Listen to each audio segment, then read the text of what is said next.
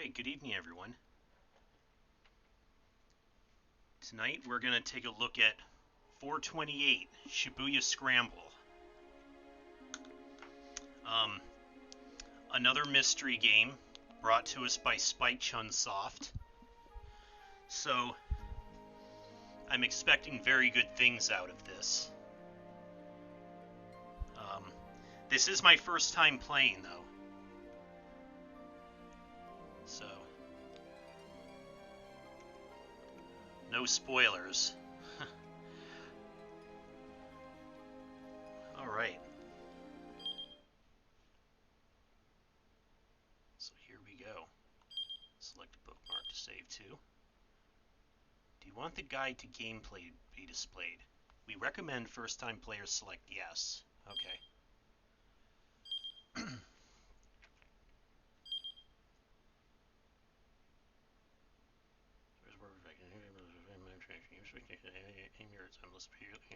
Yep.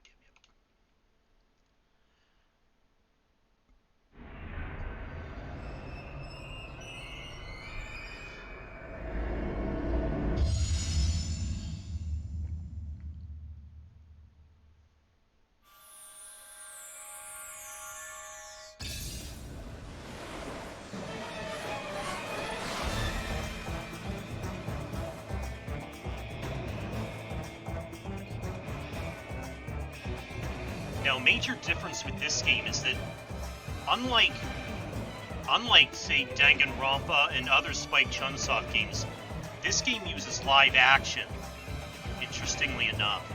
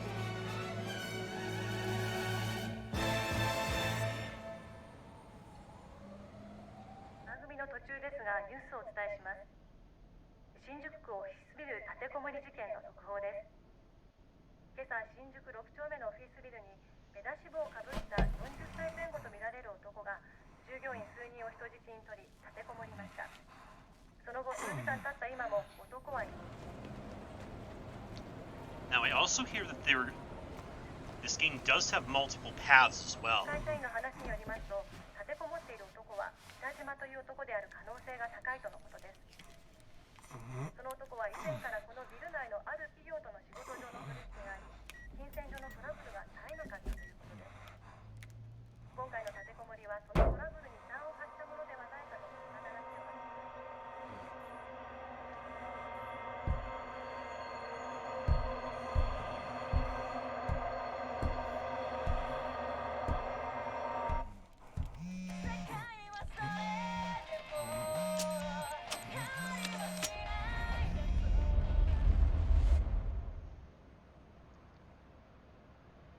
Okay.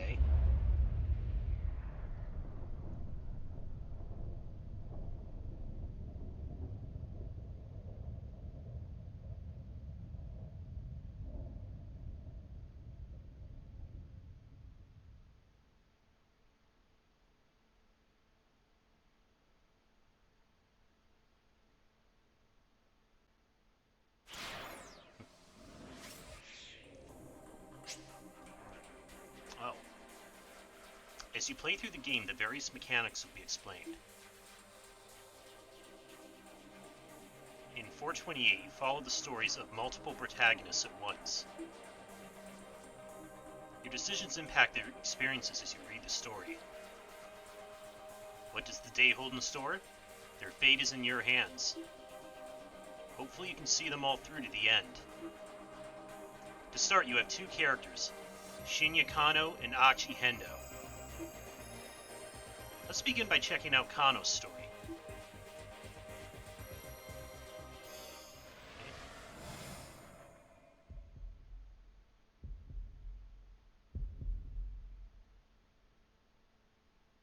Just 2 more minutes to go. Shinya Kano noted the time again on his watch, scowling at the slow creep of the second hand. The time was 9:58 a.m. Furrows of consternation creased his forehead. He wasn't nervous, but he knew better than to expect everything to go smoothly. Keeping a level head was proving rather difficult.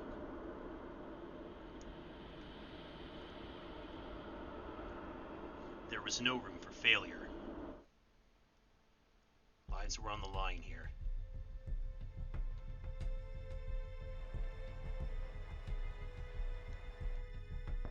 He eyed his surroundings. Was the perp really going to show up?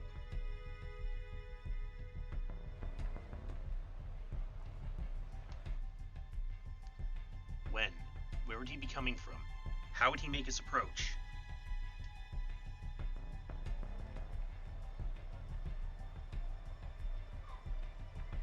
The Shibuya Scramble is as packed as ever. A throng of people crossing this way and that, blissfully unaware of the dozens of detectives hidden in its mist.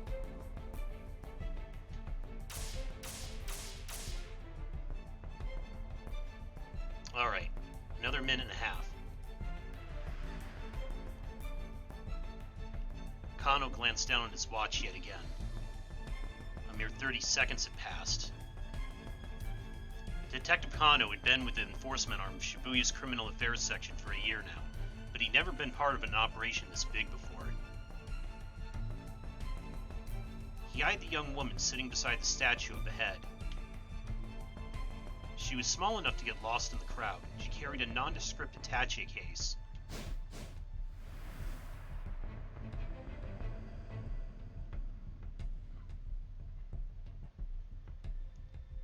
Hitomi Osawa, age 19. The attaché case in her hands contained a full 50 million yen in cash. Yesterday, her twin sister Maria had been kidnapped. This was the ransom payment. The culprit had called Hitomi last night at home, referring to her by name and telling her to wait by the statue of Hachiko in Shibuya. It was almost time, but nothing. I see, they're waiting to grab the perp when he comes to collect the ransom. Kano was staring fixedly at the second hand on his watch, when a homeless man sitting on the sidewalk murmured just loud enough for him to hear. Come on, Kano, quit looking at your watch so much. What if the kidnapper sees you? Kano tried to look nonchalant as he lifted his eyes, but the scruffy character continued. You're too nervous. Just relax already. You're the one acting suspicious, Sasayama. Kano frowned. Why would some homeless guy be talking to me? Oh. Some words and phrases in the text appear in blue. These are called tips. Press X to underline a tip and press A. This will let you read some extra info relating to that word or phrase. There are tips containing general knowledge, and ones that are 428 specific. Those that are marked with a magnifying glass and a 428 respectively. Yuji Sasayama was the senior officer of the Shibuya Precinct's Criminal Affairs Division, 5 years older than Kano.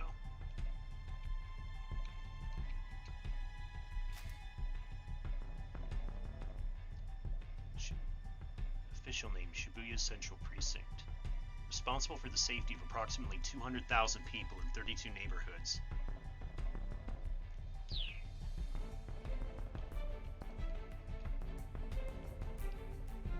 He always went a little overboard with the disguises. He claimed it was all part of the job, but word around the station was that he just liked playing dress-up. Oh. Hey pal, spare some change? Sasayama lurched to his feet and shuffled in close to Kano. Hey, knock that off! Fittingly for the part, Sasayama reeked pretty badly. Well, ain't so suspicious now, huh? He clung to Kano with mock camaraderie, despite the younger man's attempts to pull away. Come on, Sasayama, cut it out! Sasayama's blithe confidence rattled Kano's nerves. Of course, there was good reason for that confidence. This was Kano and Sasayama's jurisdiction, but they were positioned a good distance from where the handoff was to take place. A particular region over which an organization or member thereof has control or authority. Refers here to the areas under the jurisdiction of various precincts. Metropolitan Police Department, the pinnacle of Tokyo's police hierarchy, has vastly more authority than local precincts, but since many officers wind up needing to work with both, the outright rivalry between the two isn't as notable as TV dramas may make it seem.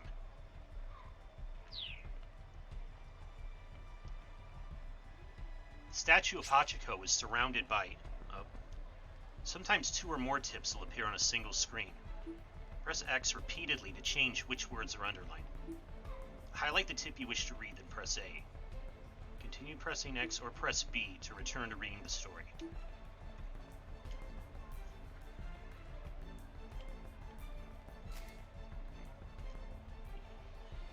Yeah, I know the statue of Hachiko, actually.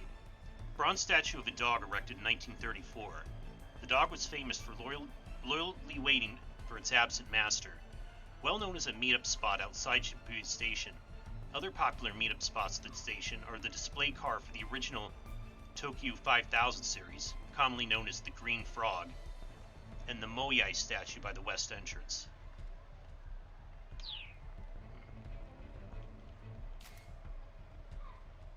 HQ refers to the Metropolitan Police Department, the Tokyo Police Section, responsible for managing 101 precincts within the city, Japan's largest police organization. In addition to policing Tokyo, it has various other duties and authorities for maintaining public order in the capital. Kano and his partner were just there to provide backup if the kidnapper attempted to flee. Look, just try to relax, we'll be fine. Sasayama gave him a wink. A moment later, the radio squawked in Kano's ear. Alright everyone, it's time. Keep your eyes open.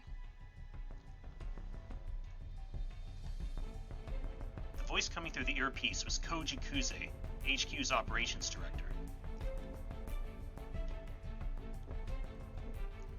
Until last year, he had been the Shibuya Precinct's head detective and Kano's supervisor.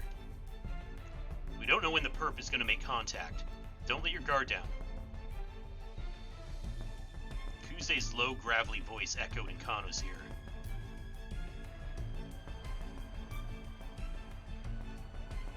You don't sound too worried, Kuze. Kano winced at Sasayama's words. How could the man be so nonchalant? The appointed time had come and gone. Something should be happening. Whap! Kano smacked himself in the thigh to release a little tension. The sound was louder than he intended. Though the suit hid his muscular physique, it did little to dampen the noise. He needed to stay focused. He might be called to action at any moment. The department handled abduction cases according to a certain standard investigation procedure. Was it an attempt to extort money, or was the motive something personal? The answer to that question determined how they deal with a criminal.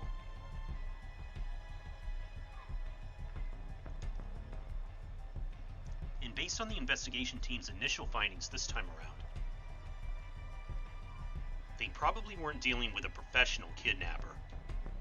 Still, in all likelihood, it was someone with quite a long rap sheet.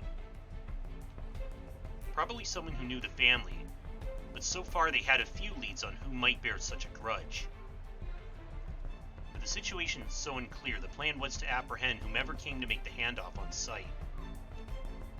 If the culprit ran with the money, there'd be no guarantee of the hostage's well-being. Still nothing, Sasayama muttered. There he is. He's here.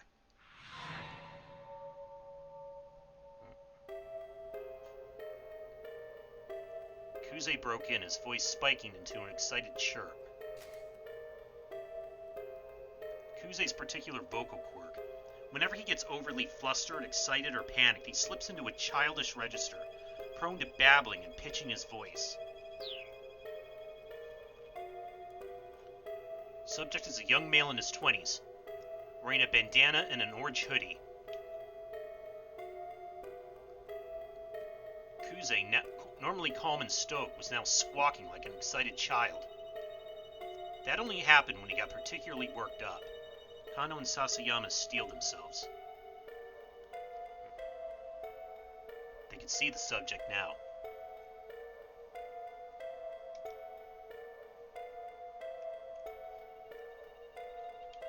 A 20-something male nonchalantly approached Hitomi to talk to her. Alright, people. Be ready to grab this guy. Kuze was stationed in the mobile command center, not far from the intersection, keeping tabs on the situation via video surveillance from the camera team.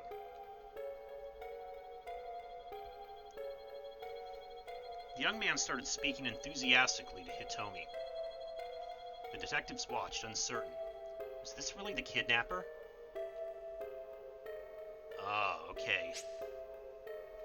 You'll encounter selections like these during the story. These stories will change the lives of other people, in addition to changing your own fate. Make your choice and press A. The current choice will not impact you or any of the other protagonists. Okay, so this is just a warm-up on this. It's gotta be him. Kano took a step forward, then hesitated. The situation still wasn't entirely clear. You need to get a better look at things. The situation still wasn't entirely clear. You needed to get a better look at things. The newcomer held a bundle of letter-sized paper which he showed to Hitomi as he went on talking. He tried to hand her one of the papers, but she pointedly ignored him. Undeterred, the man kept trying to foist it off on her. Hitomi refused to respond, becoming as motionless as the statue of Hachiko behind her, until finally the man gave up and walked away.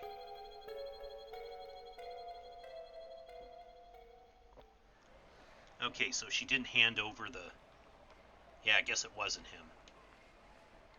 Kano felt the tension of the moment linger in his spine. Guy must have been hitting on her, Sasayama muttered. Succeeding at meeting someone on the fly like this takes a special knack. Looks are important. Sometimes, of course, the person's trying to get your attention out of nowhere is just trying to make a sales pitch for a product or a nearby establishment. At first glance, it isn't always easy to tell the difference. I mean, she is pretty cute and all. He had a point. Though, of course, something in Sasayama's voice made Kano brace himself. She's got nothing on my Mi-chan. Mi-chan? Mi-chan was Sasayama's wife. They got married just last month. Let me tell you, Kano, married life is the best. You gotta hurry up and give it a try for yourself. This was Sasayama's favorite topic lately, and Kano is getting more and more fed up with it. Sasayama, come on, just knock it off, okay? The phrase had become a common refrain of his since the department partnered them. Fine, fine. Let's talk about your girlfriend then. now? Can't be serious. Sasayama leaned in close again. What's she like? We are not having this conversation. Kano muttered, looking away. Ah, come on! Sasayama set his hand on Kano's chest, still playing the homeless troublemaker. Show me your phone. Let me see your lock screen. Huh? Sasayama pawed for the phone. You got a pic of your girl on your lock screen, yeah? I do not. But he did. It was scary how on the mark Sasayama's instincts were. Cut it out. We're in the middle of an investigation. I'm investigating. Sasayama chuckled as he plucked the phone from Kano's pocket. Oh. Okay, that's a bit old. Old looking, that flip phone. His face scrunched up with astonishment as he looked at the lock screen. The heck is this?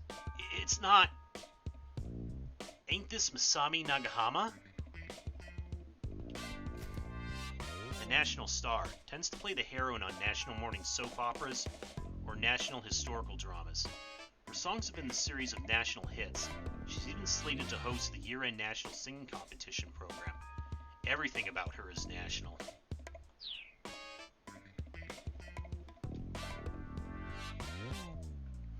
Kano realized he had to bite the bullet. No, that's my girlfriend. Her name's Rumi and she's... Sasayama cut him off. You're telling me this ain't Masami Nagahama, the famous actress? Because this right here is Masami Nagahama. Like I said, you sly old dog. Trying to make like you're dating Masami Nagahama. I am not. I mean, I guess Rumi does kind of look like her. Sasayama let out a huff.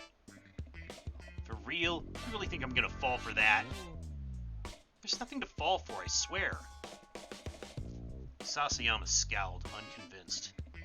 Alright, why don't you marry her? Kano stammered, but he had no answer.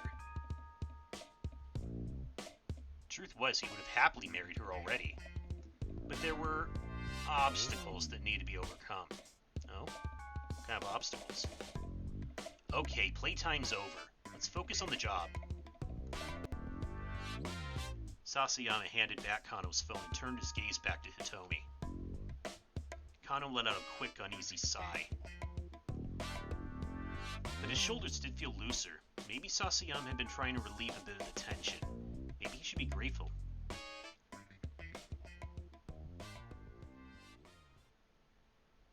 By now, several minutes had passed since the guy with the papers had gone away.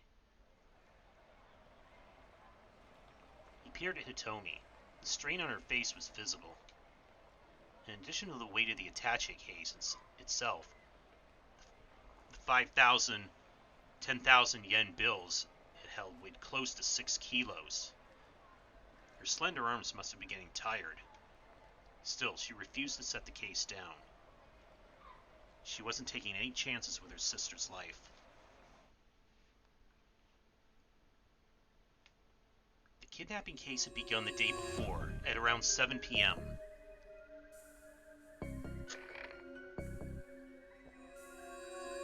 This is MPD Dispatch. The Shibuya precinct is reporting a missing person, believed to be an abduction.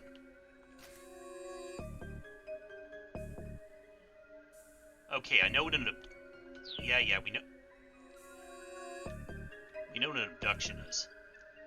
Subject is Maria Osawa, a 19-year-old student at Midoriyama Academy, last seen at the LL Diner near campus. A man was allegedly seen forcing her into a car nearby. All officers in the vicinity report to the scene at once. Kano and Sasayama had been working a burglary case in Jigume's 5th district when they got the call. The two arrived at the LL Diner at 7:15 p.m. At roughly the same time, several other officers showed up to secure the area, blocking off entry to nearby roadways and monitoring the surrounding establishments.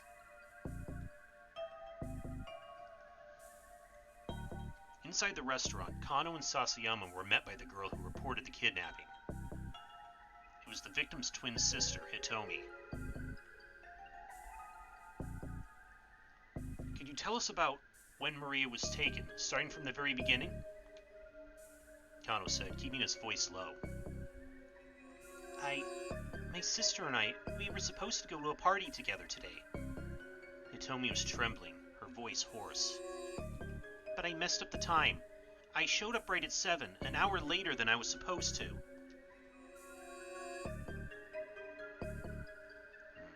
So Maria had gone alone to the party, a mixer for locals and exchange students. Hitomi, arriving late, had showed up just in time to glance out through the restaurant window to see her sister getting shoved into a car. She described the vehicle as a blue station wagon of Japanese make. Why would something like this happen to her? Hitomi held back her tears, but she was shaking all over. Did you get a good look at the kidnapper? Yes, it was a man, middle-aged. There was another eyewitness, Leland Palmer. He identified himself as a lecturer at Hitomi and Maria's school. I saw too. It's like Hitomi says. I heard Hitomi cry out, and so I went to the window to look. And his Japanese was halting, as if he hadn't been in the country for very long. And I think maybe the kidnapper was working alone. Leland explained that he'd seen the man shove Maria into the back seat, then clamber into the driver's seat. If he had an accomplice, wouldn't they have been driving? Neither Hitomi nor Leland had gotten a look at the suspect's face. Kano was interviewing others who'd been on the scene, looking for other potential witnesses, when his phone rang. Mosh mosh? It was Yoshio Kajiwara, one of the senior detectives. You set up a task force for the investigation. Get back to the station once you have a handle on the situation there.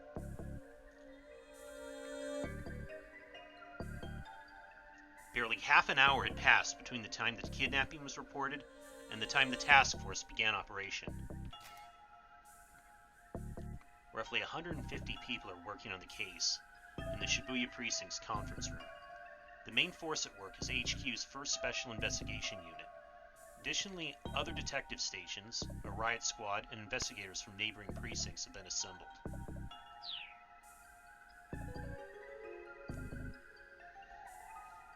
When Kano and Sasayama got back to the precinct station, Kuze had already arrived from HQ. He informed them that a response team had been formed to investigate the victim's home. In a case where someone has been abducted for ransom, it's often difficult to resolve the situation without cooperating with the victim's family, but the family can also be a hindrance when making an arrest. To help guide the family's actions, a response team is assembled and stationed at the victim's home, led by an investigator with the proper training.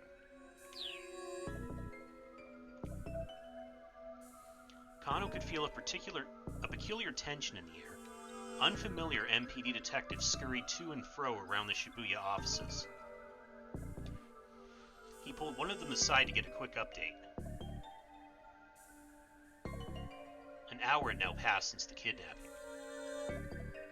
There had been one new development. The perpetrator had made a threatening call to the victim's home. He said the following: Tomorrow, 10 a.m., by Hachiko in Shibuya. Have the sister, Hitomi, bring 50 million yen. If not, the girl's life is forfeit.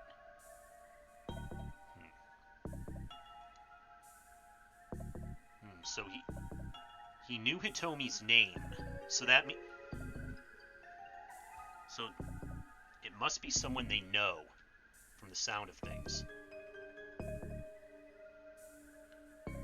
Kajiwara from the precinct was put on the response team along with detectives from elsewhere who'd received special training in abduction cases. Normally, a local precinct detective wouldn't have gone undercover in a victim's home. Kuze, however, had decided that having a knowledgeable local was crucial, and and had sent Kajiwara alone.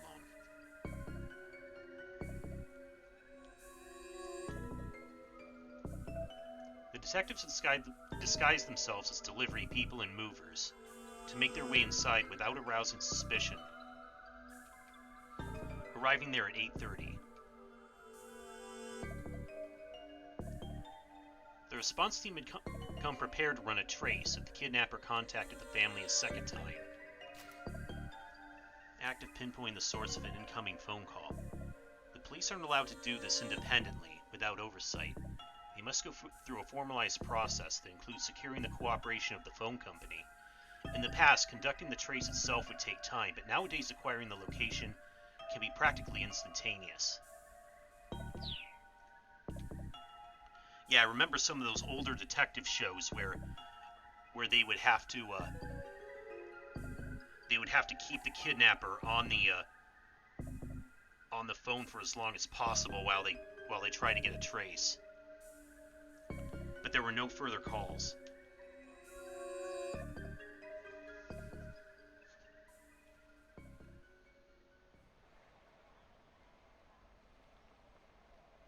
Kano checked his watch again.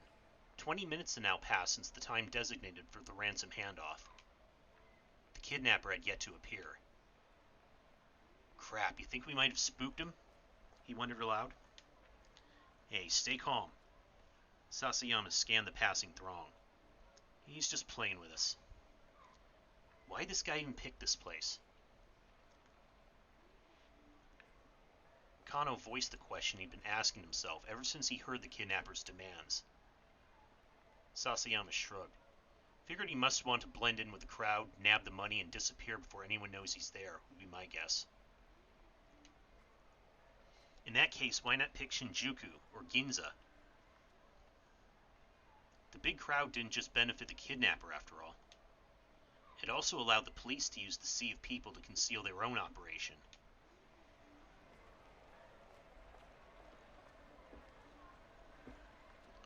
Right now, there were 50 detectives stationed within a 50-meter radius of where Hitomi stood.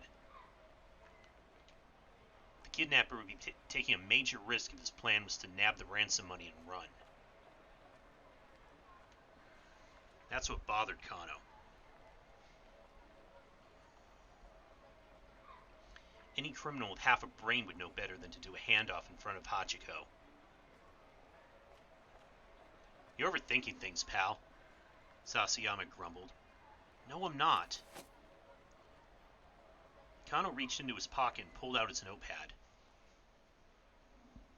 This was Kano's dick diary, which he always kept close at hand.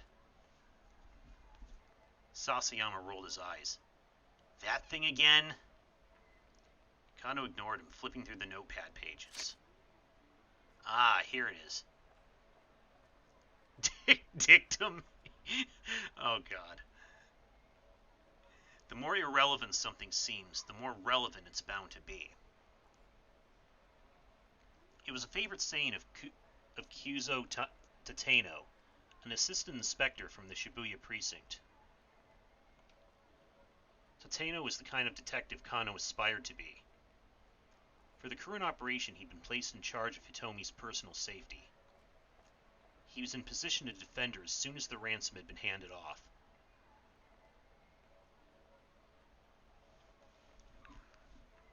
Of course, Hitomi hadn't been informed of how much protection she was under. There was a risk that if she acted too secure, it might alert the kidnapper. I think Tateno has the right idea. Sasayama snorted quietly. Maybe. I mean, he's a great detective. But don't get me wrong. But do you know how many irrelevant things there are to consider? Again, Kano ignored him. It didn't matter if nobody else understood. Kano had faith in Tateno as both a detective and as an individual. He had first witnessed Tateno's brilliance during a standoff at a financial company 3 years earlier. A man had shut himself in an office, splashing gasoline everywhere and threatening to set the place ablaze. While the others hesitated, Tateno unflinchingly doused himself with gasoline and strode into the building, where he managed to talk the man down and secure the scene.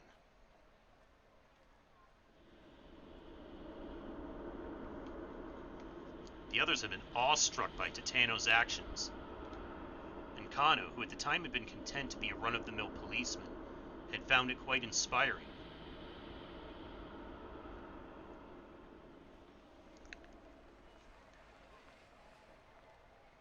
Still, Sasayama muttered under his breath. As great a detective as Tateno is, it's not like anyone else in the world has ever heard of him. I suppose not, Kano said. So? Only time anyone ever hears a cop's name is if he's caught up in some scandal or killed in the line of duty. I mean, doesn't really seem fair, does it? Kano just shrugged. It was a strange definition of unfair, really. I mean, you've got celebrity chefs and celebrity hairdressers and stuff. So how come no celebrity gumshoes,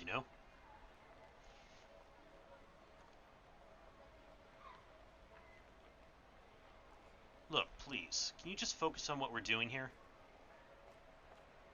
Kano rubbed his eyes, then turned his attention back to Hitomi. What's the matter, didn't sleep? Not enough, I guess. Did you eat? Didn't have time. Between bringing in supplies for the base of operations, readying the team's vehicles, usually set up in a large room at the precinct, such as an auditorium, MPD and precinct investigators assembled there. Communications equipment, investigation resources, and such are brought in. Because of the scale and scope of these activities, newspaper reporters can be liable to notice. So in cases such as kidnapping, where a victim's personal safety is at stake, the flow of information is tightly controlled. Photocopying hundreds of documents and various other tasks. Kano had barely slept the previous night and hadn't gotten a meal in either. What have you been doing? Sasayama puffed out his chest. Saving up my energy for today. So you were sleeping. Kano gave a wry chuckle at his partner's lack of shame. There he is! Kuze's voice chirped suddenly through Kano's earpiece. A man in his 20s wearing a sleeveless red jacket.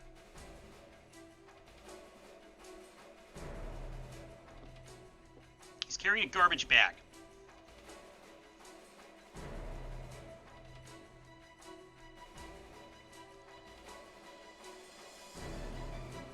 A young man emerged from the crowd about 15 feet from where Hitomi was standing.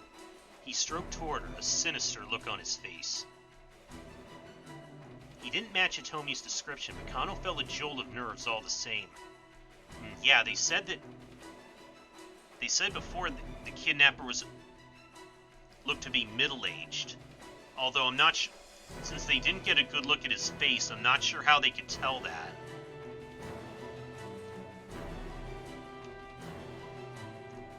Maybe the kidnapper hired some young street punk to snatch the ransom payment. That our guy? What do you think, Kano? Sasayama whispered. Yeah, I think he's gotta be. This was it. Kano swallowed the lump in his throat. He bent his knees, ready to act fast. Blood rushed to his leg muscles, banishing the stiffness that had begun to take hold. Could this be the culprit? Or perhaps... The young man tried to snatch the briefcases from Hitomi, but she clung to it with desperate strength. It was him. The detectives rushed in. Whoa, hey, what the hell? The young man cried out frantically and tried to dart away, but the officers closed in, forcing him bodily to the ground. Target secured. Oh, jeez, I think we've got another suspect on the scene. He's taking the ransom. Oh, crap. Kuze's hysterics made Kano spin around. Sure enough, a foreign-looking man was sprinting away, attaché case in hand.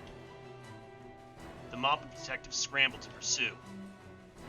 Before Kano could react, most of them had run off, leaving him to look after the original suspect.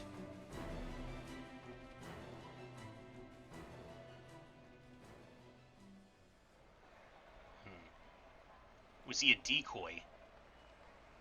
Should I do with this guy, sir? He might have some connection to the kidnapper. Should I bring him in? Huh? Oh, sure, that'd be swell. I'm on it. With the help of one of the remaining detectives, Kano brought the suspect back to the Shibuya precinct.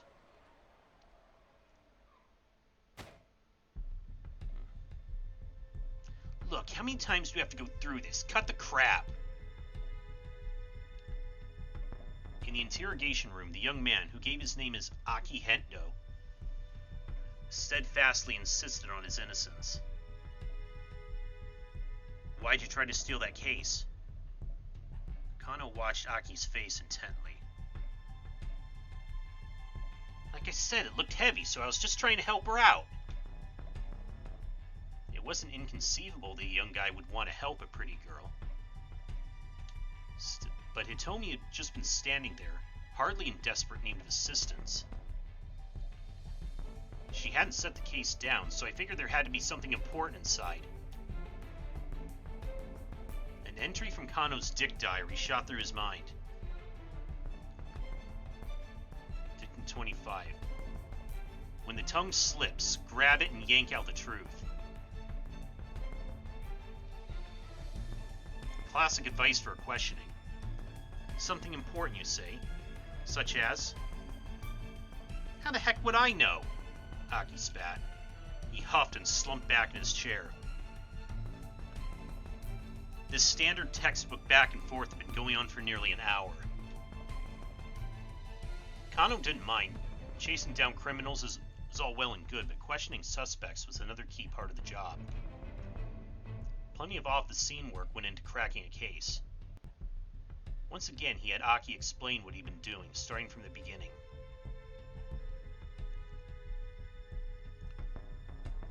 When Kano finally emerged from the interrogation room for a short break, he learned that there had been some progress on the case at the crime scene. What the police hadn't been able to determine yet, however, was whether or not Maria was safe. Fighting back his anxiety, Kano consulted his dick diary. To number 54. Haste makes waste. He felt his tension subside. Remembering the right maxim always helped. It was like casting a magic spell.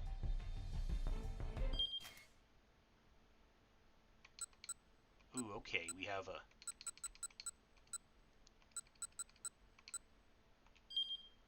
There's actually a... This is the list of bad endings. Here you can check for hints as to why things ended as badly as they did. I see, cool.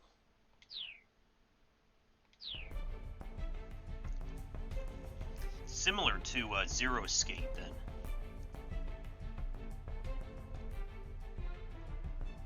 Kano returned to confront Aki once more. You were there to act as a distraction, to mess up the investigation, weren't you? Huh? Aki looked a bit dumbfounded. What are you on about? Dictum 55. The truth hungers to be free. You hungry? Got some katsudon if you like. Katsudon, a Japanese dish consisting of a bowl of white rice topped with breaded pork cutlet and egg. There are several variations, such as sauce katsudon, where the egg is replaced with Worcestershire sauce, and miso katsudon, where the pork is stewed in miso. Not typically the sort of thing a policeman offers a suspect during an interrogation, this could be seen as baiting with food, and is to be avoided.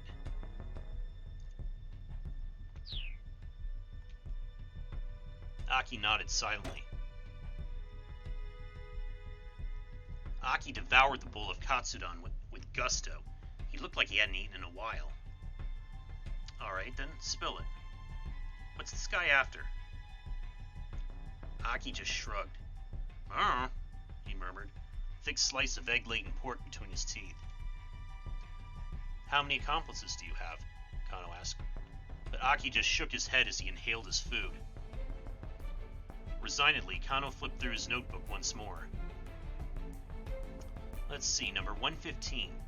Use the lights to your advantage. As the minutes ticked past, he found himself referring to his book again and again, trying a dozen different methods to tease out whatever his suspect might be hiding. The experience began to feel strangely surreal, their two voices echoing hollowly in the interrogation room.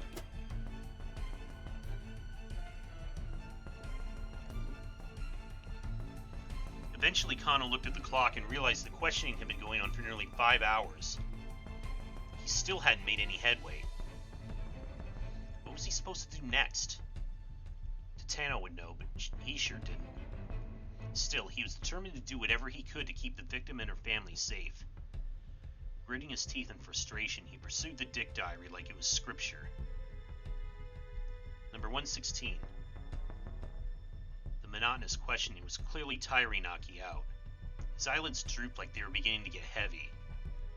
Number 117. Get them when they're tired.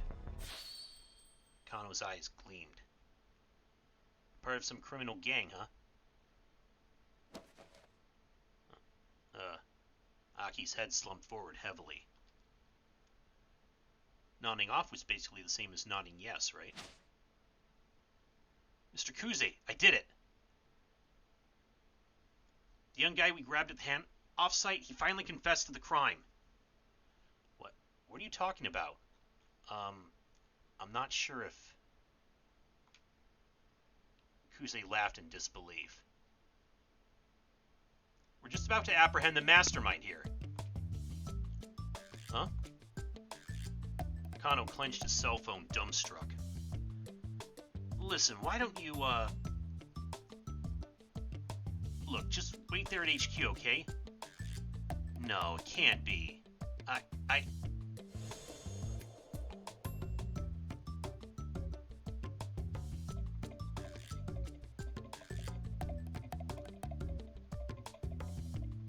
After the kidnapping case wrapped up, Kano tendered his resignation. Guess I'm not cut out to be a detective after all, he thought to himself. He dropped the Dick Diary on his desk as he left the Shibuya precinct for the last time.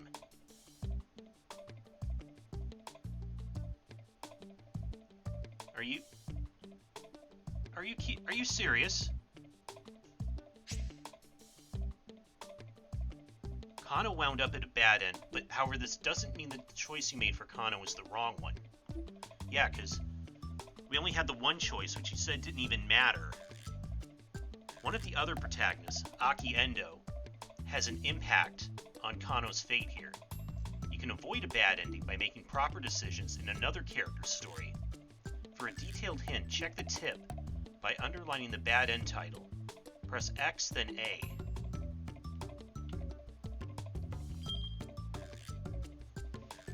Kano had every reason to suspect Aki Endo, but arresting him turned out to be a mistake.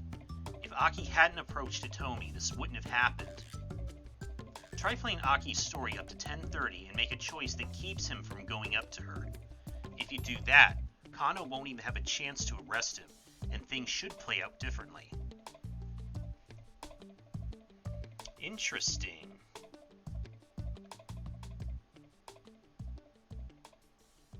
Okay, so that's how this works, huh?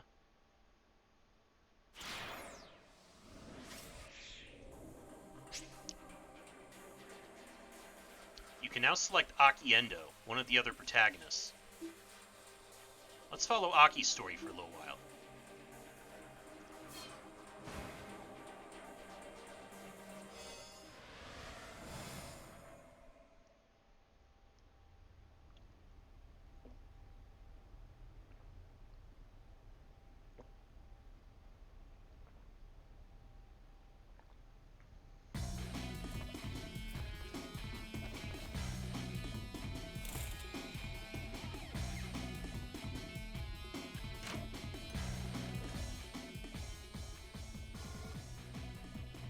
Aki Endo called out at the door to his father's room. Okay, I'm heading out. Sure. His father sounded unconcerned. He didn't even open the door. Sure you don't want me to stay here in the shop? It's not like we're going to get any customers. Aki grimaced. Yeah, I guess not.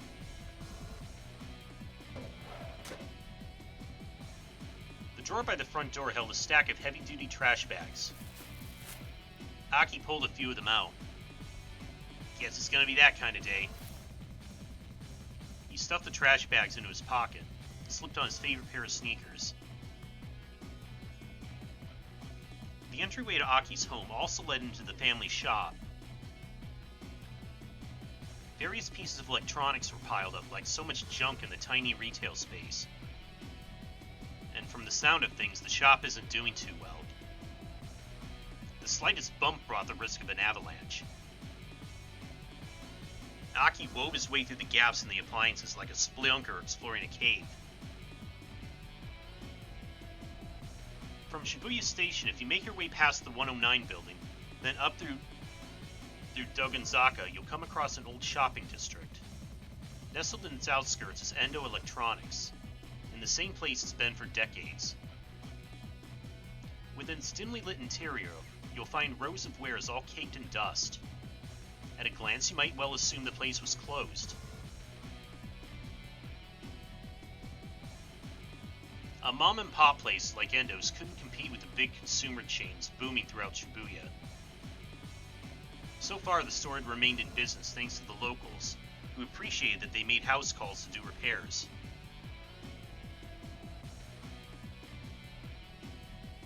But things weren't looking good for the future. Aki, the eldest son and nominal successor to the business, had no interest whatsoever in working there.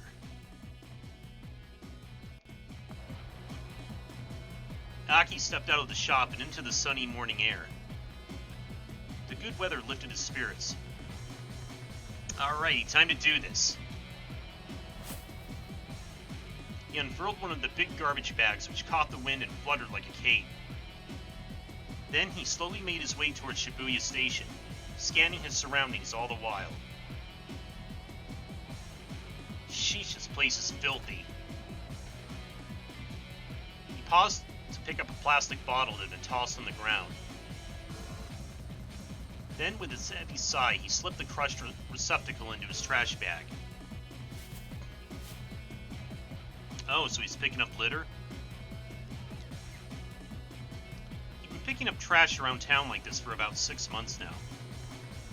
It had gotten so that the sort of garbage most people would hardly notice stood out to him like a sore thumb. Most days he filled his garbage bag to the top by the time he made it from his house in Donzanaka to the train station. Today he was halfway to the station when a woman's anxious voice caught his attention. "I'm sorry, I'm in a bit of a hurry here." He looked up and saw a timid-looking woman being confronted by 2 men, one with brown hair and one with black. From the look of them, he guessed that the men were scouts for some sort of hostess club. He ran into this sort of thing pretty frequently on his trash cleaning walks around town. Another kind of trash to take care of. Aki quickly interposed himself between the girl and the 2 recruiters. "Hey, can't you see you're bothering her?" "Huh? Who the hell are you?" The 2 men glared. "Take a hike, pal." Aki stood his ground. "Look, she ain't interested. Just gonna have to find some other mark." The hustler's annoyance turned to open rage. Well, listen to you. Got a bit of a mouth, huh, buddy?" Brown-haired thug smacked his lips around his chewing gum like a dog worrying a bone. "How about we take this someplace more quiet, yeah?" What this means is going to depend on the person speaking. To a young woman, let's go someplace more quiet might suggest a cafe or a park. But to a street punk, it might mean an alley, where a passerby are unlikely to interrupt. The girl stood by uneasily, watching the goings-on. "Hey, take it easy. I'm not looking for trouble." "That's supposed to be an apology? On your knees and beg, pal." The man spat his gum onto the ground. Aki looked down at the glistening wad of gum on the sidewalk. His last shred of goodwill vanished. "You better pick that up, right now." "What? Didn't you hear me? 'Cause I told you to get on your knees and... Ah!" Aki's hand shot out, grabbing the man by the jaw. Whoa, easy, pal! The other man's bravado drained from his face. Aki tightened his grip on the brown-haired hustler's jaw. Sweat dripped from the man's reddening brow. Ugh, ugh, ugh. The man struggled, but Aki just tightened his grip. Gum is a real pain in the ass to clean up after it's gotten stuck to the street, you know. Ever stop to consider that? Wait, are you... The other hustler's panicked eyes had fixed on Aki's chest. Yeah.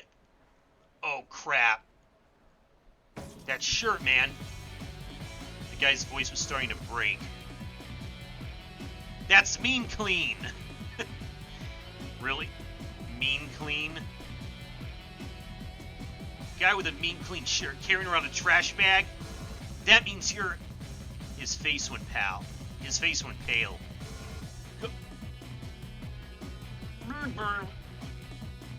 The other man echoed the words through his held-shut jaw, tears welling up in his eyes. Get it right, pal. Aki clenched the man's jaw harder still. It's mean clean. Ow, ow, ow, ow, ow, ow. We're sorry, man. You're Aki, right? Dude, we honestly had no idea. Come on, man. You gotta cut us some slack. The man scrambled and snatched the wad of gum off the street, stuffing it into his pants pocket. Finally, Aki let go of his companion. The brown-haired hustler's face was twisted up with fear. Tears streamed down his cheeks. Gasping out hastily apologies, the two thugs scampered off.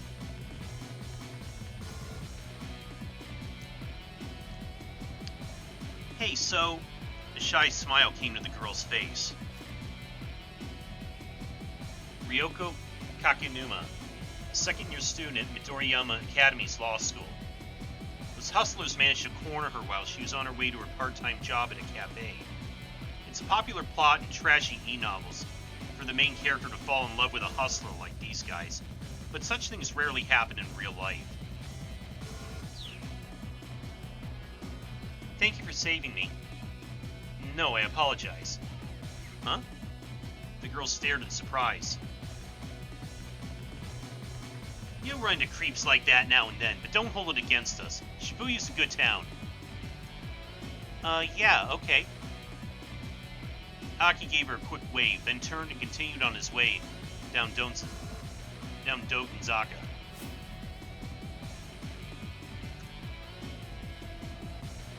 Aki was Shibuya born and raised.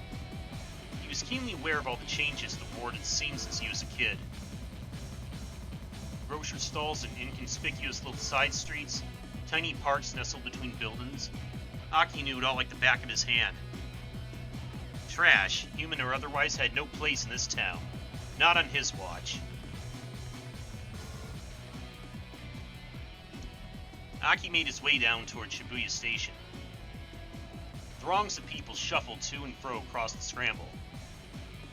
The view shifted constantly from one moment to the next, almost as if the city itself were alive. And if the city was a living thing, then Shibuya Station was its heart. With streets like Bunkumori and Center Gais serving as the arteries pumping a bloodstream made of people. Today as ever, the heart was pumping that blood to every nook and cranny of Shibuya.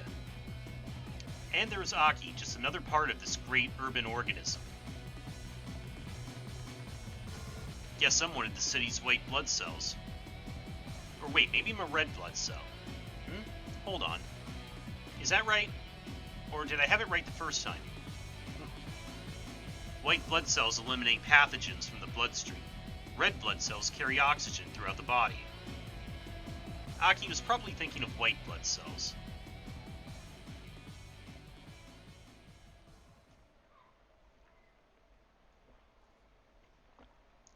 Emerging from his reverie, he noticed a rather conspicuous young woman standing by the statue of Hachiko outside Shibuya Station. Yep, that's her.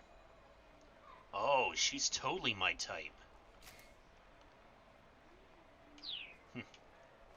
Wonder if she's a model or a small-time actress or something. Now let me see.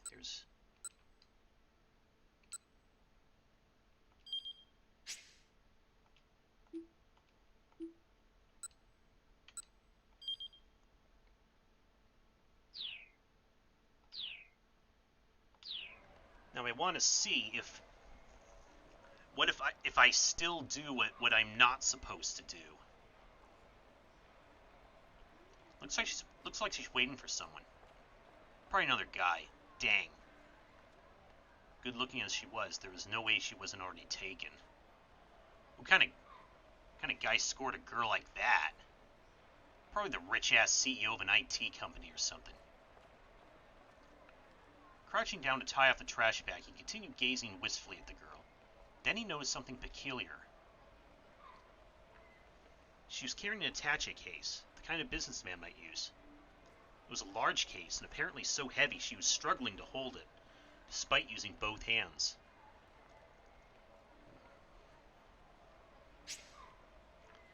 You've reached a decision point. Let's have Aki not approach Hitomi.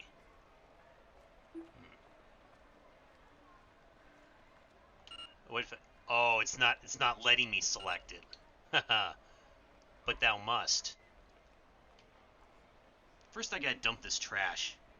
He looked around to see if there was a garbage bin nearby. Now Aki won't approach Hitomi, which means he'll avoid being arrested by Kano. At the same time, Kano's fate will also change, and he'll no longer wind up at a bad end. So let's switch back to Kano's story using the time chart. Press Y to open it.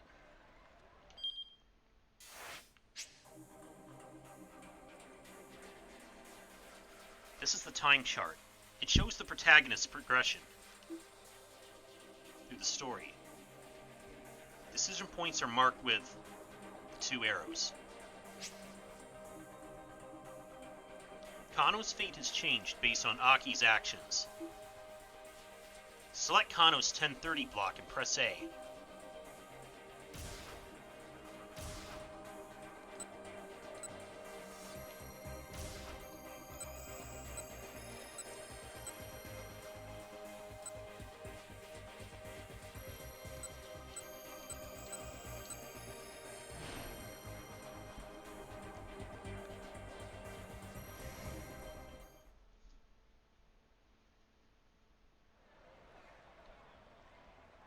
Suppose you could call it that. Kano gave a wry chuckle at his partner's lack of shame. There he is! His voice chirped suddenly. The man in the black coat. He's not Japanese, looks to be in his early 30s. Previously, Aki got mixed up with Kano and the police, but now another man's appeared instead. By changing what Aki did, you've also changed Kano's story. A foreign man emerged from the crowd, about 15 feet from where Hitomi was standing. He made his way toward her, his expression blank.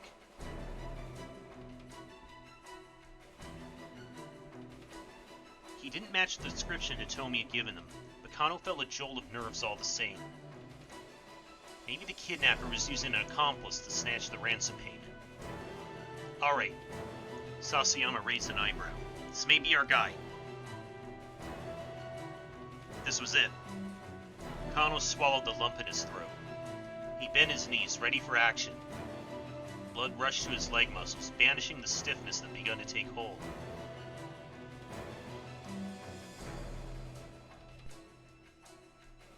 Was this the culprit? Or perhaps... The stranger took hold of the attaché case. It was him. Unmasked, the detectives began to close in. Let's go, Kano. On it! Sasayama and Kano leapt into action. But they never expected what happened next. With the case clutched in both arms, the man veered suddenly, running right toward them. Huh? What is this? Kano's story has suddenly hit a keep out. Keep out refers to a point in the story where your progress is currently stopped. In order to advance beyond a keep out, you need to jump from another protagonist's story. At 10:30, Aki has the text, "Young man in a suit," set as red keywords. Checking these red keywords will allow you to jump from Aki's story back to Kano's. Now head back to Aki's story and keep an eye out. for that key phrase.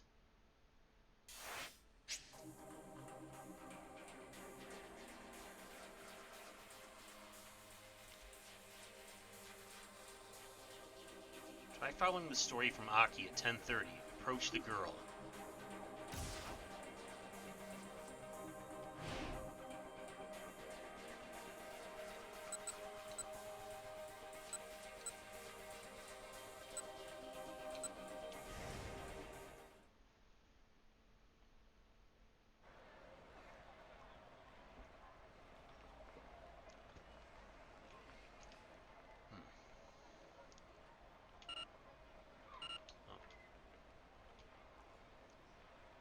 He looked around to see if there was a garbage bin nearby.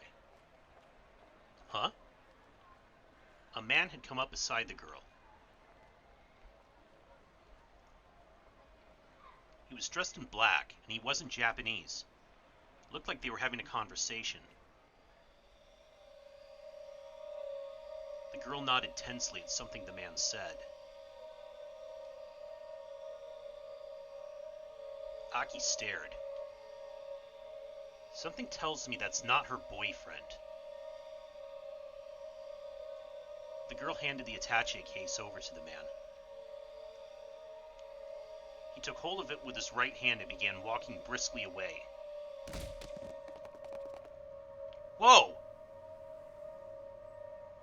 A nearby homeless man suddenly leapt over Aki and broke into a run, as if he'd been waiting for this very moment. Yeah, that's Sasayama. Known as the cosplay detective due to the strange outfits he wears while on stakeouts. He's partnered with Shinya Kano for the kidnapping investigation. Sprinting along beside him was a young man in a suit. Some words in the text appear in red. Red text denotes important keywords that let you jump between different protagonists. This allows you to shift between characters at specific points. These can also allow you to clear a keep out in another character's story and let you read on. If you come across red text, press X to underline it and press A. A window will appear allowing you to jump from one protagonist to another at that point. Then press A to continue the other character's story after the keep out. Give it a try.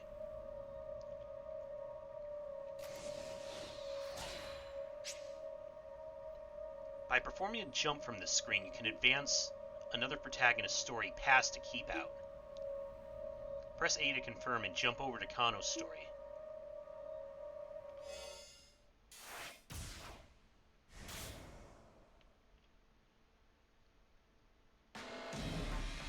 Let's go, Kano. On it.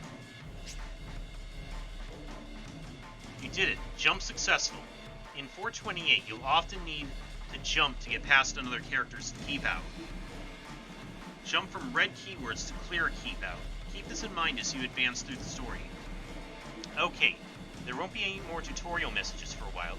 If you get stuck somewhere, try changing protagonists or making different decisions to advance. You can now use the time chart in the main menu. From the main menu, you can access gameplay explanations and adjust settings. Press Y to open the time chart, and start to open the main menu.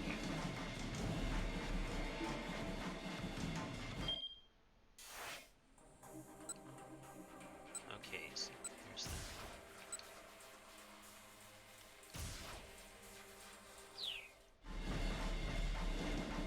But they never expected what happened next. With the case clutched in both arms, the man suddenly veered, running right toward them. What?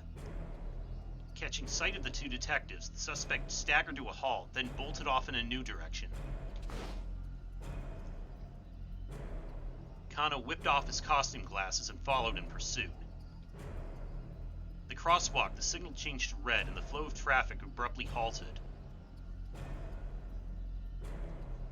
Just as quickly, hundreds of cars all lurched back into motion. There was no escape for the culprit now. Or so it appeared.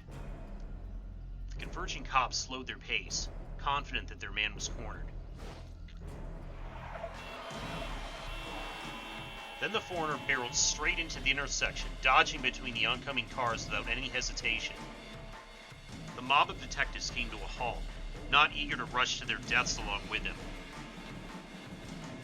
Kano, however, remained in hot pursuit, charging into the traffic at the crossing. Kano, are you crazy? Come back! Kano heard Sasayama shouting, but his feet kept carrying him onward.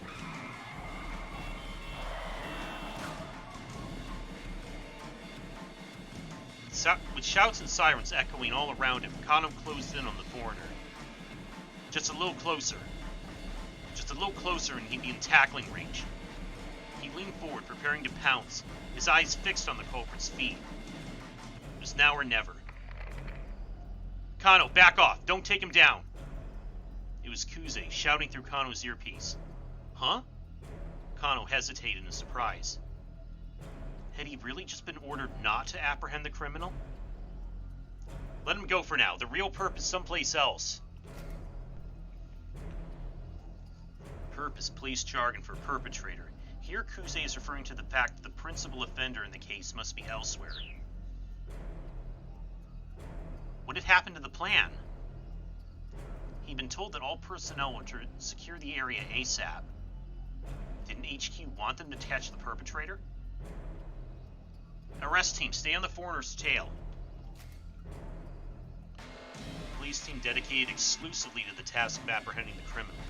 When a kidnapping case is in progress, the roles of the officers involved are carefully designated so every officer is ready to take immediate action as the situation develops. Typically, tried and true veteran MPD officers are put in charge of teams for breaking into buildings or apprehending the suspect. Forensics team, get busy cross-referencing photos. Team deployed to handle the actual tests and techniques of on-scene investigations, such as collecting and comparing fingerprints and analyzing photos of suspects. Even if this foreigner was only an underling hired for this one task, the police had now tipped their hand that they had been lying in wait. If they didn't lock things down now and get more info on the kidnapper, a girl's life might be at stake. Kano recalled another maxim from his dick diary. Number 12. Always assume a worst-case scenario.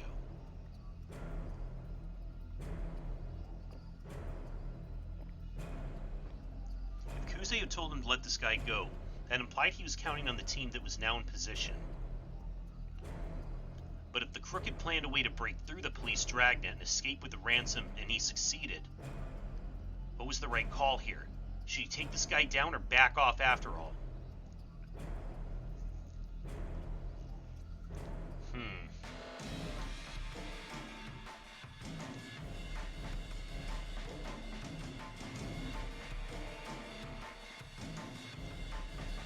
For now, I guess Kuze's instructions have been clear. Let the other officers chase after the guy. Kano had his own job to do. He broke off his pursuit, pointing the next wave of detectives in the direction the foreigner had fled.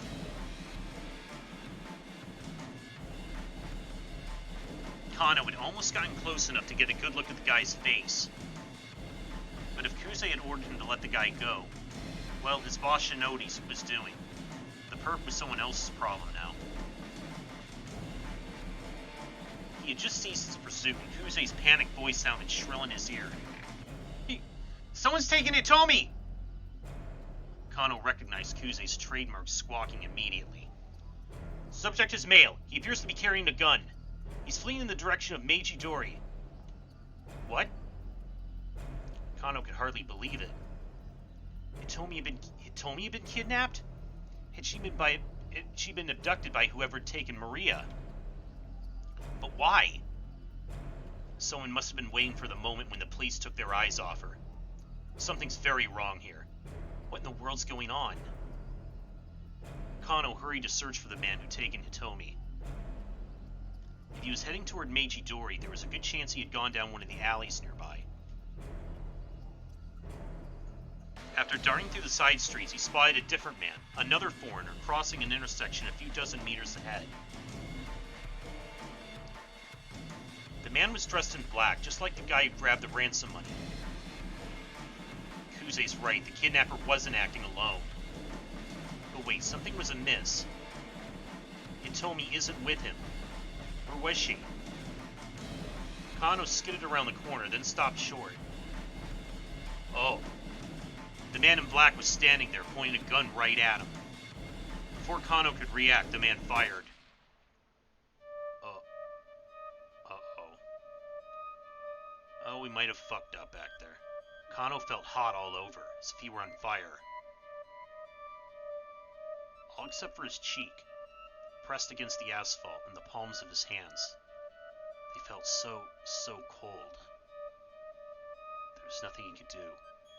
Nothing that is except lie there and watch as his killer turned and walked away.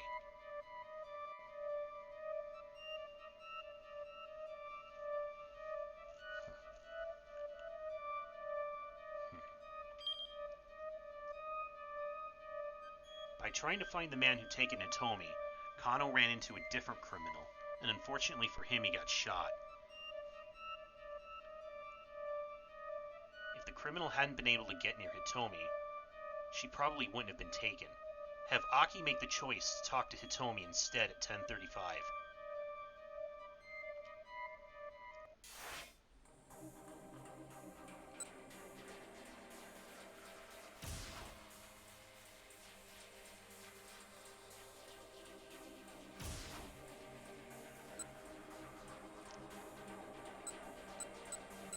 I'm curious about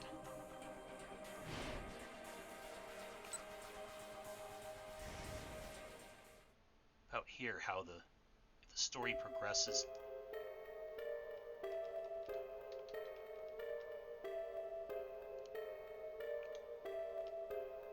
Yes, that was him all right. Kano took a step forward. Hold it! Sasayama yanked him back. Don't be so hasty, but just watch for a minute. Sasayama gestured with a nod. With Hitomi steadfastly ignoring him, the young man slunk away.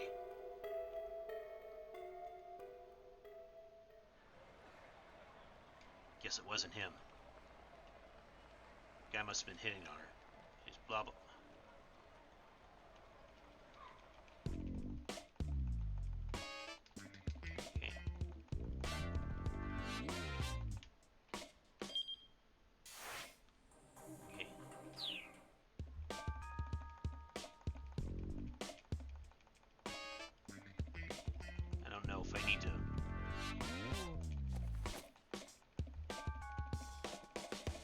Wait until the save icon comes up. It doesn't seem to let me save manually, by the way.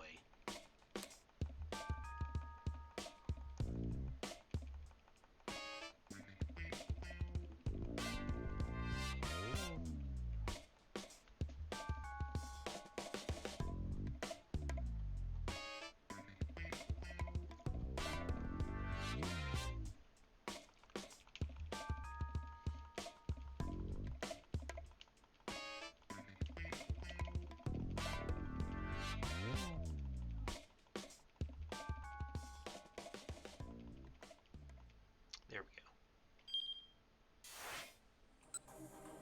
go. Okay, I guess nothing changed because, I guess it doesn't affect anything, but...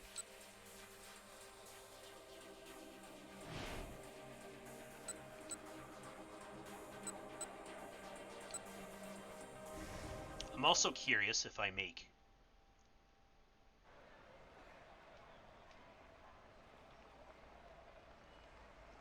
if I go with this choice. Now what kind of person makes a young lady lug around something heavy like that? Aki figured he'd offer to carry it for her. The girl kept shifting her grip. It was clearly a strain for her to keep holding the case, but she didn't set it down. Whatever was inside, it had to be something pretty important. Aki made his way over to her, bristling inwardly at whoever had left her waiting like this. If I were you, I'd bust the head of the punk that's kept you waiting. Huh? That thing looks heavy. Let me carry it for you. The girl stared back at Aki with wide eyes, but said nothing. Really, I'm happy to help. I'm not going to steal it or anything. His tone was hurried, and he impulsively reached for the attaché case. An instant later, a group of men descended on him from all sides. Whoa, hey, what the hell? For an instant, Aki froze, unable to process what was happening. He tried to run, but the men shoved him unceremoniously to the ground and held him there. They were shouting about something or another, but he couldn't make out their words. The more he tried to struggle, the harder they held him down. The hell is this? You can tell us that down at the precinct. A man in a suit knelt beside him, flashing a police badge. It identifies the bearer as a member of Japanese law enforcement. This old-style badge included a small notebook for the bearer to write in, but the modern version is modeled after that used by the FBI, where the badge case contains only the badge itself. You're arresting me? The heck did I even do? Instead of answering, they shoved Aki into the back seat of a patrol car. He gazed dejectedly out the window. You could still see the girl. She didn't have the case anymore. Now she was talking to a man with a cane. Was he the person she'd been waiting for? Oh, is he the...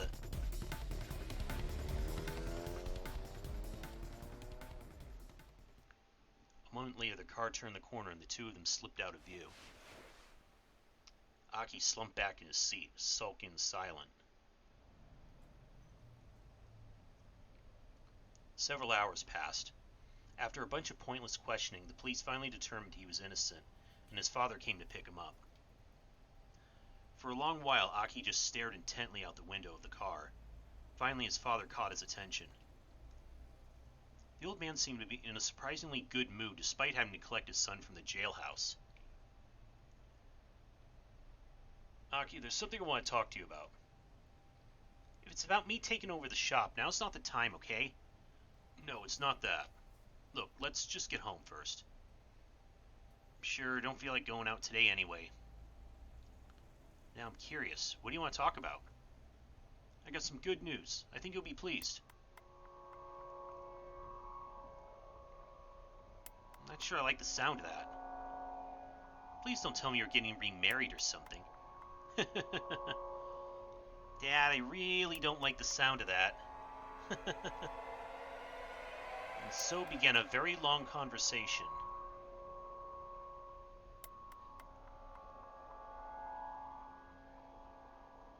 Oh, no, don't even find out what. Aki was just trying to be nice, but when he tried to take the attache case, he walked right into the middle of a police stakeout. His heart was in the right place, but the timing was a bit off. Maybe he should have finished dealing with the garbage first and watched how the situation played out.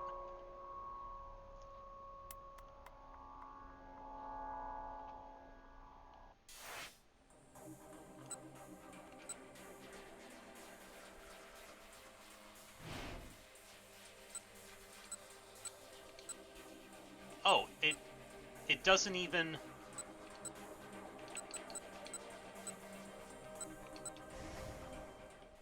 Oh, that even replaced the previous one.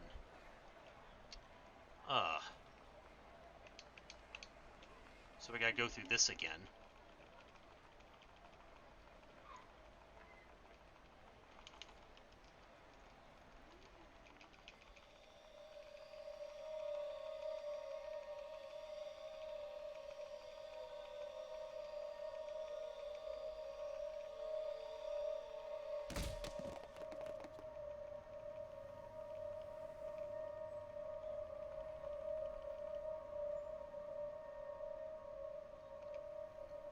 First one, then another.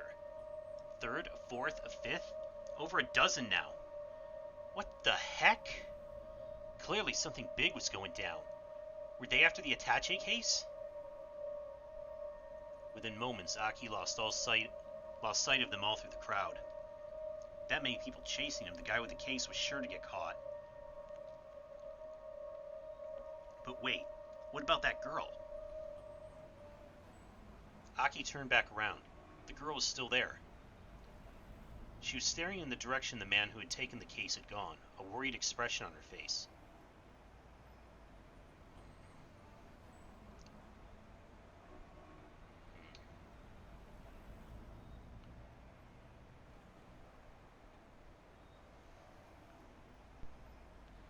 This is probably the wrong answer, but let's see what happens.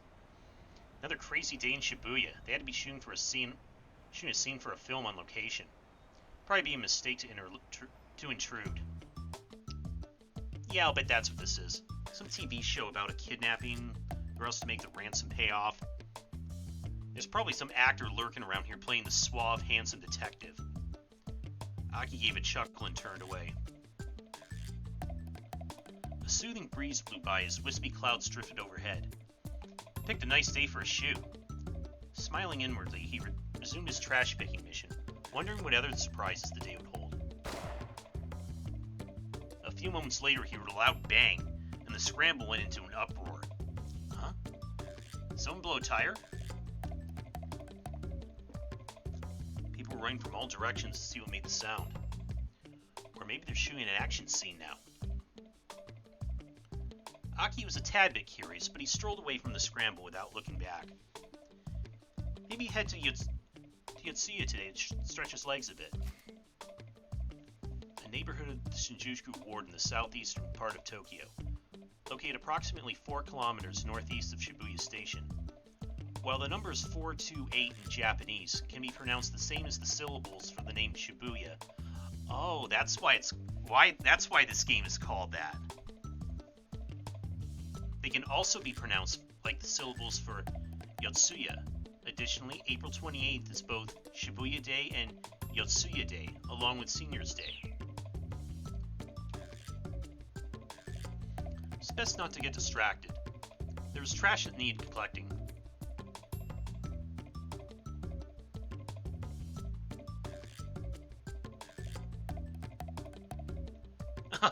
Your future is garbage. Aki decided to go on collecting trash because he decided the commotion in the scramble was probably just a TV shoot in progress. He'll probably have a pretty uneventful day, which is all well and good for him, but the girl was actually in danger, and he'd have discovered if he had investigated further. He missed his chance to help her out. Go back and try making a different choice.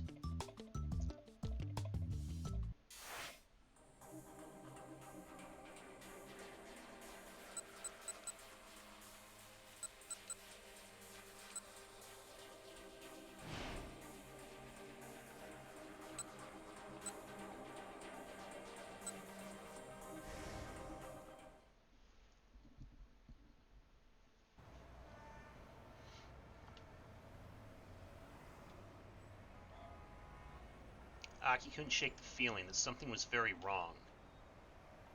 Maybe he should talk to her and ask her what was going on.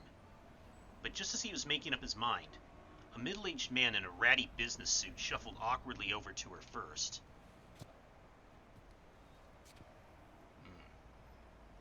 Was there something wrong with one of his legs? He was using a cane to walk. Then one of his hands slipped into his jacket pocket. Aki could scarcely believe his eyes.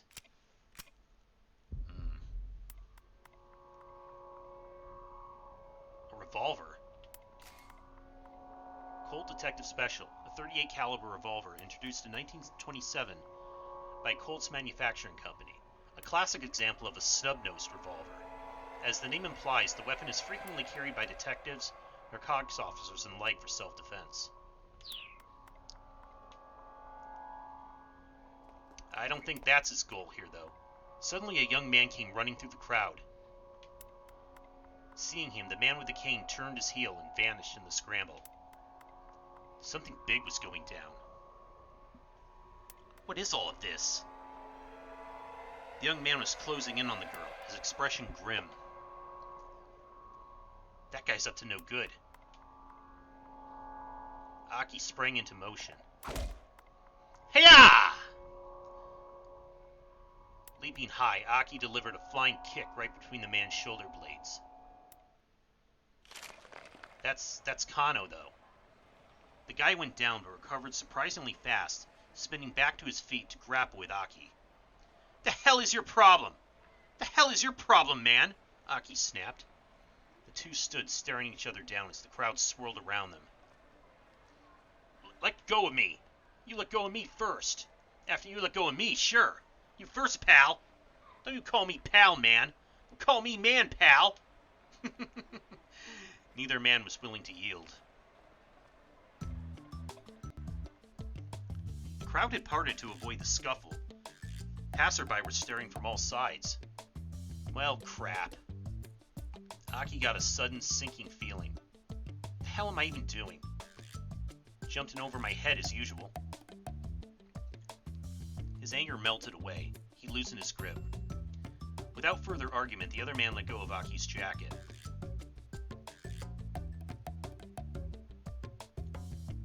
Turning quickly away, the stranger hurried over to the statue of Hachiko, where he dropped to his knees dejected. The girl who'd been standing there was nowhere to be seen. Maybe this was the guy she had been waiting on? The guy was clearly upset that she was missing. Aki actually felt kind of bad for him. Yeah, I think you still kind of screwed the pooch and let that guy get away. He decided it would be best to leave while the guy's attention was elsewhere.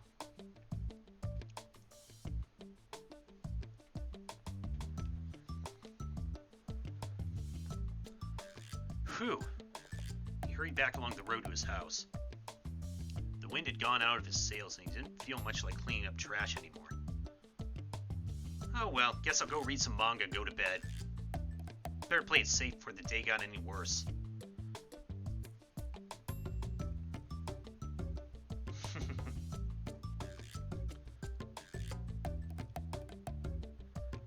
Yeah, we're gonna be...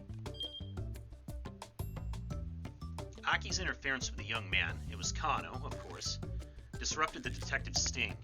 If Aki hadn't acted on impulse when he saw Kano heading for Hitomi, things might have gone differently. But how can you make sure Kano doesn't return to the Scramble and startle Aki? The key lies further along in Kano's story.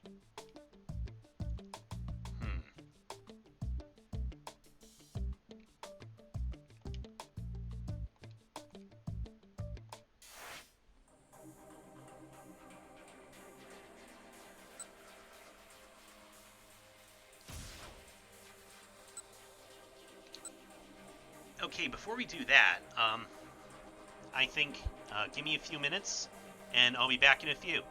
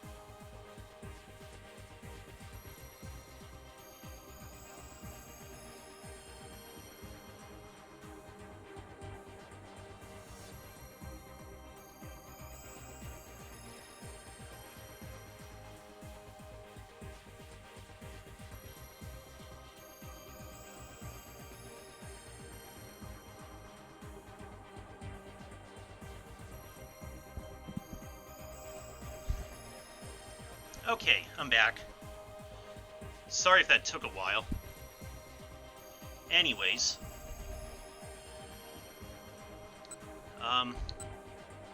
Okay, we have to go back to Kano's story. Okay, I guess to have him not show up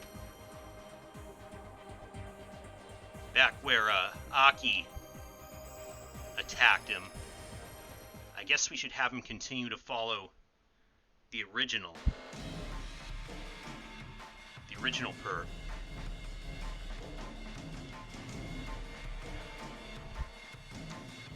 Okay, now let's keep pursuing. Letting the perp escape now is too big of a risk. He had to catch this guy ASAP. The man darted down a narrow alleyway. Kano ran faster. The man sprinted through the side streets. Evidently, he knew his way around Shibuya pretty well.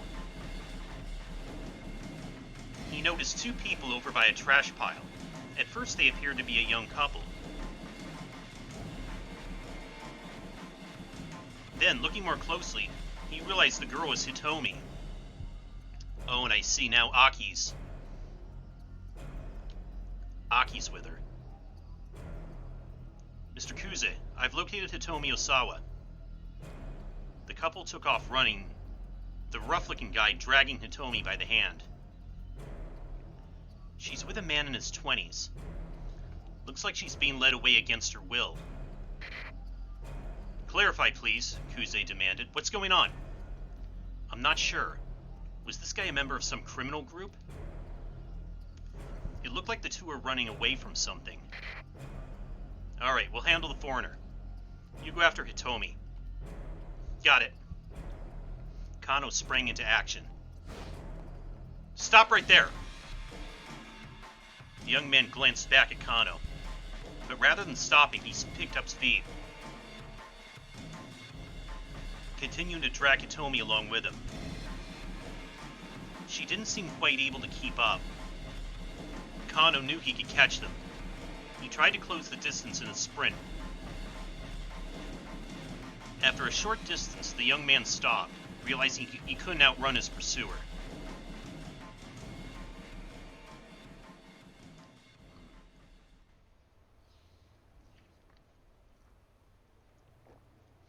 Shielding Hitomi behind him, he glowered at Kano.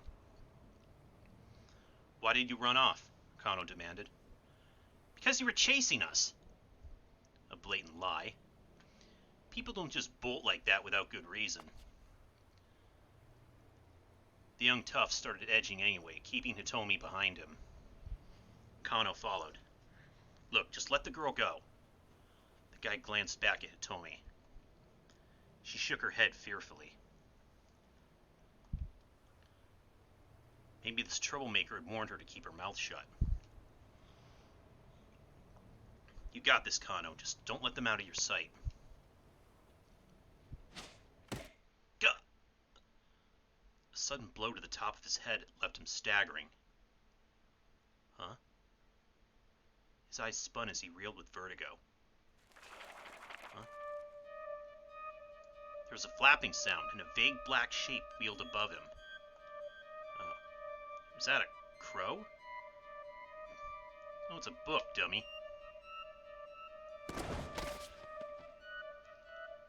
Somebody threw the book at him. It was the last thing Kano saw before his vision went dark.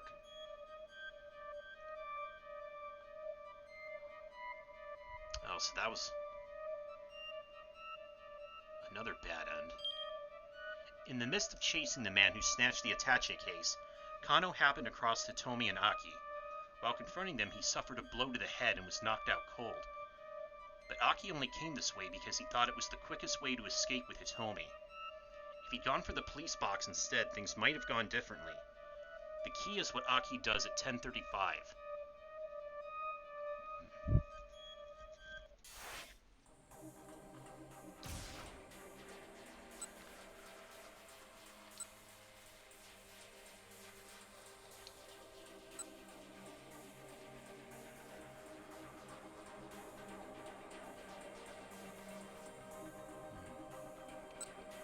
Was it, you mean...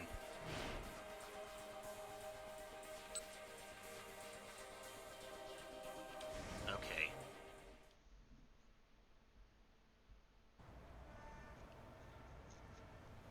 Still there.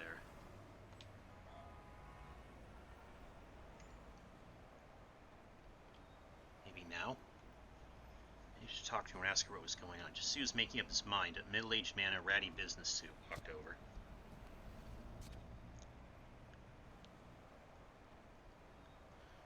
Okay, yeah.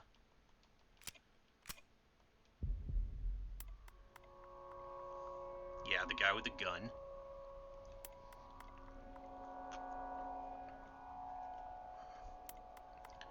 With a single fluid motion, the man lifted up the gun and pointed it in the girl's direction. He was aiming right for her head.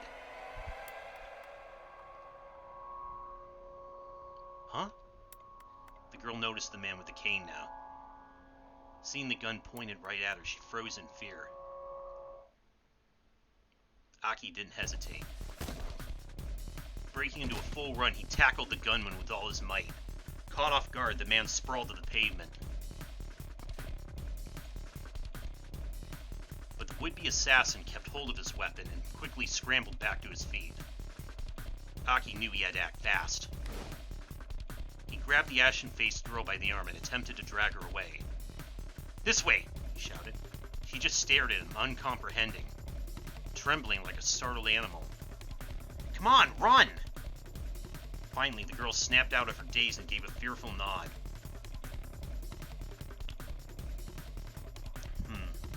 Okay, I know this is going to lead us to the bad ending for this then, but let's see what happens. The would-be assassin was getting back to his feet. Aki grabbed the girl by the hand. "Run!"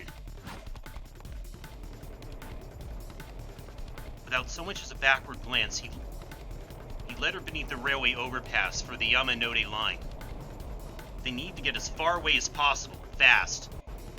Their best bet was to head toward the east side of the station. It was less crowded there. It would be easier to run. "Don't worry, you can trust me." Dragging the hesitant girl behind him, he took off through the crowd. Suddenly dawned on him that he still held the trash bag in his other hand. You know, this thing's gonna be a real pain in my ass. Aki paused just long enough to toss the trash into a garbage bin as they passed by a park, then took off again. He's still eco-minded enough to find a trash can to put it in. Someone shouted from behind. "Stop right there!" Oh. Aki looked back in alarm to see a stranger charging after them. Kano, I take it. It was one of the guys from the crowd who run after the attaché case snatcher. You gotta be kidding me, now he's chasing us? Whoever he was young and fit and gaining fast. Realizing the girl could never outrun this guy, Aki stopped abruptly. Shielding her behind him, he turned to face the stranger.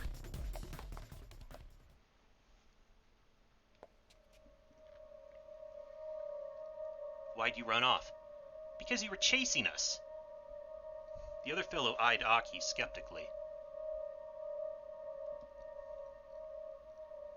Maybe he was a buddy of the man with the cane. Keeping his guard up, Aki began to back away. "Look, just let the girl go." The guy was acting like he knew her. Aki glanced back, but the girl only shook her head, wide-eyed. The other man's posture shifted, preparing to lunge. But as Aki braced himself for a scuffle, something came crashing down upon the stranger's head. Yeah.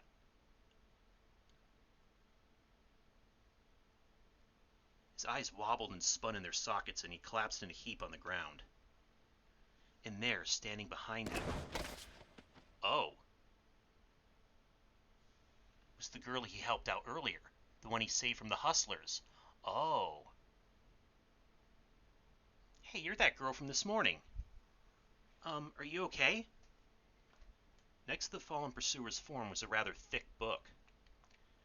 She nodded toward it. "He looked dangerous, so I just threw it at him." Ah, she was trying to help us out for before.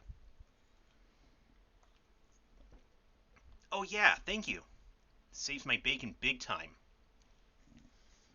It's the least I could do after the way you helped me earlier. Sure thing. You should probably get out of here before that guy comes too. Like you said, he's probably dangerous. Right. Aki scooped up the heavy book and handed it to the girl, who promptly left the scene. Now we better get out of here. The girl nodded. They started down the street, only to see the man with the cane around the corner a few dozen meters ahead. Uh-oh, he caught up with us? Oh, this is not good. The assassin had spotted them, and he hurried in their direction. How, you know, for a guy who needs a cane to walk, the guy seems to move pretty fast. This way. Aki led the girl into a nearby alleyway. But this way's a dead end, the girl said breathlessly. Like I said, just trust me. Stopping abruptly, Aki kicked down a wooden plank covering a gap between two buildings, clearing a space that a person could fit through. See, we can get away through here. In you go. But the girl just stood there, looking terrified. What's the matter? Aki asked. Come on, we gotta hurry. But I... She looked at him as if he too was about to pull a gun on her. You could hardly blame her. After all, he was just some random guy who turned up out of nowhere. But this was no time for dawdling. The man with the cane appeared at the end of the alley. If they just stood there, he was going to catch them. Okay, sweetheart, hear me out, he said in a rush. The name's Aki Endo. I live in the neighborhood, and I'm not the kind to just stand by when a girl's being chased by some killer. So please, just trust me. I'll do my best to keep you safe. He hoped the look in his eyes could convince her he was being on the level. After a painfully long moment, the girl nodded her acceptance. Phew. Right, let's start with this. They paused beside an enormous stack of beverage crates. With a quick shove, Aki knocked the whole pile down. Nice product placement, Coca-Cola. Sending it cascading across their pursuer's path. Now that was a close call. The man with the cane was floundering, struggling to get past the fallen crates. My bad, man, Aki called out. Mind cleaning that up for me? The man scowled back at them and fumbled for his gun. Aki flashed him a wave goodbye, then slipped away between the buildings with the girl.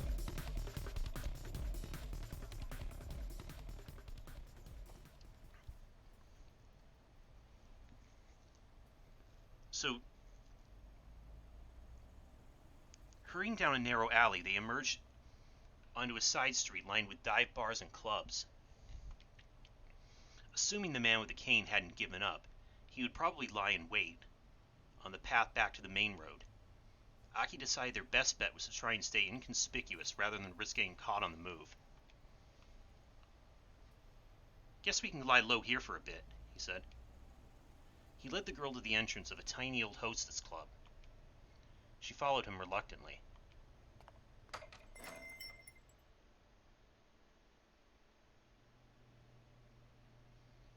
Aki flipped the switch inside the front door and a chintzy chandelier glowed to life. He sat the girl down on the small sofa beside the counter. She gave him a worried look. Aki felt a pang of embarrassment as he realized what she must be thinking. Oh no, don't get the wrong idea. I'm not going to try any funny business. Bringing her to a hostess club and all. Someone I know used to run this place. It's not in business anymore, so I figured we're safe here. The girl chuckled at his evident discomfort.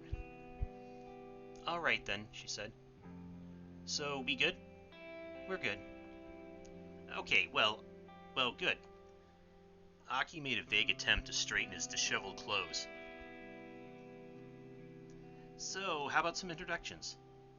I'm Aki Endo, like I said earlier. You can just call me Aki. I'm Hitomi Osawa. You can call me Hitomi, I guess. With each new word out of Hitomi's mouth, Aki felt its heart sing. She was charming, personable. Just about everything about her was captivating. Aki had never met another girl like her. Aki? Is something the matter? You were spacing out there for a bit. Aki shook his head to dispel his daze. Damn it, this is no time to get all starry-eyed. You need to think of some way to keep her safe from the guy who is after her. Look, can you tell me what the heck's going on?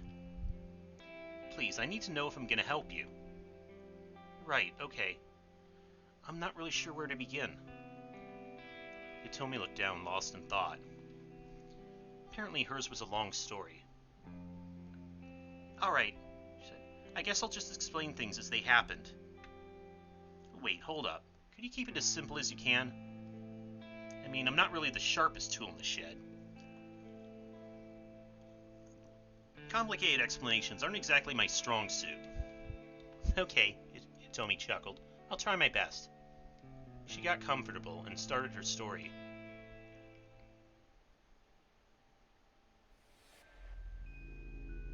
So, last night somebody abducted my sister.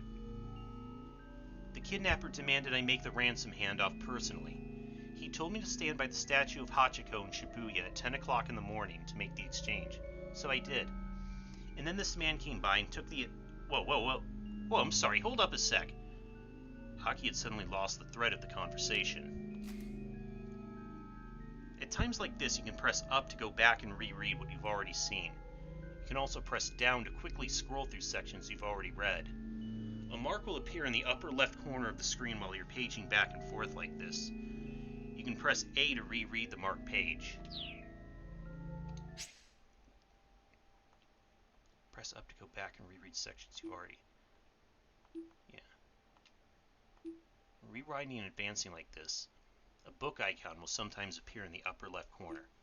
Press A while this is being displayed to reread the current page.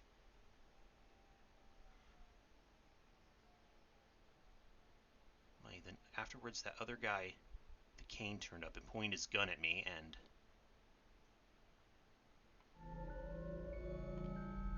Can you say that again, but, like, simpler? Huh? Sure. I'm just having trouble following is all. I mean, is this the plot to some movie or soap opera? No, that's not... Or some kind of hidden camera show? This is real. This really happened. The look in Hitomi's eyes was dead serious.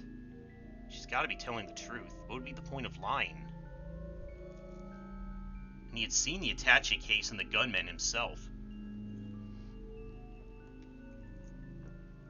How much was the ransom, if you don't mind my asking? Hitomi hesitated. 50 million yen, she said after a moment. Aki gave a whistle of amazement. That's another thing also, is that not only does it sound like the kidnapper knew them, but obviously she and her family are loaded. The detectives told me that was a typical amount for a kidnapper to ask for. It's plenty, that's for sure. Guess there's good money in that sort of thing. As soon as the words were out, he realized his blunder. Sorry, I shouldn't have put it that way. He fidgeted awkwardly, and Hitomi looked away. I'm an idiot, but okay, I think I get this kidnapping thing. So I'm guessing those guys who chased the guy who took the ransom were undercover cops? He replayed the scene in his head. But then, the kidnapper took the attaché case and ran, right? So if you were empty-handed, why'd that guy with the cane come after you? I'm honestly not sure.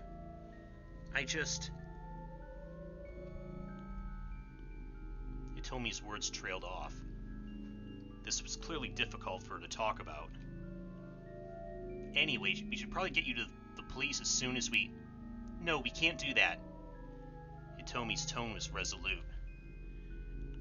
I can't take this to the police. Why not? Aki waited for an answer, but none came.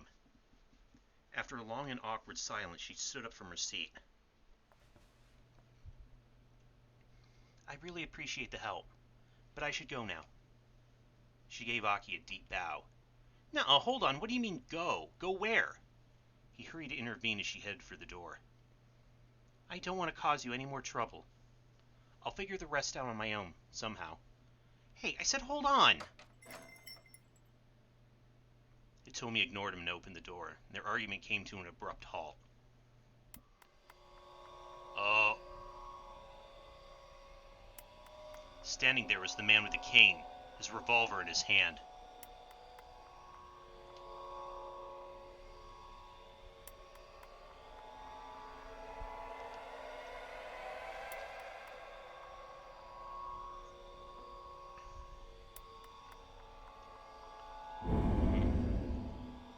To be continued, not...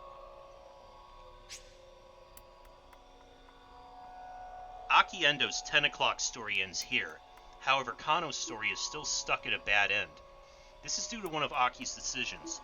Go back to Aki's decision point at 10:35 and change the choice he makes to change Kano's fate.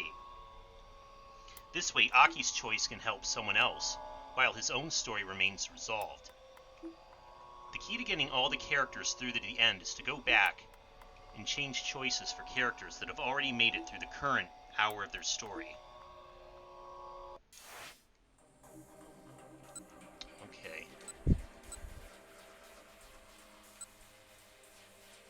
That was...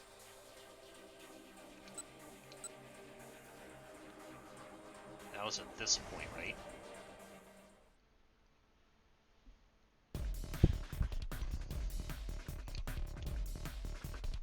The police box, let's go! Still pulling the girl by the hand, Aki headed for the police box outside the train station.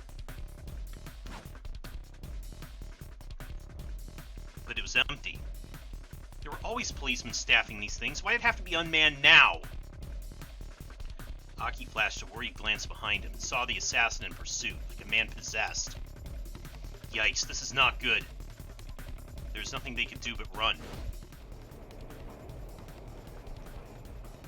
The frightened girl in tow, Aki ran beneath the JR Yamanote Line railway overpass.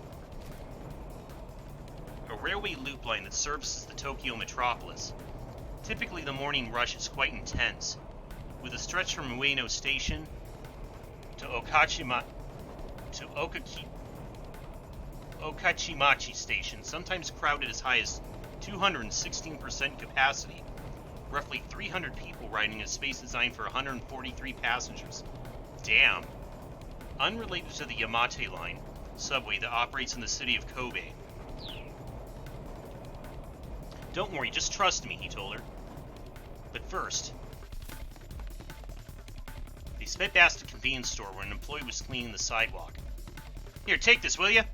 Aki tossed over the bag of trash. Wait, what? This way. They slipped through the crowd and into a nearby back alley. But this way's a dead end, the girl said breathlessly. Like I said, just trust me.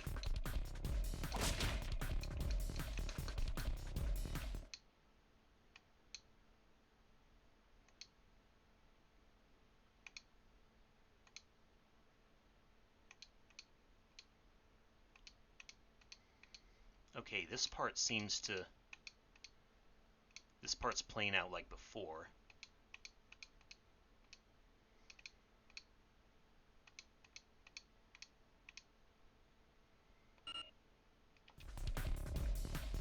Oh.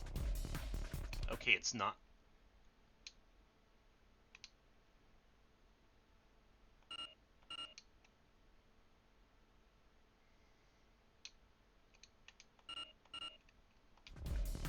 Okay, I guess not. I thought I could skip past all this, but with the tutorial they recently gave me on this.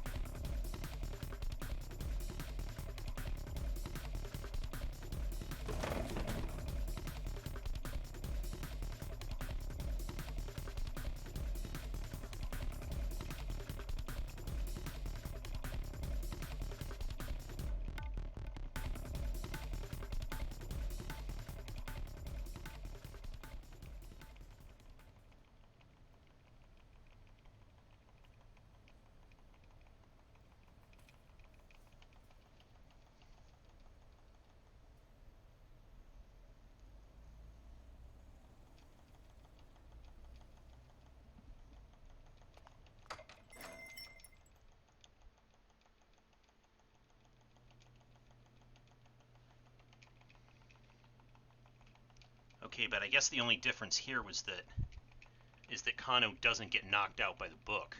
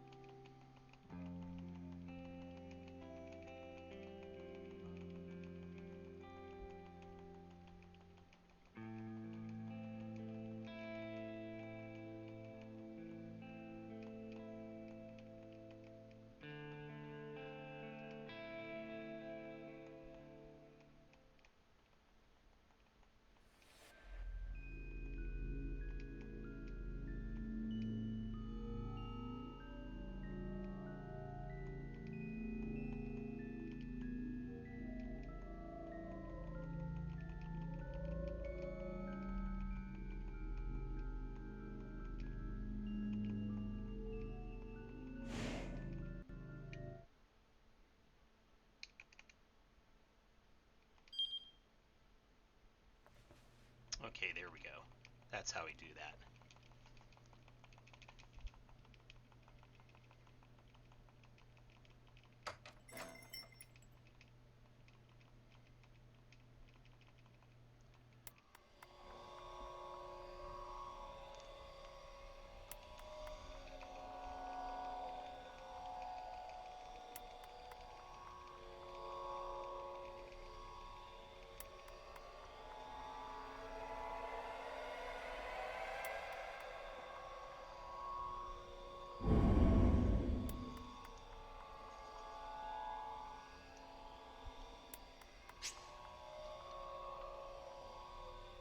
Akiendo's 10 o'clock story ends here. However, Shinya Kano still has more to do. Read along further in Kano's story.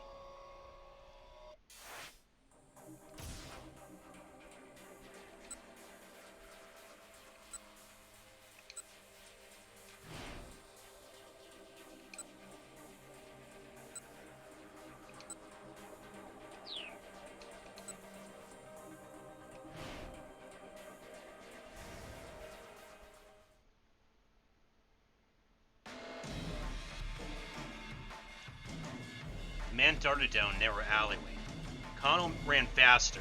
The man sprinted through the side streets. Evidently, he knew his way around Shibuya pretty well. The man shot out onto a major thoroughfare, then bolted up a pedestrian bridge. Just where the heck was this guy heading? Halfway across the bridge, the man stopped abruptly. Cautious, Kano stopped as well. Oh, there's one evil grin. Height roughly 190 centimeters. Age in 30s. Hair dark brown. Clothing all black. A moment later, the man flashed a triumphant sneer, and he held up the attaché case. Before Kano could even yell stop, it was already too late. The man threw the attaché case down to the roadway below. No! Panicking, Kano peered over the railing. Ah. A man on a motorcycle was waiting beneath the bridge. Another accomplice, then. I've been had. Kano bit his lip hard. Damn it! Kano sprinted back down the bridge. Hearing the bike's engine roar to life. He had to make it in time. Descending the stairs 4 at a time, he leapt toward the roadway, but the bike sped out of reach and roared away in the direction of the Yogi, leaving Kano in its dust. Looking back up at the overpass, he saw the man who'd thrown the attaché case running away. He handed the money off to someone else. He's currently on a motorcycle heading toward Yoyogi. His report to Kuze complete, Kano slumped down in dismay. The cops had played right into the criminal's hands. Now the crooks were getting away and people's lives were in danger. Was there any greater failure for a policeman? Staring off into the distance where the man who'd thrown the case had disappeared, Kano gritted his teeth.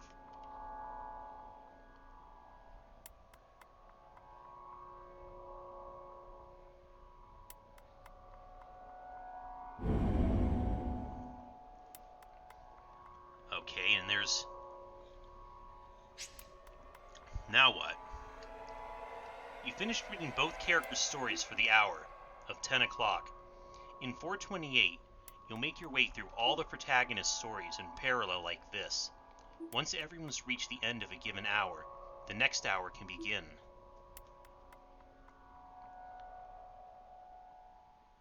You say all protagonists. Does that imply that there's...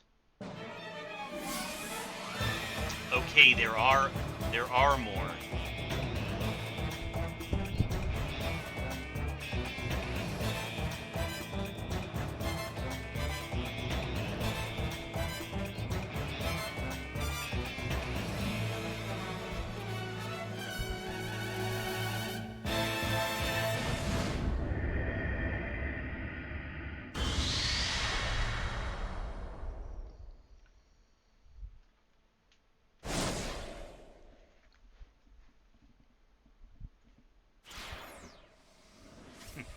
Welcome to Shibuya. This is the end of the tutorial for this part of the story. You can reread previous tutorial messages via the main menu. There's a lot of important info in there, so reread it closely. Now, 428 has reached the 11 o'clock time block. You have 5 protagonists available. Whose story will you read first?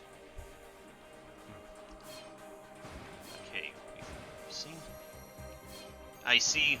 Of course, this being a Spike Chunsoft game, there's going to be some animal mascot. We also have Osawa and Minorikawa.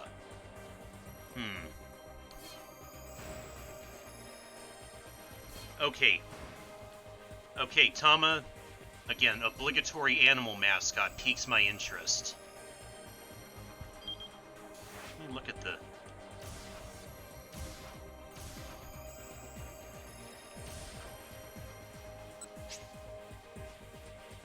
Previous time blocks are shown above. Protagonist actions can only affect other protagonists within the same time block, as indicated by the red circle on the chart. Decisions made in one time block do not impact storylines in different hours. If you get stuck, make sure to check decisions and jump points for the current time block.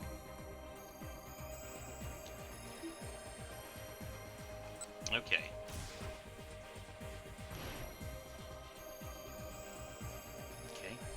Handing out samples.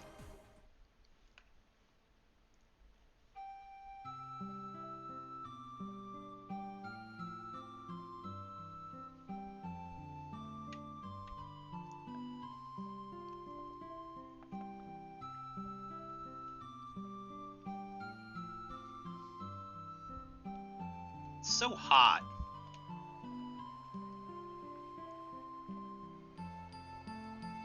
It's so hot in this thing. Way too hot. I feel like I'm sitting in a sauna.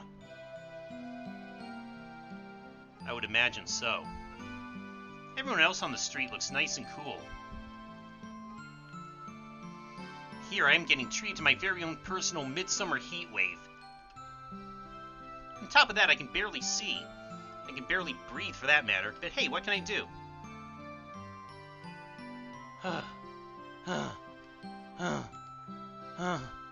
Oh, I'm so thirsty. Some iced tea would be amazing right now.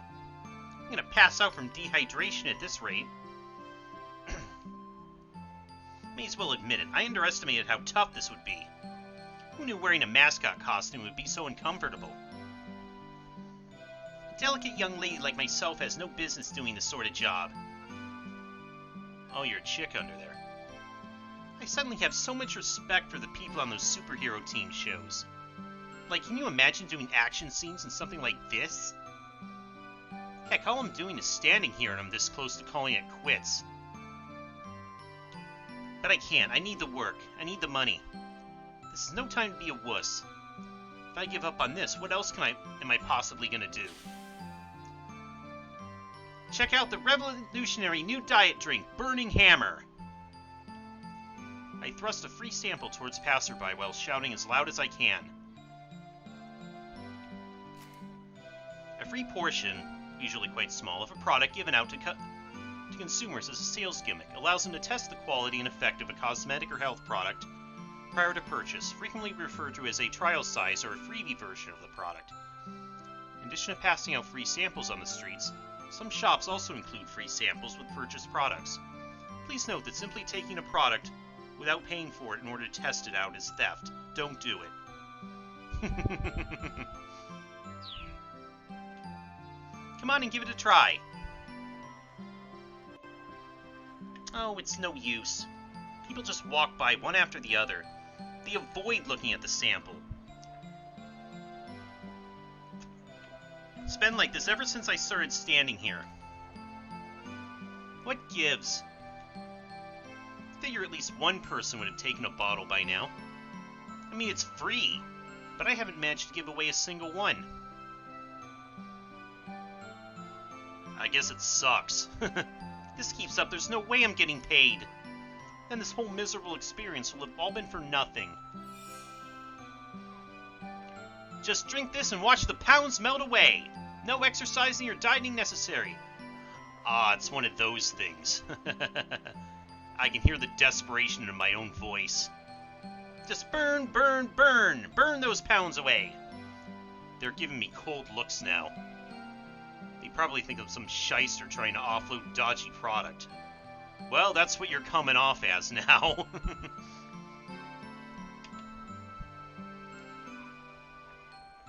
It's that simple. That simple, folks. You can just drink the weight away. I guarantee it.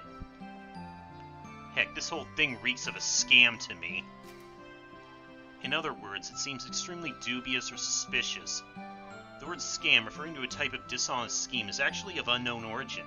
Several folk etymologies have been proposed, including it comes from a simple shortening of scandalous misdeeds, but those claims have little evidence to support them. I love some of these little blurbs from the blue text. Losing weight just by drinking some concoction is way too good to be true. But still, free is free. You think I'd be able to give one or two away? It's not like I'm not trying. Okay, pep talk time. You can do this. Think about the money. Just start with one bottle. Alright, I'm gonna give this bottle away to the next person I see, no matter what. I close my eyes and gather my determination. Just need to get started, and the momentum will build from there. Alright, eyes open. Oh, there are two people walking in my direction. Wait, two. Oh no, which one do I pick? If I keep waffling, they're gonna both pass me by. I just need to hand this bottle off. Which one of these guys looks more likely to take it?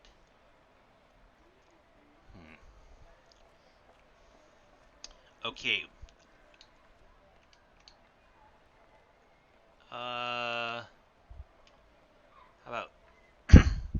Clutching the free sample in my furry fist, I try to force it off on the disheveled fellow to my right. To my surprise, he takes it. Huh? What's this? He asks. Lifting an eyebrow as he looks at the bottle. I flap my fuzzy arms and strike a cute pose as I launch into the product pitch. It's Burning Hammer, the #1 new diet drink. Please give it a try. No thanks, the man says. I'm good. I keep my arms held open wide and pretend I didn't hear that.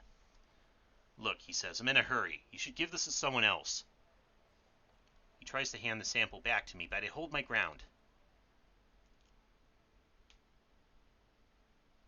For a few moments, we're at a silent impasse. Maybe he's weirded out by my cat alter ego holding its freeze-frame pose. Because eventually he looks away, slips the bottle into his pocket, and walks off. I did it! I finally got someone to take one! But there's still so many samples left. My brief surge of excitement dies before it can even fully take hold. Wonder how the other mascot's doing about now. Oh, chicken? There's a sales demo happening today at 1 o'clock in Nokani building. Looks like the chickens handed out all kinds of samples. Oh. Okay, the chicken sales game is pretty good. I don't get it. How come no one's taking any of mine? What could I possibly be doing wrong? I look at the clock. It's a little after 11. My morning of wandering around hawking diet drinks is about over. I need to get ready to head over to the sales demo. I'd love to take the costume off, but then I'd have to carry it. The samples I haven't given out are almost too heavy as it is. Oh well, I might not have gotten results, but I tried my best. I sure hope they don't withhold my pay or anything. Hey, what gives? You got that many left? Uh-oh. Oh, the chicken speaks with a female voice. Yeah, I reply sheepishly. Nobody seems to want to take mine. Well, I mean, are you looking for the right targets? Huh?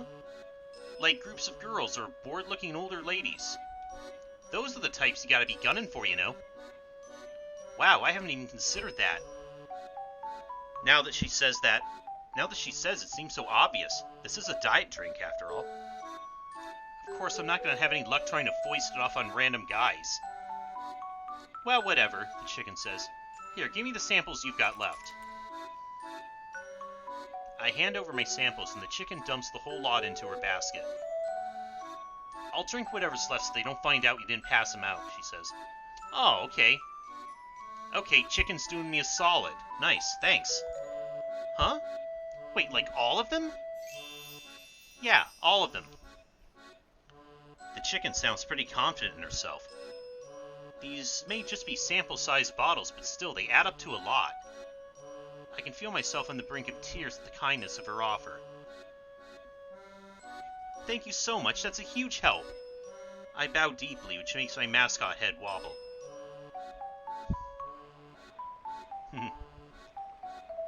Leaving the station behind, we head down Center Guide toward the Nokani building. A multi-tenant office building in Udagawako, located in Center Guide, Shibuya's downtown district. In addition to hosting the weight loss drink sales demo, the building is also home to the foreign capital protection firm Japan Cellcom, the IT mainstay Shibuya OnNet, video game developer Shindai Tradeco, and Strike Back Labs, publisher of the monthly magazine Science Strikes Back, along with many other businesses. I mean, Shibuya being a real-life location in Tokyo, I'm assuming these are also real-life locations within Shibuya, so it's kind of neat that they're giving us gaijin some a little bit of kind of, I guess you'd call it backstory, or not really backstory, but a little info on these places. The Burning Hammer sales demo is going to be held there this afternoon. The job's supposed to pay 10,000 yen for the day, but if we can sell at least 100 bottles at the demo, they promised another 10,000 on top of that. I need to make sure I sell those 100 bottles. I need that 20,000 yen, and I need it ASAP.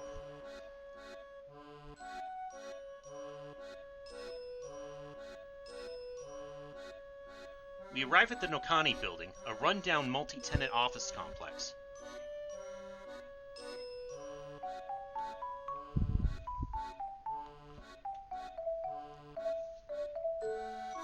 I am aware that Burning Hammer is a wrestling move, particularly in Japanese wrestling. We head into the room where the Burning Hammer sales demo is taking place. There are already about 50 seats set out. I wonder how many people the free samples will pull in. The stage has been set up at the far end of the room. That's where I'm going to be standing, sipping Burning Hammer while explaining its effects to the customers. Hurry up and take that thing off. The chicken flaps her wings as she speaks. It's kind of early, but come on, let's have lunch.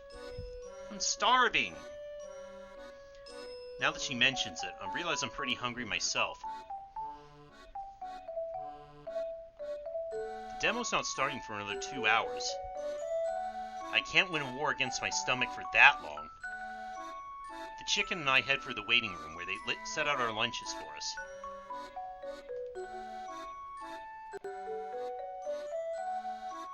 Mind getting my back real quick? The chicken asks. She arches her back toward me. Oh. Okay, that looks... Okay, out of context, that might look a little, but apparently she can't reach her own zipper. Oh, sure, give me just a sec. I try to unzip the back of the chicken suit, but my own suit's thick, fuzzy fingers have a hard time of it. What's the holdup? Come on, I'm roasting in this thing. Hurry up and get it off me. I've almost got it. It's just awkward with these mitts. Finally, I get a hold of the zipper and yank it downward.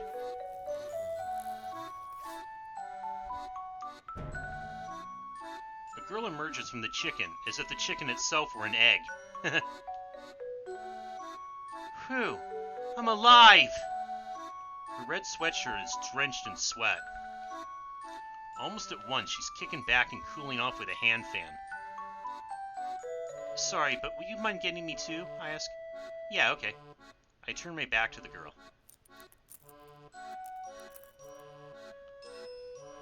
I hear metal clanking behind me. At long last, I'm about to be free of this 5-ton fursuit. Huh? The girl murmurs awkwardly. Oh no. A spike of anxiety hits me. Uh-oh. What's wrong? I ask. Yeah, that's a no-go.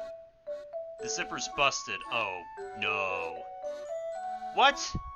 Yeah, sorry, this thing ain't coming off. What? My vision goes dark. No, no, no! I tug desperately at the costume, but no luck. I'm trapped inside. Oh, what the crap!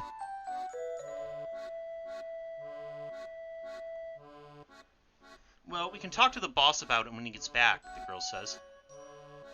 I mean, it's not like we can just cut it off you with scissors or anything. Oh, can we now? She sounds entirely unconcerned. It's so unfair. I need to get out of this stuffy, sweltering steam bath as soon as possible. All I can do is clench my fist in impotent rage. Anyway, good luck out there today, the girl continues. I'm Chiriko Usugi, by the way. You can just call me Chiri. She smiles as she introduces herself. I mean, I'm a pretty cheery gal after all. She breaks into a hearty guffaw. Oh, sure, I say. It's nice to meet you. Yeah, for sure. So I guess you're not going to be able to eat lunch in that getup, huh? Huh? Oh, that's right. What should I do? Don't sweat it. Just leave it to me. Huh? I'll eat both lunches myself. Oh. Oh, that helps. Thanks. Chiri doesn't even wait for me to reply before reaching for my lunch. It'd be a shame to let it go to waste, she says. She makes it sound like leftover food is a bigger concern than my hunger. I can feel my appetite stirring all the more as she devours my meal with a satisfied grin on her face. A faint, pathetic gurgle rises from my belly. It's just a cheap little pre-packaged box lunch, but right now it looks like a feast. So what's your name? Chiri asks. Her cheeks are still packed with rice. My name? Yeah. Oh, it's, As I struggle to think of an answer, my eyes alight on the piece of tamagoyaki clutched between Chiri's chopsticks. The yellow slab of lightly grilled egg wobbles to and fro. I can see the inside from the way it's been sliced. It looks somewhat undercooked. Come on, what's your name? Hmm? Oh, right. Tama. It's Tama. Oh, you mean like the famous cat? Well, ain't that fitting? Cherry chortles and stuffs the piece of tamagoyaki into her mouth, then takes a big swig of iced tea. Oh, I am beyond jealous. I wish I could gorge myself in those lunch boxes until I'm full to bursting. Heck, even a cold glass of iced tea would be a lifesaver right now. I'm so thirsty, I'm starting to get all dizzy. Maybe I really am getting dehydrated. This isn't good. If I don't do something, I'm gonna pass out before the sales demo even starts. Then I remember something. The zipper down my back might be busted, but I can still take the head off, right? That way, I'd at least be able to eat and drink stuff. Alright. I decide to... Oh, I have 3 choices now. Grab the head in both hands and yank it upward with all my might. Rock my head back and forth good and hard. Ask Cherry to assist me. Well, what if we just... Can we just take the head off? I decide to grab the head in both hands and yank it upward with all my might. Yeah.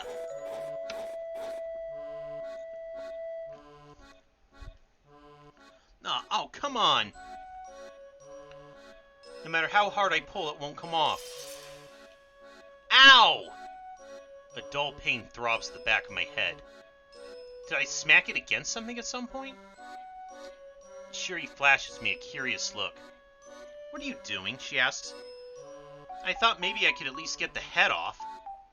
I try pulling again, refusing to give up. That ain't gonna work. The thing's attached to the body. Oh, it's not gonna be that easy, huh? Huh? I slump forward in defeat, face planting on the tabletop. No! Most folks would have noticed that when they put it on, you know.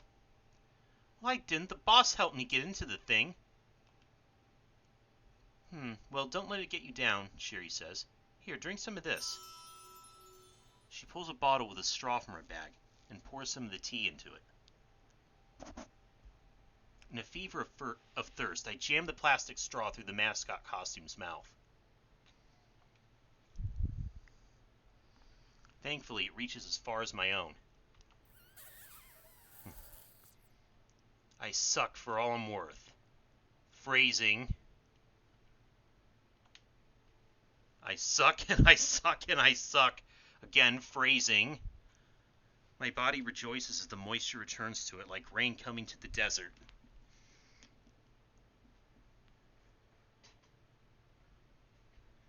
And thus I revive. Actually, it kind of does feel like I'm coming back to life.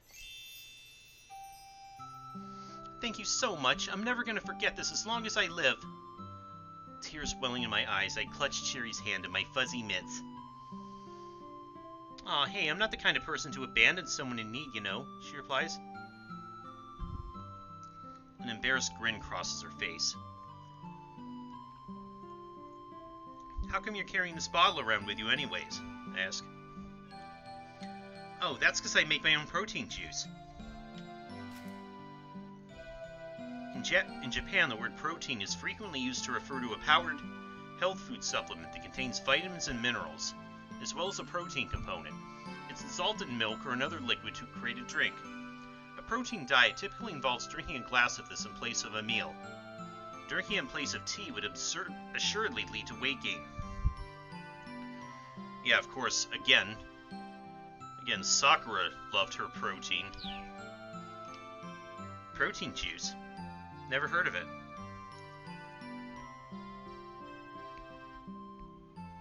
I heard if you have protein juice for one of your 3 meals a day, you'll lose weight. So yeah, I kinda need to keep it. Given Shuri's sort of, well, chubby frame, I don't think the protein's been working so great for her. Hey now. I've been trying all sorts of stuff, but right now protein is totally the best thing for my diet. This stuff, though... Shuri casts her eyes at the samples of burning hammer on the table. It's like totally bogus. Huh? Bogus? That's a surprise. Well, yeah, Cheery says.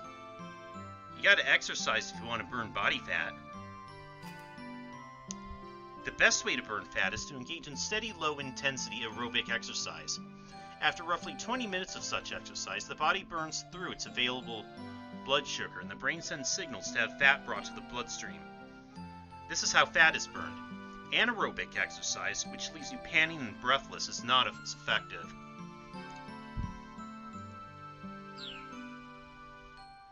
She smacks herself on one flabby arm. I mean, there's no way you're going to lose weight by taking in more calories. Huh, didn't she just say she was drinking protein juice to lose weight? I keep that thought to myself. I mean, that would be as ridiculous as all-you-can-eat Kobe beef, she adds. She shakes her head seriously. I'm not sure about using all-you-can-eat anything as an example in a discussion about weight loss. But again, I keep the thought to myself. But hey, a job's a job, Shuri says after a moment, perking up again. They tell me to sell this junk, I'll sell it. A sudden wailing comes from the other side of the door. Please, just give me time. I swear, I'll get it back to you. What the heck? Shuri says. Is that the boss? I nod. That's definitely Mr. Yanagishida's voice. He's the guy who hired me.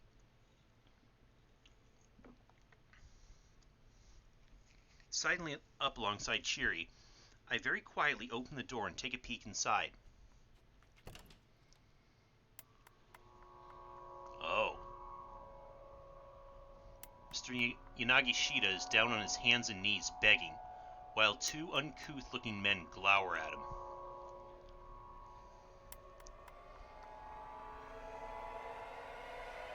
Just a little more time, that's all I ask, he pleads. Once I sell this stuff, I can pay you back. I see a tiny bottle of burning hammer in his hand. Just a little more. Oh, just a little more, mimics the middle-aged fellow. I just gotta sell this. We've heard enough of that out of you. Yeah, the younger guy sneers. We ain't giving you any more time, so quit asking. But I really just need a little longer this time. Please, you gotta believe me. From the look of things, Mr. Yanagishita is dealing with some loan sharks. Though it seems obvious this term refers to toothy predators of the deep, the word shark in this case actually has its origins in an older Germanic word meaning parasite, or someone who preys on others. The same word gave rise to the terms pool shark and card shark. In the case of loan sharks, though, the initial mental image seems quite appropriate.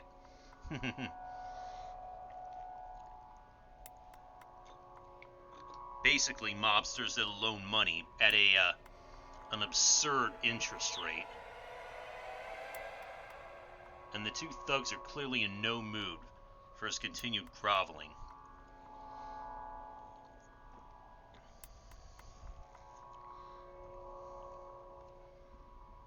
Chiri and I exchange a glance. It's probably best if we don't go out there right now. But now I'm really worried. Am I actually going to get paid for this gig? As I'm pondering that, one of the men grabs Yanagishita by the nape of his neck and drags him to his feet. Come with us, pal. We'll take you someplace where you can, work off your debts. Say what? Mr. Yanagishita wails. The two men drag him away. Guess he's gone then, Chiri says. She's already starting to pack up her things. Yeah, I mean, I guess this gig's off. Wait, what are you doing? I ask. Going home. Not much point sticking around. Going home? I mean, the demo's sure ain't happening now. Anyhow, it was nice working with you. See ya. Moments later, Chiri's out the door. But how's she gonna get the costume off now? Now what do I do? I've been left here all by myself, more or less at a total loss.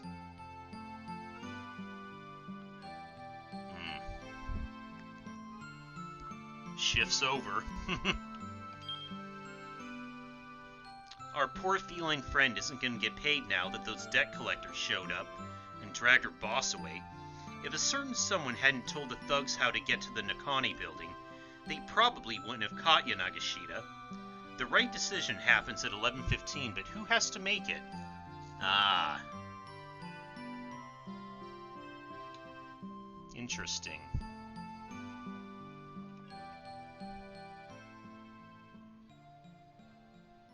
I'm curious about the other decisions in Tama's path so far, though. If they would have made any difference.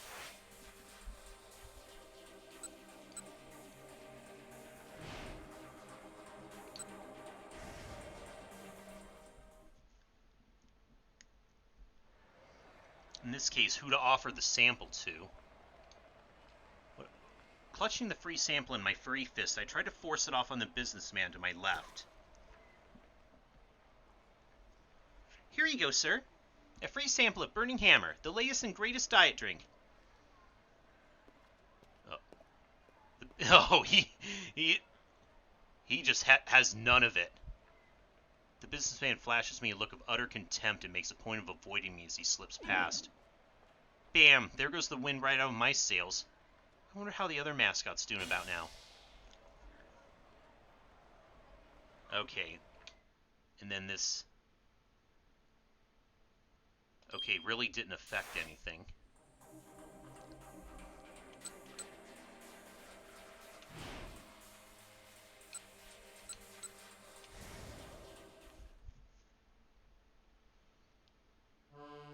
And this probably isn't going to... I'm not sure if these choices are going to affect anything either. I decide to rock my head back and forth good and hard. What gives? It won't come free no matter how hard I try to buck it off. And to make things worse, now I got this dull throbbing pain at the back of my head. Like I bumped my head. What are you doing? I thought maybe I could at least get the head off. I tried pulling again, refusing to give up. That ain't gonna work. That thing's attached to the body.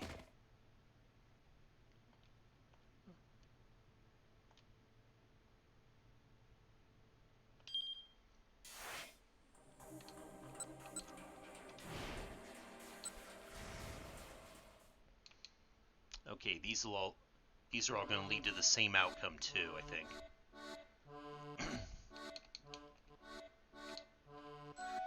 I decide to ask Cherry. Sorry, would you mind helping me pull my... Ow! I put my head somewhere, yeah. What are you doing? At least get the head off, that ain't gonna work. Yeah. Okay, so we are gonna have to... So let's see.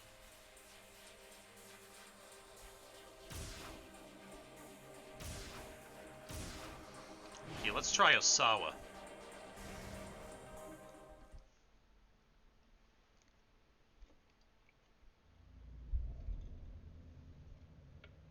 Wealth, status, honor. None of these mean anything to me. All I want is a peaceful life. To put worry behind me, to stay calm and serene, to be free of worldly concerns. Free at any cost.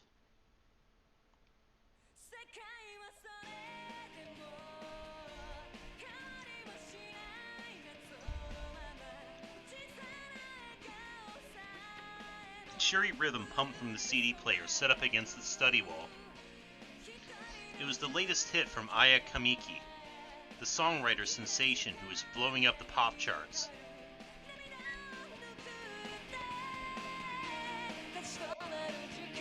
Kenji Osawa reached for the stereo remote on his desktop. He ratcheted the volume up a little louder.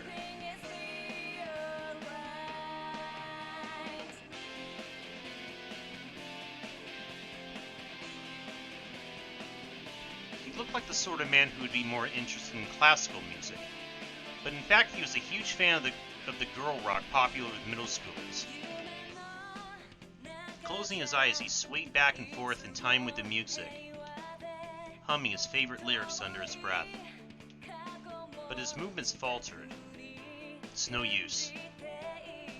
Aya's voice usually soothed whatever ailed him, but today, even she couldn't help. Today, Osawa was a complete wreck, in both body and mind. Mounds of paperwork were scattered across the desktop in his study. All of it about viruses and vaccines. It only been about a week since he returned from a business trip to his company's branch office in the US, and he was slated to go back in another week's time. There was a truly staggering amount of work he needed to get through while he was at home. He picked up one of the papers, glanced at it aimlessly, and then tossed it back on the desk. Slumping back in his chair, he let out a long, deep sigh. He was in no mental state to work right now. A faint knock at the door barely roused him from his torpor. "Director, may I come in?" It was his vice director, Mamoru Tanaka. "Sure, door's open." Tanaka came into the study. "I know it's not a great time, but..." Osawa could barely make out his words. He tapped the remote, lowering the volume of the music. Tanaka continued apologetically. "A call came in from the lab. They're hoping for a response to the email they sent yesterday. I'm sure they don't need it today. Apparently they do need an answer as soon as possible, sir. I did ask them to give you some more time, but..." "I see," Osawa said wearily. "All right, then." Tanaka dipped his head slightly and slipped out of the room.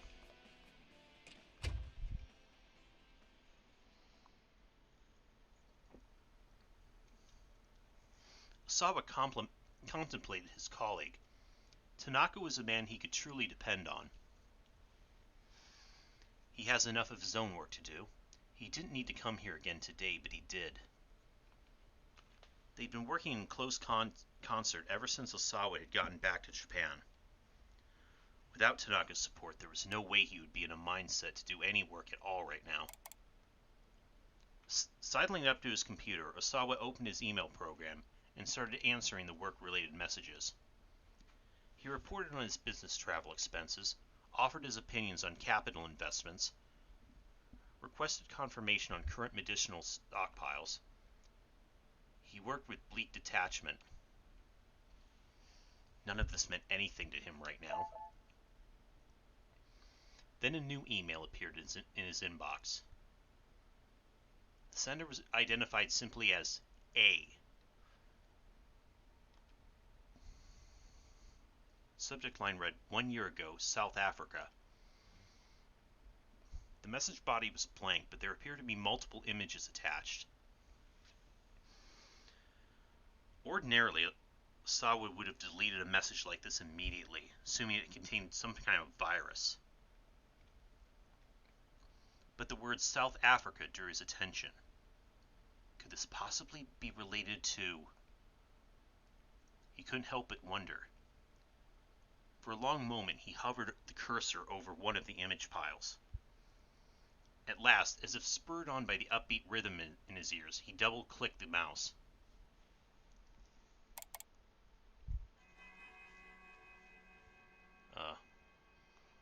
What is this? Yeah, what are we looking at?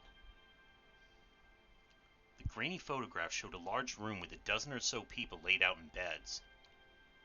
It appeared to be some sort of medical ward. Osawa felt a strange flutter in his chest. He quickly opened another image. Oh. This one showed a close-up of one of the patients in his bed. Large red blotches covered his face. A large volume of blood appeared to be dripping from his ears and nostrils. A cold shudder ran up Osawa's spine. What the hell?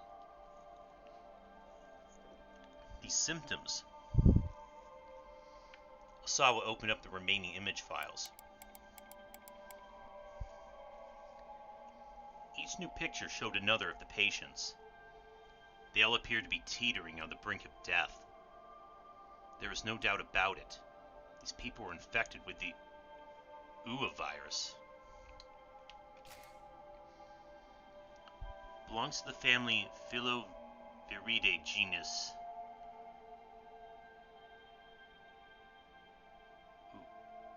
Ulaki virus. It's a member of the same family as the Ebola virus and causes Uwa virus fulfillment hemorrhagic fever. It's capable of airborne transmission, although an infected individual can't pass on the infection before symptoms manifest. The U.S. Centers for Disease Control and Prevention have assigned the virus to Risk Group 4, the classification for the most dangerous infectious agents. But how? Questions tumbled through Osawa's mind. His fingers tapped out a quick message. He doubted he'd get a response, but he might as well try. Who are you? Where are these images from?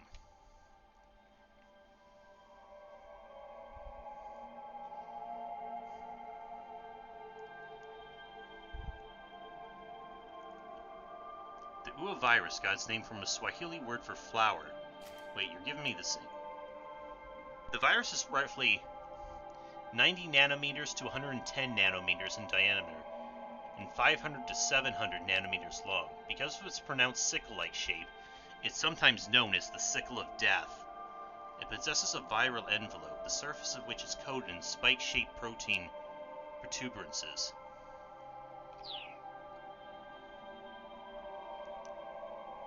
Supposedly, this was based on the fact that the propagated form of the virus resembled the petals of a flower. Despite the flowery name, however, the disease was anything but pretty. Uwa didn't just mean flower, but it also meant to kill.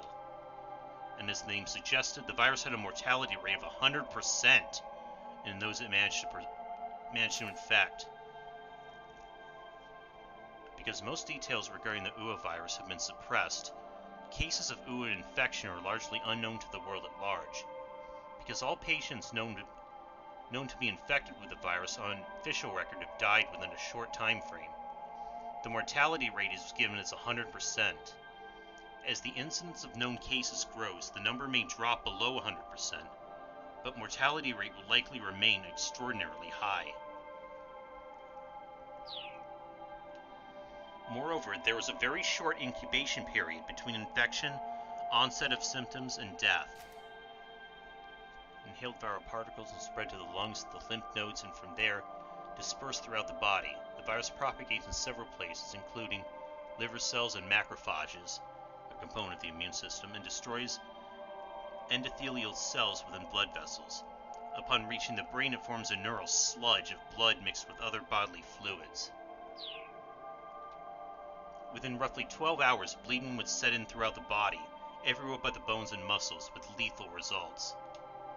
Due to its incredibly high mortality rate, the disease's very existence had been kept hidden from public knowledge. Osawa's computer chimed to signify the arrival of a new email.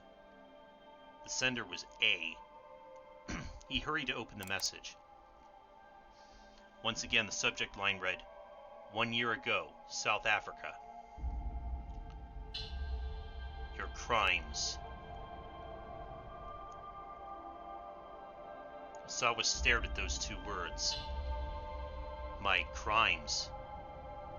That left him with only further questions. He looked again at the images from the previous email. Did he have something to do with this? What makes any of this my crimes? He could see that the patient's bleeding was severe.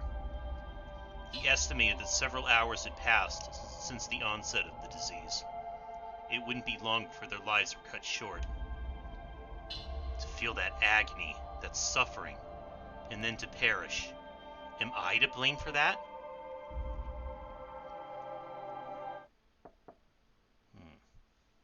Another faint knock came at the door. "Darling, do you have a moment?" It was his wife, Ai. "Oh. Ooh. Yes, come in." Ai stepped into the study, the room filled with the scent of her perfume. "Have you reconsidered the whole America thing?" she asked.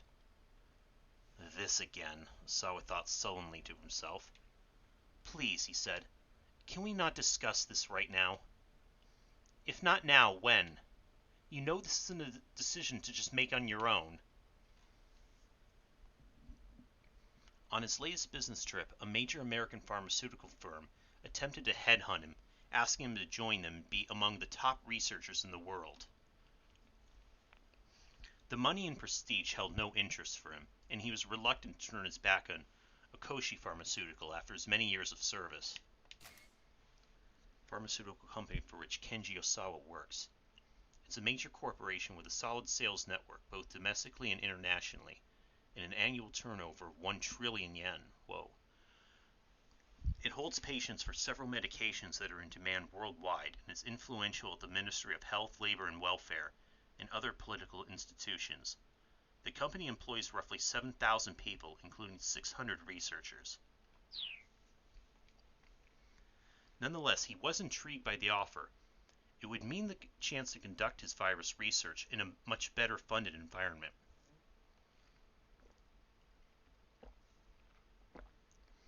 Taking the job would necessitate relocating to the U.S., however. When he mentioned the possibility of immigrating to Ai, she shot the idea down on the spot. Her opposition was understandable. Ai's father, Suguru Makino, was a member of Akashi Pharmaceuticals' board of directors. No way was she going to let Osawa jump ship to another company. "Darling, please." Ai drew in closer to him. "Think about it from my perspective. If you leave for America, what am I supposed to tell my father?" He'd gotten so used to it, that grating whine of hers. "Have you considered what might happen to Okoshi if you leave, dear?" "We can discuss that once all of this is finished." Osawa kept his voice as level as he could. You do remember you're a director, right?" Ai said. "You have responsibilities. Stop thinking about yourself so much." With a sour look, Ai turned and departed.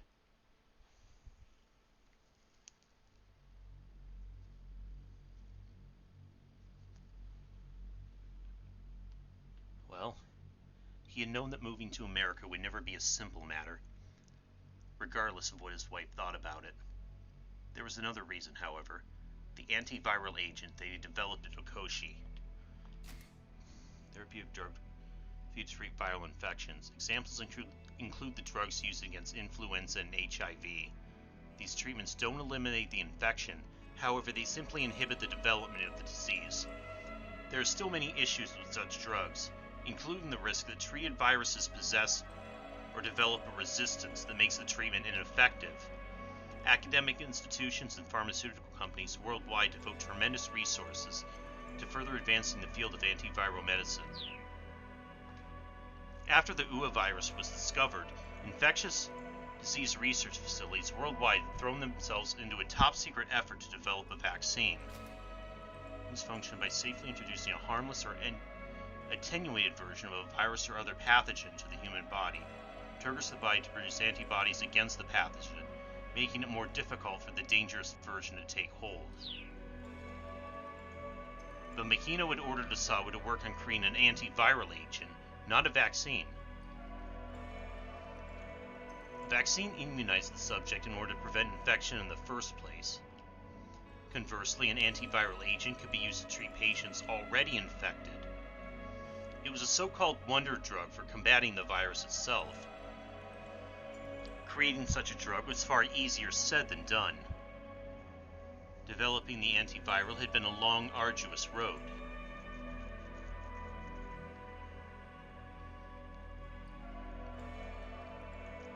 Only after years of research had Osawa's team succeeded in identifying a substance that might qualify as an antiviral agent for UA. In theory, if it was administered during the virus's initial stages, 100% recovery could be attained. Data also suggested an 80% survival rate for patients treated shortly after the onset of symptoms. But there was a fatal flaw with the new antiviral agent. The side effects on the body were unusually potent. If it was administered in amounts beyond a certain threshold, it was linked to life-threatening complications. For a time, the research was at an impasse. It seemed the drug had to be administered in high volume to combat the explosive propagation of the UA virus. But then Osawa had received some fortuitous news. Okoshi Pharmaceuticals' nanotechnology branch had engineered a cutting-edge device known as the DDS. Nanotechnology. Technology created and or operated on an extremely small scale, often measured in nanometers. There are 1 billion nanometers in 1 meter. Some nanotech devices are literally regulated on the atomic level. The possibilities are ever expanding in practical fields such as medicine and material science. The United States is among the world leaders in the push for research and development. Acronym for Drug Delivery System. Such a system administers ultramicroscopic drug capsules to a targeted area of the body. Osawa jumped on it immediately. By administering his antiviral agent with the nanotech DDS, he was able to use smaller amounts of the drug to quash the UA virus with precision. Because a DDS can be used to deliver a drug with pinpoint precision and only where it's needed, it can greatly reduce the side effects of even very potent drugs. The DDS developed by Okoshi Pharmaceutical utilizes advanced high-tech polymers, which ensure that the capsules containing the drug are fully broken down and eliminated from the body roughly 1 week after administration. The procedure was a huge success. There was a marked increase in the drug's efficiency, along with the expected decrease in adverse side effects. A pharmaceutical is said to have a positive effect if its use brings about the desired results when treating a medical condition. But many drugs create unwanted or unforeseen adverse effects as well. Given the extreme complexity of most drugs' interactions with the human body, nearly any medicine can have both positive and negative effects. The effects have been confirmed via animal testing on monkeys, and now the antiviral was ready for the final development stages, clinical trials on humans. Experiments involving drugs or medical techniques on animals to confirm their safety before their use on humans. The 1964 Declaration of Helsinki, which lays out ethical standards for human experimentation, advocates responsible animal testing, but many animal rights advocates regard such testing as a form of animal cruelty. When a new drug is being prepared for government approval after it's been tested on animals, it must pass tests on humans that evaluate its safety and suitability. Such tests are frequently conducted on both patients and healthy individuals. In Japan, the development of new drugs is often hindered by insufficient legal infrastructure for conducting clinical trials, resulting in a smaller knowledge base and fewer opportunities for testing. But the very existence of this new wonder drug was still a secret. No doubt Okoshi's leadership would be reluctant to see Osawa, the drug's lead researcher, transferred to another company. Okay. Still, it wasn't completely outside the realm of possibility. Once the antiviral was out of development and announced to the public, Osawa would be free and clear.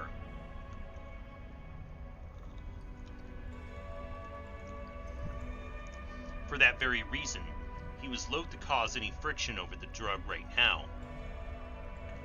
The anxiety only magnified his concern about the email he just received.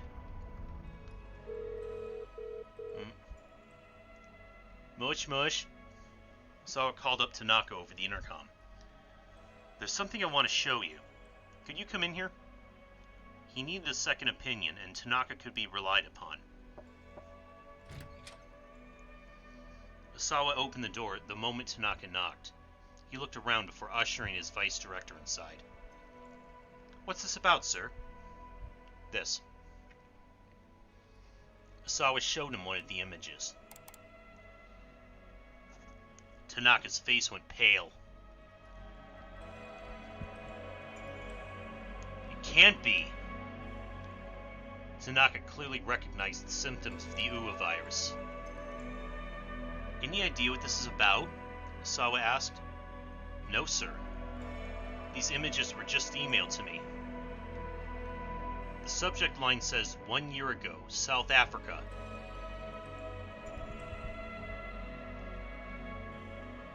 That would put it around the same time as the most recent run of infections, wouldn't it, sir? But that information isn't." Tanaka trailed off. Osawa nodded.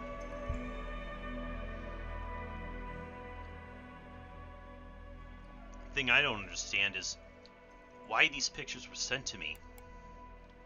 Osawa opened the other email from A.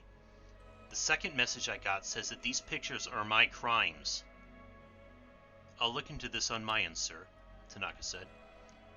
He hesitated uncomfortably. "Sir, just to make sure, Are you asking about what I think you're asking about?" Osawa said. Tanaka gave a slight nod. "Understood," Osawa said. "Don't worry. I won't trouble you."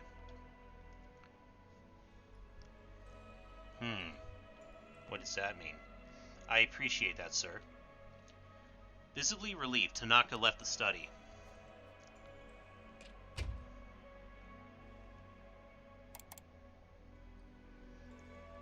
Osawa brought up a folder marked Uwa virus on his screen.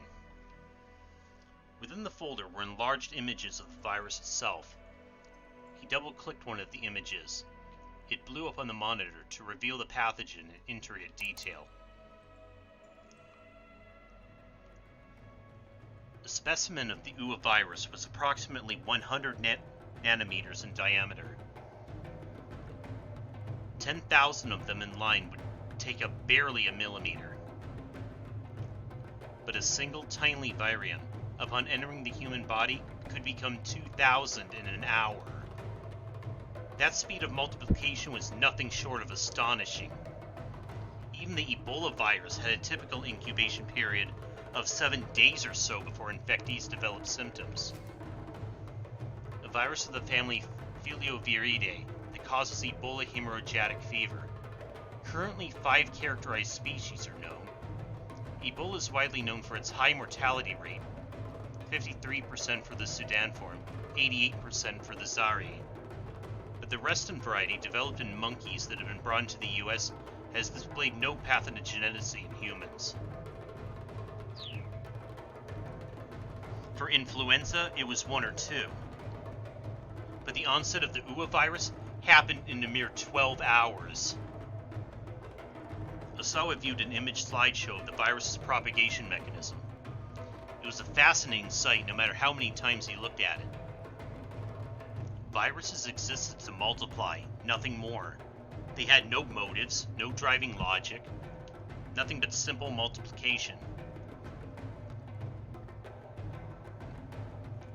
To Osawa, that fact held a certain air of mystery. If viruses had emotions, how would they feel about their lives? He had thrown himself into virus research in search of answers to questions like that, answers that no man could truly know. His development of the antiviral agent had really been nothing more than another job responsibility. He felt no particular sense of duty to protect people from a killer virus. He was just happy for the chance to play around with Uwa day after day. Oh, really? Another email arrived in his inbox. The sender, A.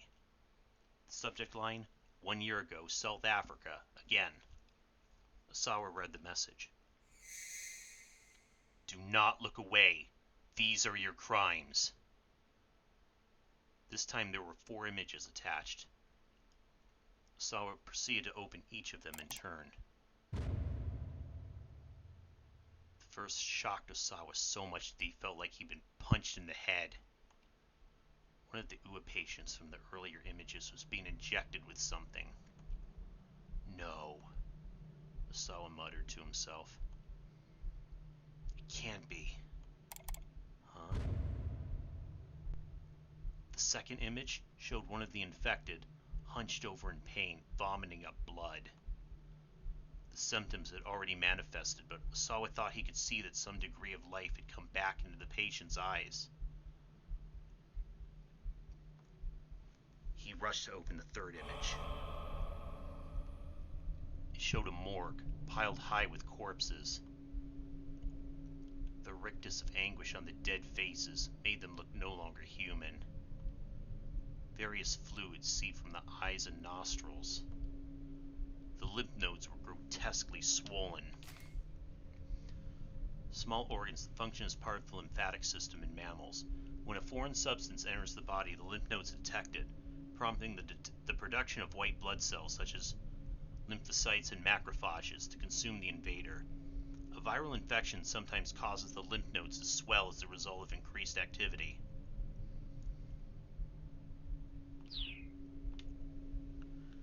There were hospital beds stained with massive amounts of blood and gastric fluids. Ugh. Next came the fourth and final image. I'm sure this one's gonna be lovely. More corpses. They had badges affixed to their chests with various labels. 6 hours past, 12 hours past, 18 hours past. It looked as if someone had been attempting live trials with the antiviral agent. Osawa didn't consider the antiviral agent ready for release, but that was because his team hadn't conducted clinical trials on humans yet. And there was a good reason why such trials hadn't been conducted. There was no way to test the efficiency of the drug without an infected patient. Were these the test subjects then? And that's why this A is calling this his crime.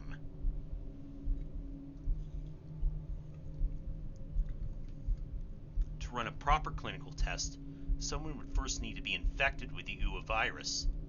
No matter how effective animal testing had been, if the drug proved ineffective on humans, that person would have a guaranteed death sentence. It was unthinkable to run trials that involved such a deadly risk. And yet, as he looked over the images again and again, Osawa became certain, without his knowledge, presumably someone from Okoshi Pharmaceutical had conducted human testing with the antiviral agent. The time markers on the corpses in the fourth image were certainly there to mark the time elapsed since the onset of symptoms. A thorough trial would test the drug's effectiveness in those time frames. Osawa slammed his fist on the desk and raged. This was nothing short of vile human experimentation in the guise of clinical testing. The people responsible could not be allowed to get away with this.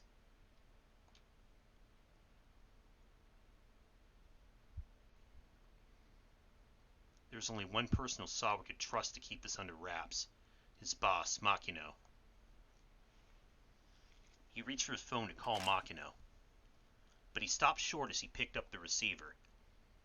He knew he was in no state of mind to have a calm, reasoned conversation right now.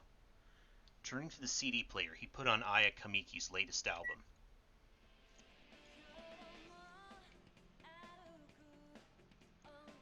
Leaning back in his chair, he surrendered himself to her soothing tones.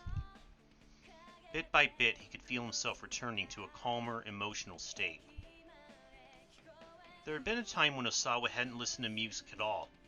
In fact, he had no interest in the arts, in general: music, painting, cinema.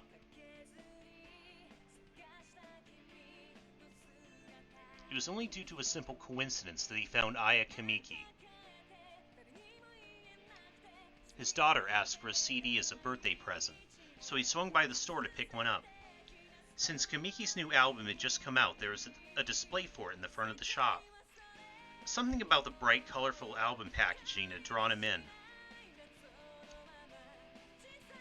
After a time, Osawa could feel himself growing calmer. He took a nice deep breath. Huh. What do we select?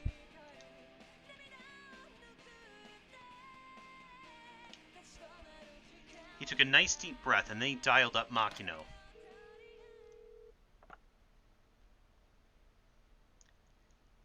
Has there been any progress? Makino asked as soon as he picked up. His voice was somber. No, Osawa said. Nothing much yet. A tiny sigh came from the other end of the line. I see. Then what can I do for you? Sir, I'll just get right to the point. Have you conducted clinical trials using the antiviral drug? Makino didn't respond right away. What makes you think that? He asked at last. Osawa described the emails he received. When he finished, Makino let out his breath in surprise. Not over the phone, he said. We'll discuss this in person. Ooh. I'll head over to your place when I'm done there. As soon as possible, sir. As soon as I can manage, Makino said. You're not the only person who's busy. With that, Makino hung up. There was no doubt about it then. There had been human testing. Osawa went to let Tanaka know he'd be meeting with Makino.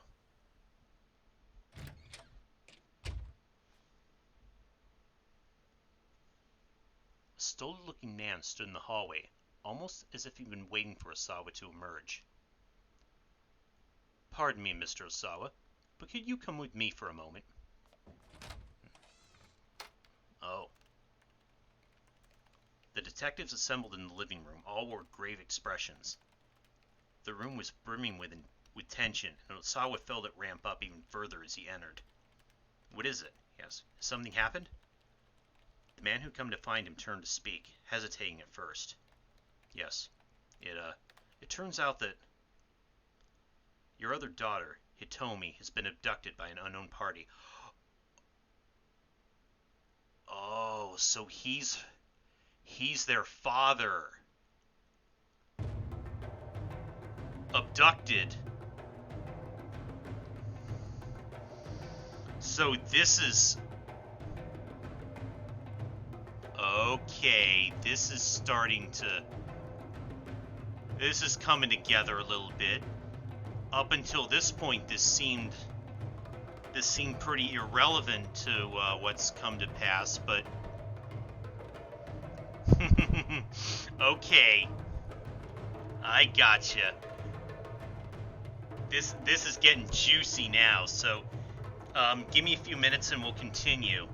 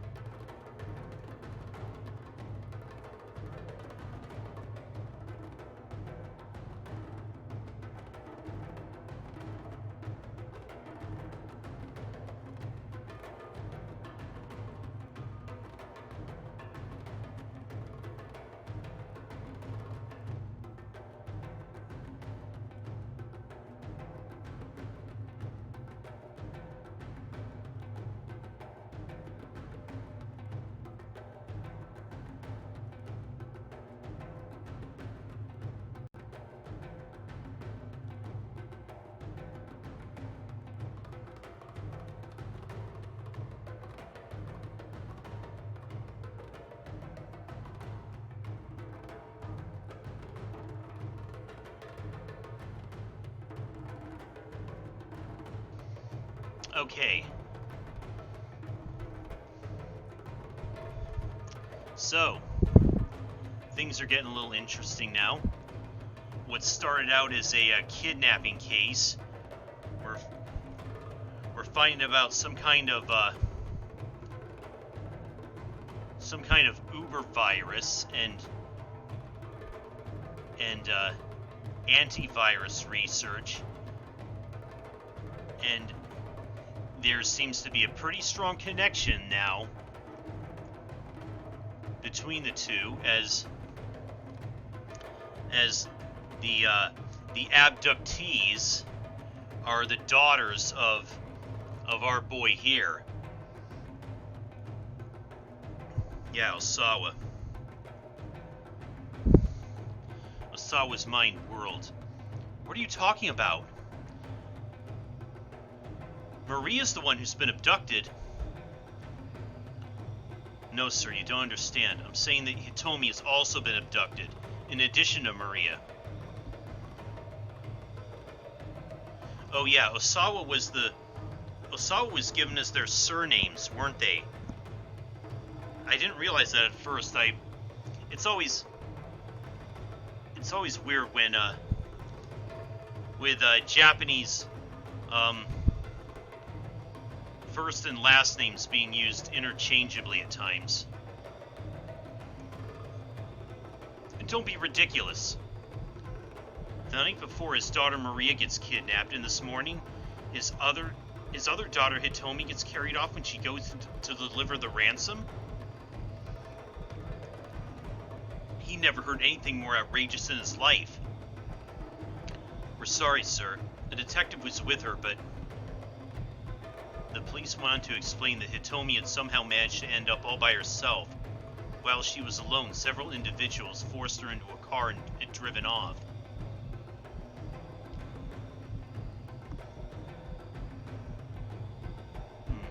What about Aki, who should have also been with her at the time? At least at the end of his storyline he had going on. His mind was in a fog. The detective's words seemed to grow quieter and quieter. Osawa's strength drained from his body.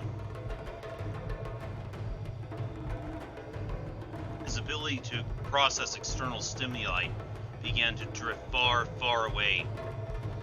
It's not possible. It can't be. Could no one keep them safe?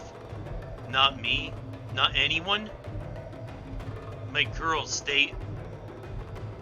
Hitomi, Maria. It's not true.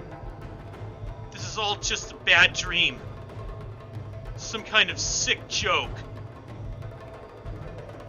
It's not true. It's all just a bad dream. It's a lie. It's a twisted joke. Someone made this. Stop saying it. I don't want to hear it. Tell me it's all a lie. It's true. Tell me now. Please, this is a nightmare. Oh, jeez. Slowly, the ceiling began to spin. Then Osawa's vision went awash with white. Oh. The worst case scenario. Osawa had a complete mental breakdown when he learned that not just one, but both his daughters were kidnapped. But surely there has to be someone who can keep Hitomi safe. She's been on the run with Aki, but just what are they up to? The key to changing her fate and her father's lies with Aki's decision at 11:05.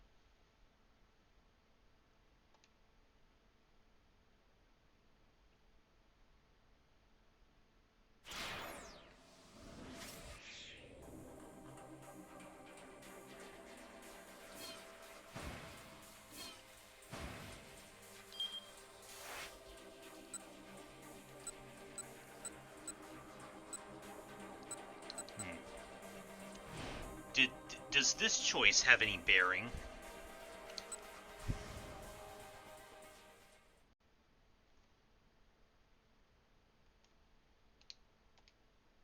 Give me a second. Osawa hurriedly closed the mail program. Even if it was nothing more than a sick prank, it wasn't anything he wanted his family to see. especially not I. Alright, come in. Sawa turned to see that I had already let herself into the study. The sharp sting of her perfume made him scrunch up his face for a moment. Have you reconsidered the whole America thing, she asked. This again? Okay, I don't think it...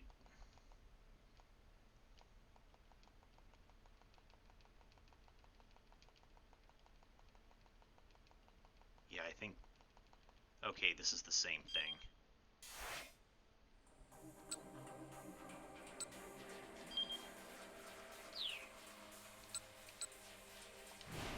Is it the same thing here?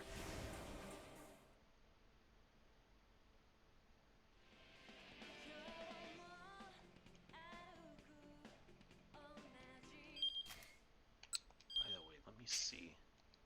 Let me look at this again. Yes, I know.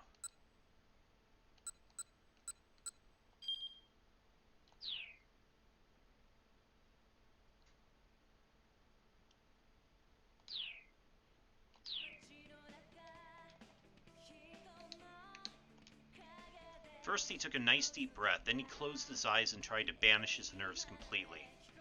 Inclining his head toward the music, he could feel the melody pervade his body. He could scarcely believe there had been a time when he hadn't cared about music. Surely something that had such a strong effect on the body and mind alike also conveyed a deeper meaning. Osawa let the positive energy flow through him, buoying his spirits. At last, when his mind sufficiently calmed under the music's influence, Osawa reached for the handset. The study door opened and a stolid-faced man appeared in the doorway. Beg your pardon, Mr. Osawa? Would you mind coming to the living room for a moment? Okay, and then that's just going to go the same as before.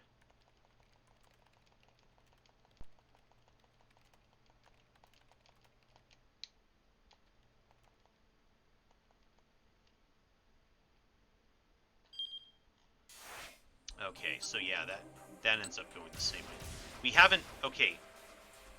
Only one we haven't seen yet is Minorikawa.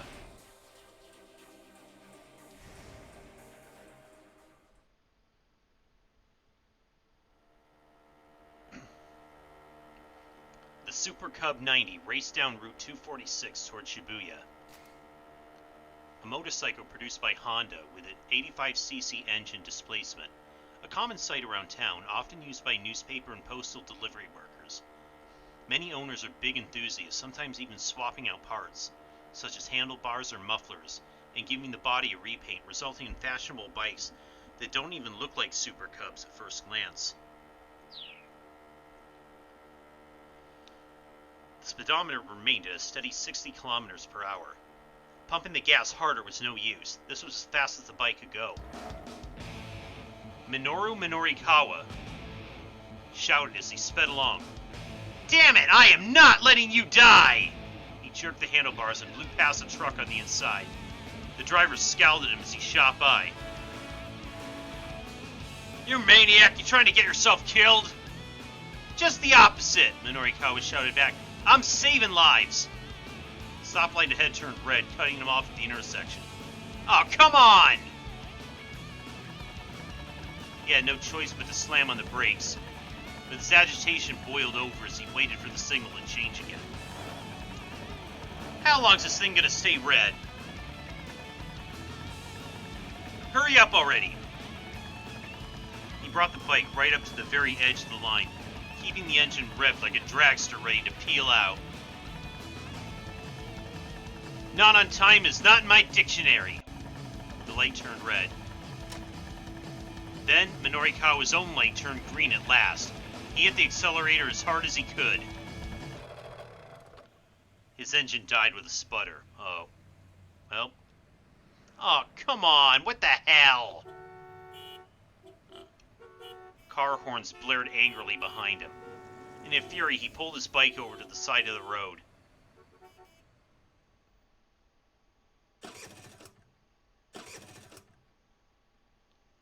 No matter what he did, the engine refused to turn over. Was the problem with the spark plug, or maybe the battery? Whatever it was, he didn't have time to figure it out now. With tears in his eyes, he left the bike, his companion of 10 years abandoned on the roadside. He was about to break into a run when he saw a taxi dead ahead letting out a passenger. He hurried to hop into the cab. Just head for Shibuya Station. I'll let you know exactly where once we get closer. The taxi driver nodded coolly.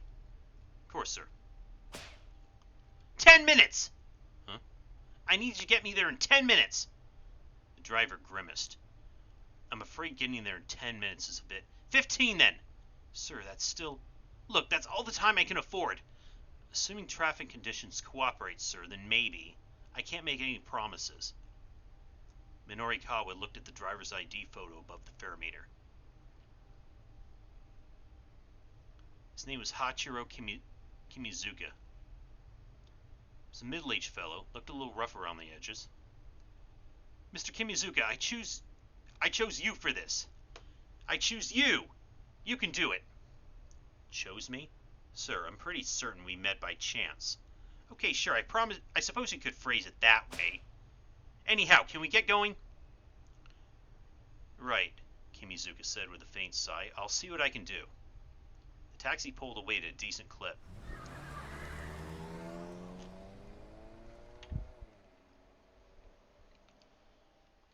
Norikawa's frantic journey had started 20 minutes earlier. He had been at home working on an interview piece. He clucked his tongue in annoyance as the ringing phone broke his train of thought. Why did someone always call right when the words were flowing? If he didn't keep getting interrupted, he could probably wrap up this piece in no time. Be quiet! He pointed at the telephone as he yelled. I'm writing here!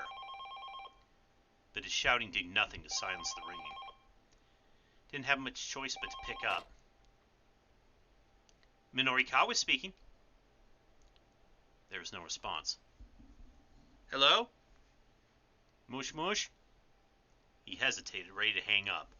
Was this a prank call? It's me. It's Toyama. It was Teru Toyama, president of Heaven Publishing.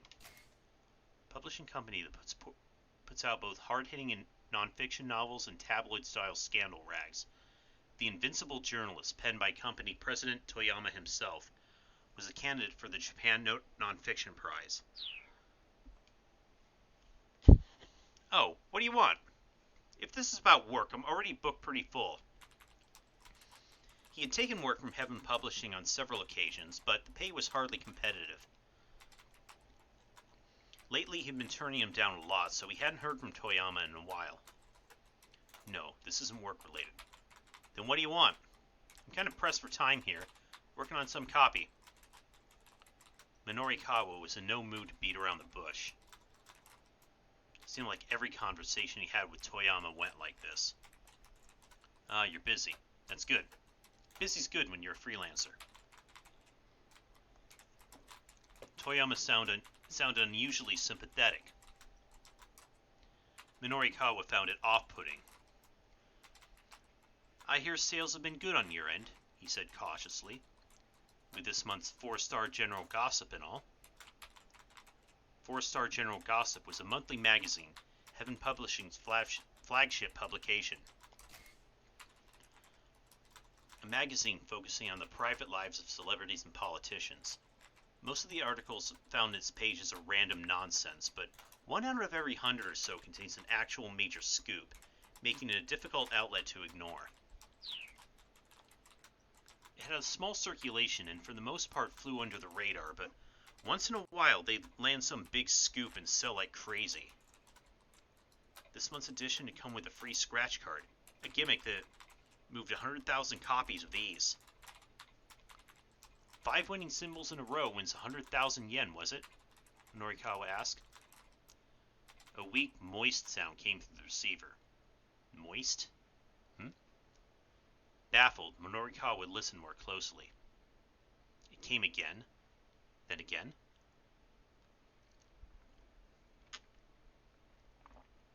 Kind of sounded like sobbing. Mr. Toyama, are you crying? Another soft sob, and then yet another.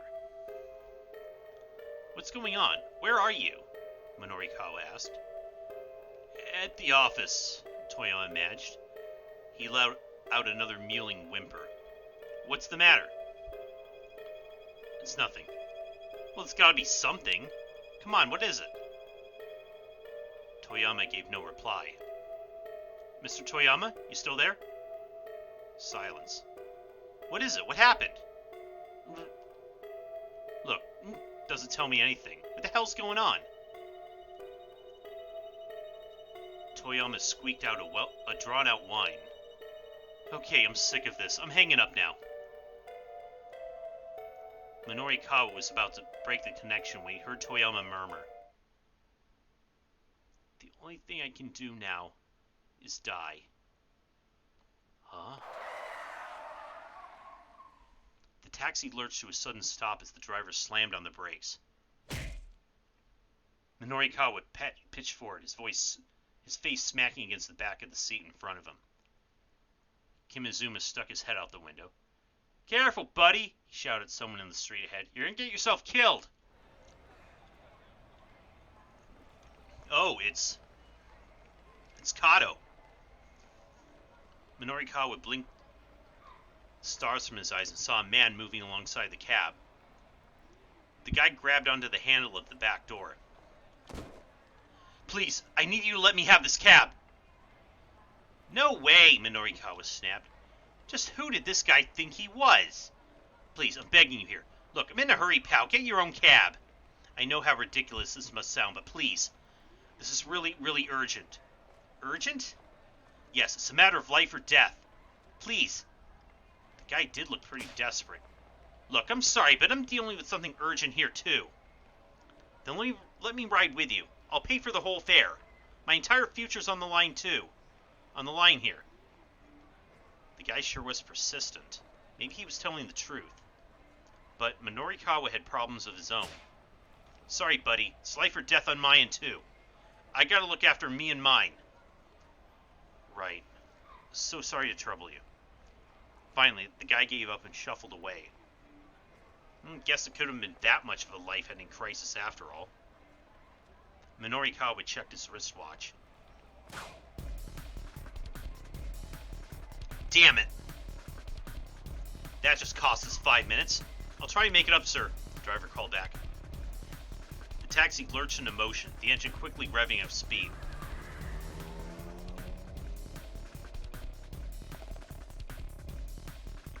Once inside the building, he avoided the elevator in favor of rushing up the stairs. Heaven Publishing rented out the 3rd and 4th floors. In all likelihood, Toyama would be at the editing department of 4-Star General Gossip on the 4th floor. When he got there, however, the door was locked. Mr. Toyama! Hey, Mr. Toyama! He shouted and banged, but there was no reply. Something was seriously wrong. Minorikawa took a deep breath and then kicked the door in. Whoa! The sight as he stepped into the office filled him with horror. We got a Danganronpa scene. Minorikawa clutched the sides of his head. Too late.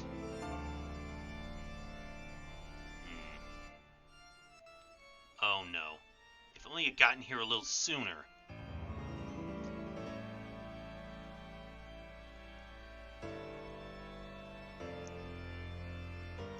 Okay, that probably because we had to do something with Kato's. Minorikawa rushed to Heaven Publishing as fast as he could, but didn't get there in time to save Toyama. And sad to say, it was really all Kano's fault. Why does Kano want a taxi so badly? Check his 11:10 timestamp and the situation might become clearer.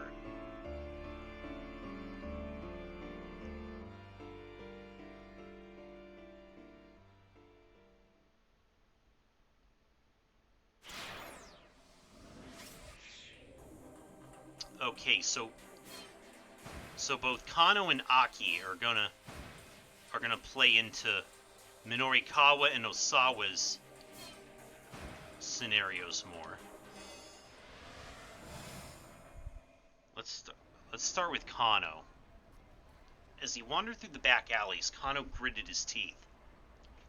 Going after the guy on the bike had been a bad judgment call. By the time he got back up onto the pedestrian overpass, the man who'd thrown the attaché case was almost out of sight. Kano prided himself on being fleet of foot, but he knew even he would never catch the guy before he disappeared. He followed the culprit as far as the alleys, but there he'd lost him completely. All he could do now was hope one of his colleagues caught the man on the motorcycle. Kuze's voice crackled through the earpiece. Mobile Command Center, calling all units. The suspect on the motorcycle has handed off the case to an accomplice in Miyashita Park, another foreigner. For real? Kano muttered.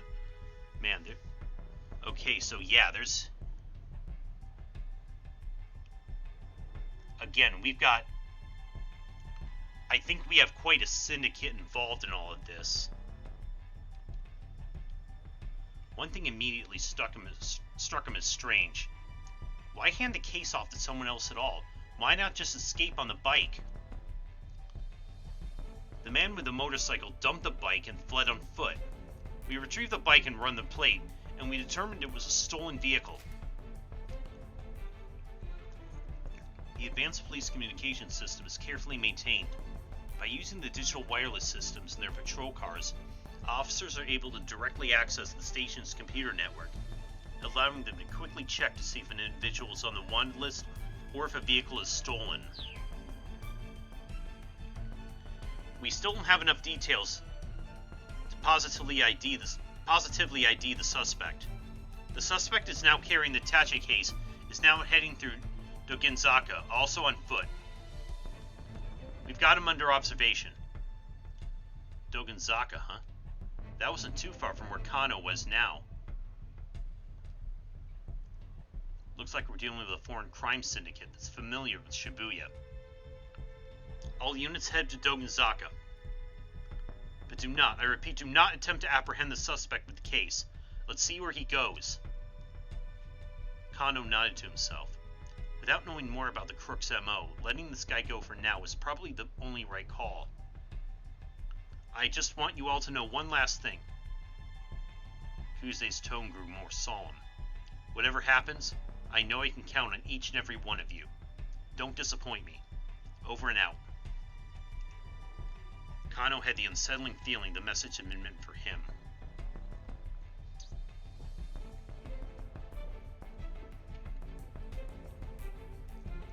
Right, it's now or never. The sudden appearance of this syndicate and its bizarre actions were rapidly moving things beyond the jurisdiction of both the MPD and the local police.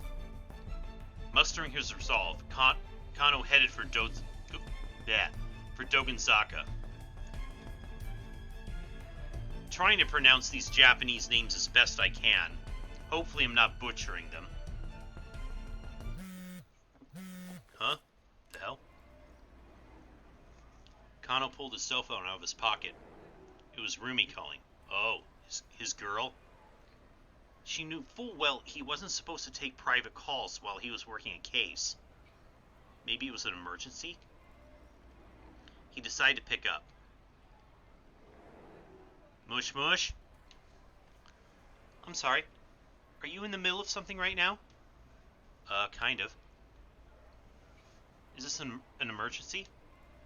Well, yeah. So, I'm in Shibuya right now, and... Shibuya? Why did she have to be in Shibuya now, of all times? So, my father came down from Nagano all of a sudden. What? Rumi's father, Shizuo, had been staunchly opposed to the two of them getting married. Oh. Kano visited his home many times, but the man never even deigned to meet him. Yeah, he told me to tell you he wants to meet with you. What? Now? Kano blurted the words out with more alarm than he intended. I told him you were busy working, but he said he'd wait. This can't be happening, Kano whimpered to himself. I'm sorry, I know he can be demanding. That's not the issue. Dad, offering to wait made it harder for him to refuse. Alright, Kano said, but I'll have to call you back later, okay? I really am sorry. I'll be at a cafe called Lortrek. It's by the train station. Rumi hung up. For a long moment, Kano stood in a daze, staring at his phone. As if keeping up with the case wasn't stressful enough.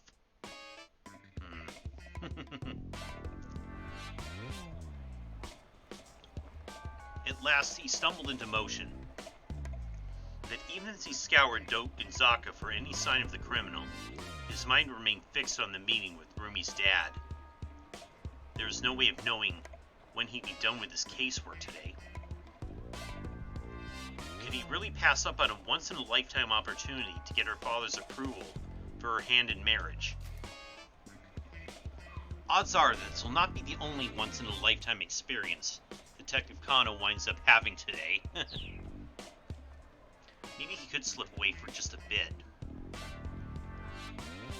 There were still plenty of detectives still tailing the suspect. Taking 15 minutes or so to meet with Shizuo wouldn't be such a big deal, would it? Oh, I see. Is this... Okay. This will probably lead to the bad ending. If Kano is off meeting with Shizuo, he won't interfere with the taxi. But if we... Okay, no, right now I've got a job to focus on. Kano shook his head to clear out the foolish impulses. What the hell had he been thinking? A girl's life was on the line. Marrying Rumi was more important to him than anything, but now wasn't the time. Besides, now that he thought about it, running out on a critical investigation to meet with the old man probably wasn't going to score him any points. Rumi's dad didn't strike him as someone who would approve of shirking one's responsibilities. Kano would just have to wrap up this kidnapping case a little ahead of schedule. Then he could have a proper sit-down with Shizuo. As he considered his plan, he caught sight of the man with the attaché case walking by. Oh? Well, I don't know if it's... How do you know it's the attaché case?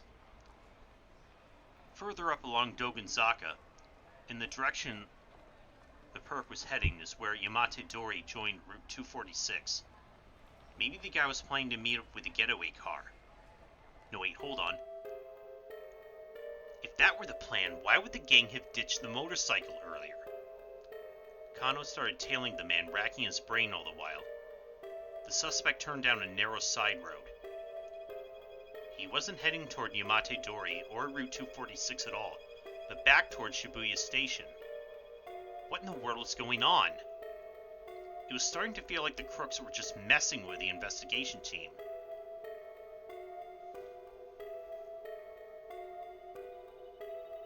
Is there somebody on the inside?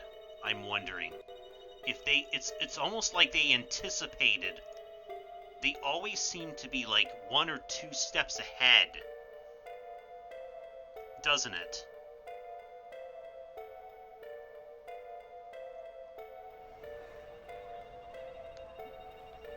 Kano radioed Kuze on the wireless. The police wireless system is digital to make transmissions more difficult to intercept. Several different channels available, including basic local channel, common channel for contacting nearby patrol cars, citing specific precincts, action update channels for riot squads, and so on. Also, a separate channel specifically for kidnapping cases, not on standard wavelengths. Sir, I don't think there's any point in seeing where this guy leads us anymore. That's not your call to make. Keep watching him. Sir, this is a waste of time. That girl might be in danger if... Kano's argument was cut short as he saw the man hand off the attaché case to yet another foreigner. Again? How many times are these criminals going to pull this trick? The detectives broke into 2 groups to follow both of the men.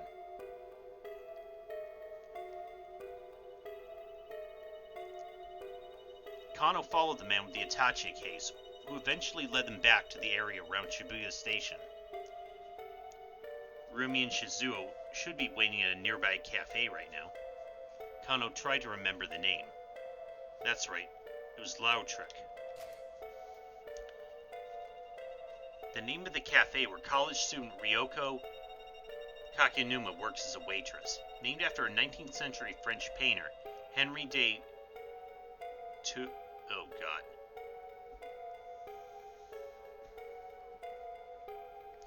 I'm gonna have a harder time pronouncing French names than Japanese.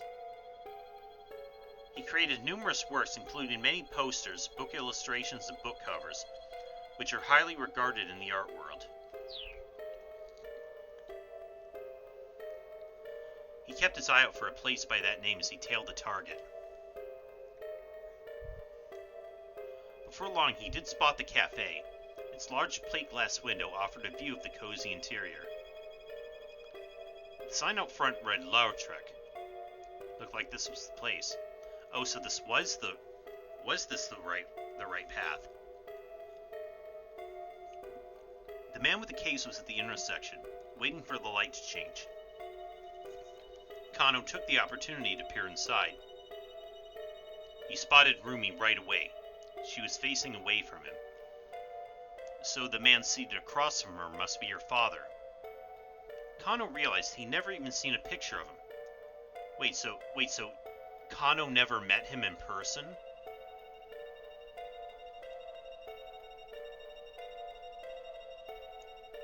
Shizuo grew organic produce up in Nagano nowadays, but until 2 years ago he had been a detective with the investigation division. MP Investigate Division, responsible for handling crimes such as murder, kidnapping, and arson that take place within Tokyo metropolis. Truly exceptional officers are assigned to this division. They're regularly dispatched to various regional task forces to aid in investigations, where their talents and expertise often prove critical.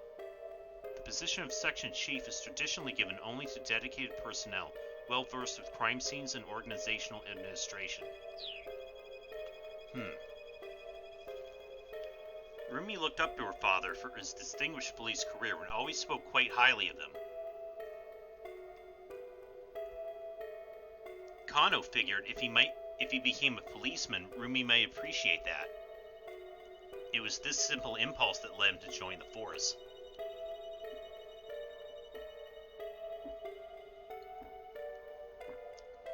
He also figured public servants could stay afloat even in times of recession, and his physical training would serve him well in such a line of work. Once he was a policeman, he thought, he could approach Shizuo with his head held high and ask for his blessing in marrying his daughter.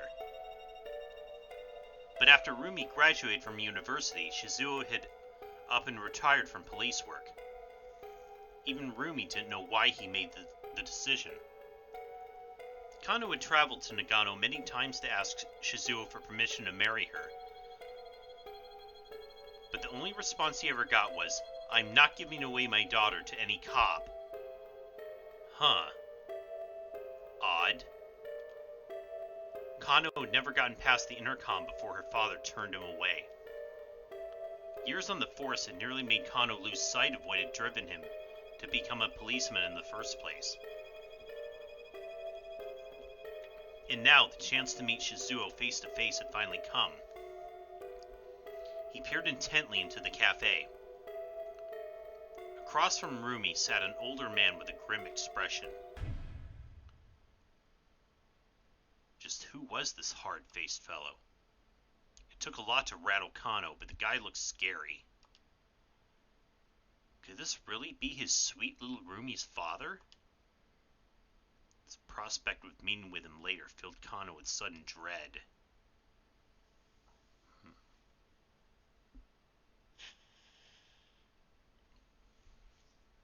The man went into the JR Shibuya station and stood before the ticket machine. Looked like he was planning on boarding a train. A scene from a popular movie about a kidnapping sprang into Kano's mind, where a crook had made off with the ransom money after it was tossed out the window of a train. What if this guy managed to get outside the dragnet and pull a stunt like that? Looks like the suspect is about to board a train. Kano informed Kuze over the wireless. Make sure you stay on his trail. Apparently Kuze still wanted to string the perp along for a bit. We got the lizards ready to pursue. The lizards? Japanese police lingo for motorcycle squads deployed to pursue suspects in urban settings.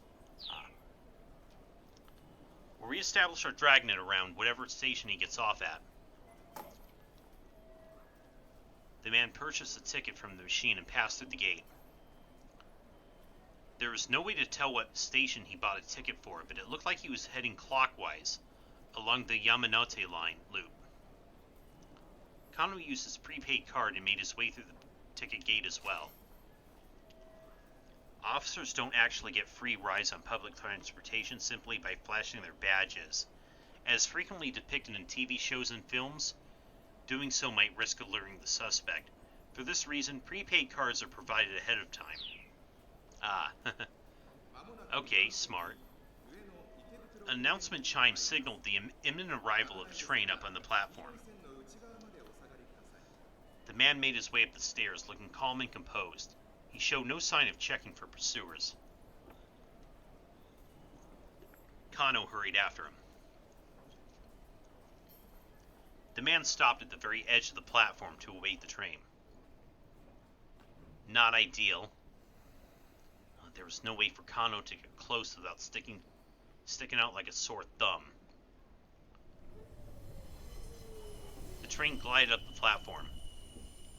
The man gave a quick look around as he stepped aboard. Kano followed. Trains on the Yamanote line didn't stop for long, and soon they were on their way.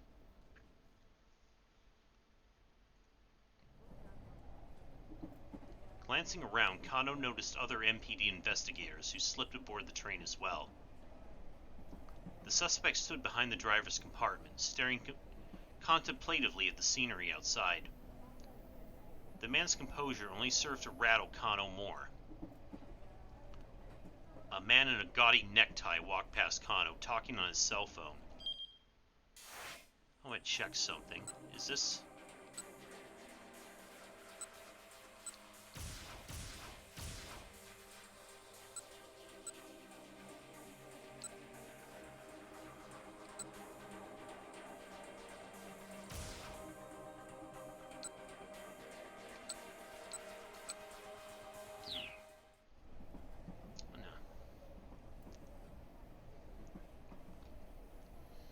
Yes, everything's going fine on this end, he said. There's no need to worry. In his other hand, he carried the same sort of attache case as the man they were tailing.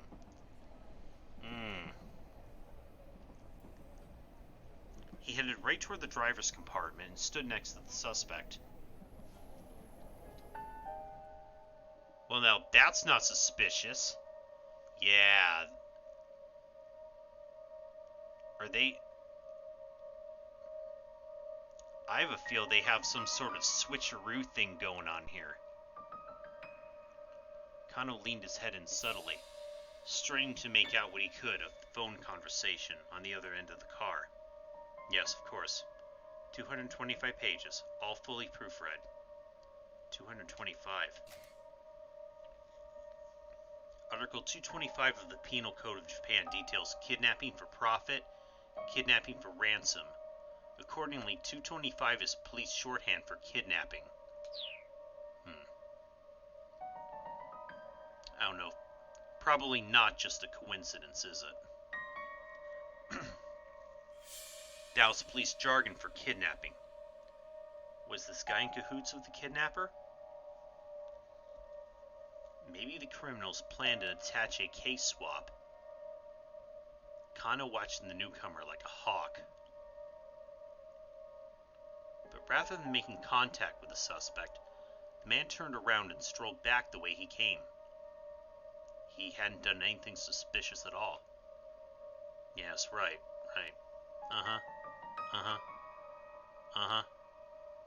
Understood. Kano stole a glimpse of the man's face as he passed. He stopped and looked at Kano, seemingly aware he was being watched. Ooh. Stare him down or look away nonchalantly? I don't know. Look away nonchalantly might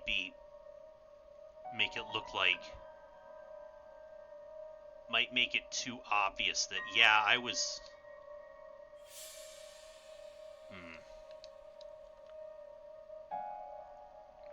Maintain eye contact. Assert dominance. Kano decided to stare him down. Oh, my apologies, the man said. He shut his phone with a click. I know it's rather rude to talk on one's cell phone when you're on a train. That's just common decency. The man affected a smile, then headed back to the car from which he came. Sheesh. Guess I overreacted. Oh. You gotta stop staring at everyone. An oddly dressed passenger murmured into Kano's ear. Blend into your surroundings more. Sasayama, when did you get here? Oh, it's What is that getup? Anime waifu t-shirt with overalls? That's an interesting ensemble. His partner somehow found time to change his disguise. The steel expression on his face was at odds with his anime nerd getup.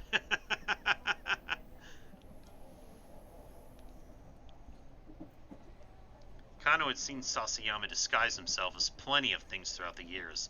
Santa Claus, Yakuza member, Japanese folk singer, and a Buddhist priest, to name a few, but this was a new extreme even for him.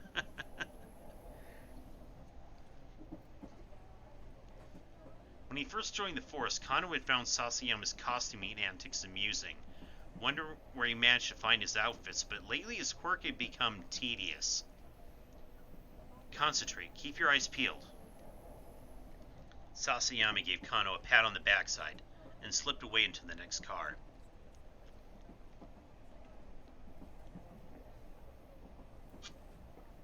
The suspect, meanwhile, was still staring out the window.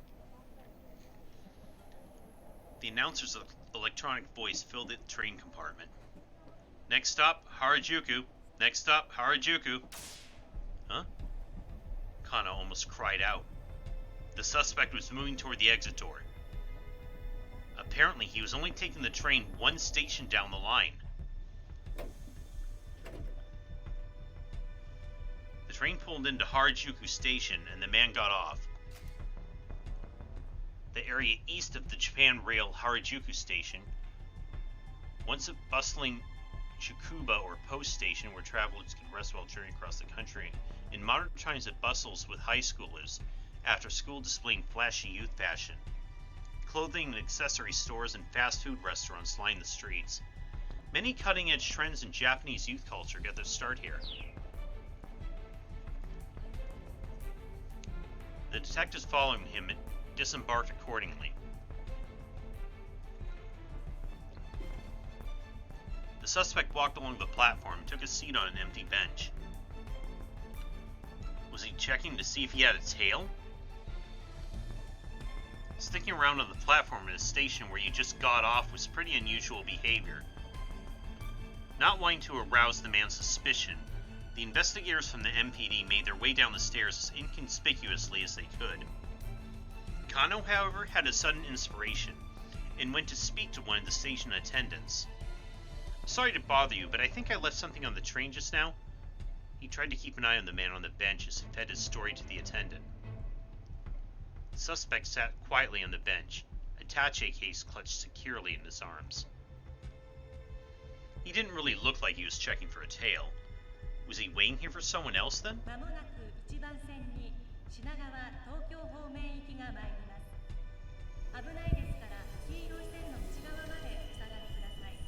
Before long, a train heading counterclockwise around the loop arrived. The man rose from the bench and stepped up to the boarding area. Wait, what the heck? If this guy got on the counterclockwise train, wouldn't that just take him right back to Shibuya Station? The man boarded the train. Kano had no choice but to follow suit. Was this guy playing them? He very well might be. The suspect got off once again. Got off again once the train reached Shibuya. All he had done was go to Harajuku and come right back. Kano reported into Kuze. The suspect returned to Shibuya Station. Acknowledged. Keep tailing him. Kano felt himself growing increasingly paranoid. This criminal organization didn't seem too keen on getting away. And here's HQ, giving these guys free rein. Something was off. He was sure of that. As he trailed the mark, Kano took out his phone. What were Tateno's instincts about the case anyway? If the senior detective had any advice, Kano would love to hear it. He dialed Tateno's number.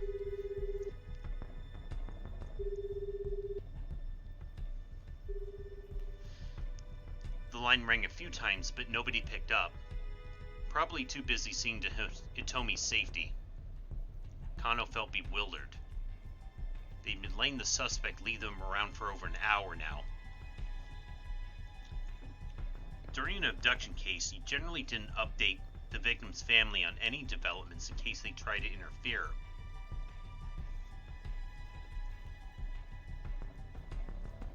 Kano could only imagine what the Osawa family was going through right now. After a short walk from Shibuya Station, the attaché case was handed off yet again. This time, recipient was a tall, dark-skinned man. Again, the Shibuya-based task force split into two groups to tail both suspects. Kano stuck with the man who had the case. As the previous man had done, the newest suspect wandered around Dogenzaka for a while. Repeatedly looping around and around the same locations was a weirdly roundabout way to make a series of handoffs.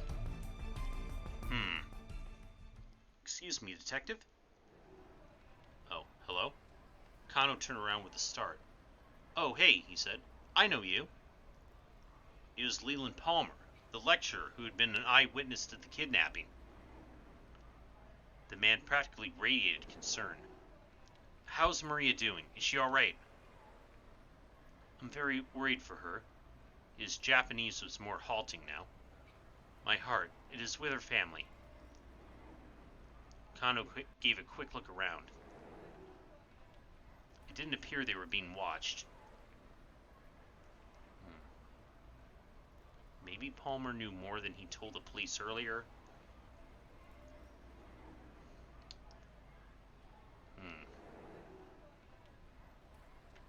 I'm gonna go with this. I feel like he might know more than he's letting on. Maybe Palmer knew more than he told the police earlier. If Kano talked to him now, he might get some additional clues. Actually, Leland, do you mind if I ask you a few more questions about the party where the kidnapping had occurred? Leland squared his shoulders. No, please, ask anything. Do you know what time Maria showed up at the event? Leland hesitated, thinking. Probably around 6 o'clock? Yeah, because Hitomi admitted that she got there an hour late, which she said was 7. She was there when it started.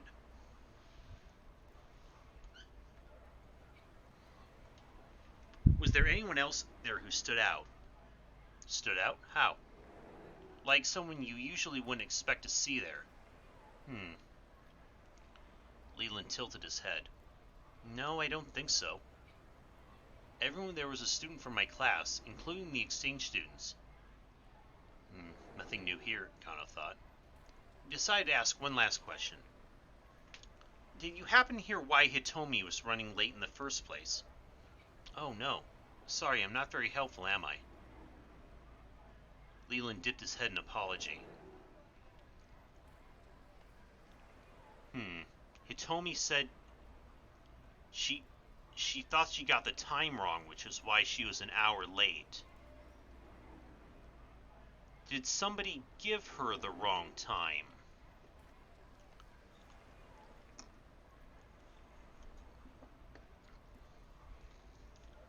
It's alright. Thank you for your cooperation. Please, help Maria. I will. Kano parted ways with Leland and went back to tailing his suspect.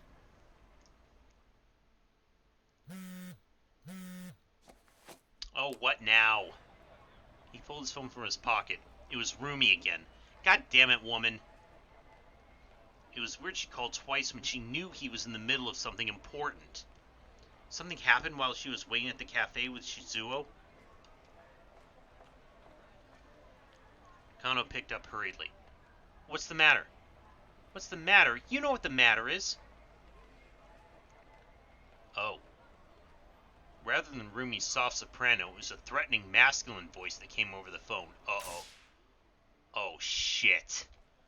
Kano felt his whole body stiffen with dread. Is this... Oh, is this my father-in-law speaking? Don't remember it being anyone's father-in-law. The speaker's tone was firm and flat. No, I know, I just, Kano found himself at a loss for words. So you're dating my daughter, huh? Sir, yes, sir. Kano barely squeaked out his reply. Oh, jeez. Thinking about getting married? Yes, sir. And, speaking of which, I'd love the chance to sit down and have a nice long... Then how long are you gonna keep me waiting? Hurry up and get your ass over here! Oh, how very much Kano wished he could do exactly that. Sir, I would, but... forget it. The words came out in an angry huff. You can't have her. Goodbye. What? Sir, please wait. As Kano cried in desperation, he heard Rumi's voice on the other end of the line. Dad, you can't just use my phone like that. You were taking too long in the bathroom. Give it back. Rumi? Kano tried and failed to keep the heartbreak out of his voice. Sweetie, what's wrong? Your father just said he doesn't want us getting married. But, Dad, what did you say to my boyfriend? Listen to you. Calling that boy little pet names and whatnot.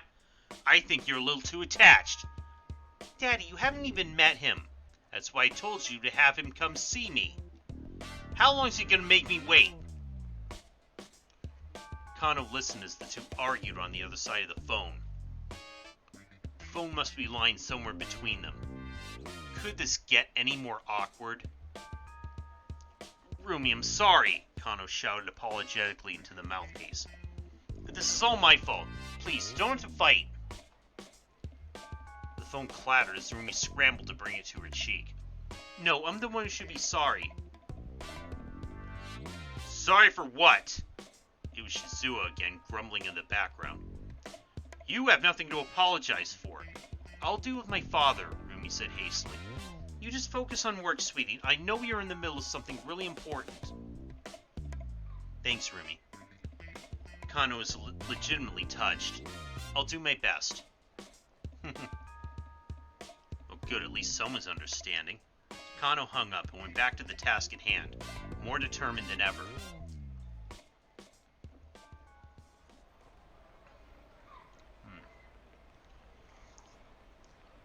For Rumi's sake, not to mention the victims, he needed to focus on cracking this case. Where are we along his...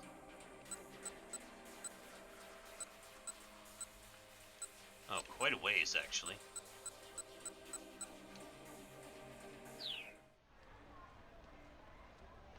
The man he was tailing was walking several meters ahead. There was no telling when Kuze might give the arrest order. Kano braced himself to spring into action the very instant the order came down. Mobile command to all units. Once more the director's voice came in over the wireless. Was it time to make the arrest at last? We have identified the man who first picked up the Itachi case by the statue of Hachiko. Oh. No arrest yet, then, but still a crucial development. Yeah, this guy. His name is... Oh. Tariq Al-Karawan.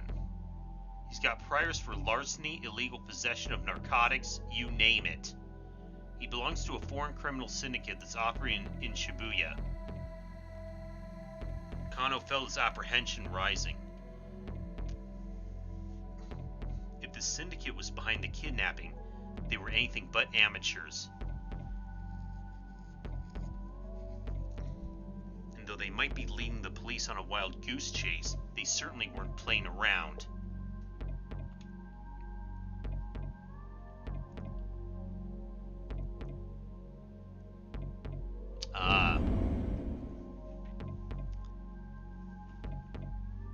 Okay, Kano's to be continued now. For this hour anyway.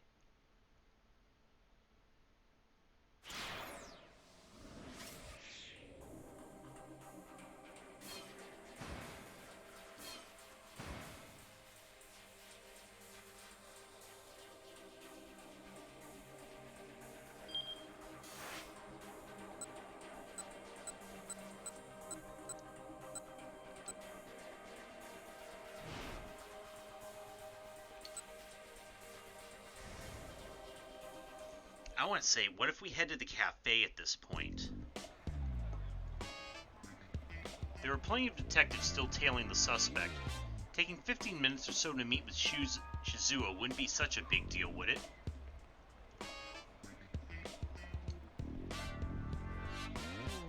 It's now or never, Kano decided. His future happiness depended on winning over Shizuo. He might not have the opportunity later if the kidnapping case wound up going south. He'd just have to make sure he didn't linger too long. He was trying to decide the best way to save as much time as possible.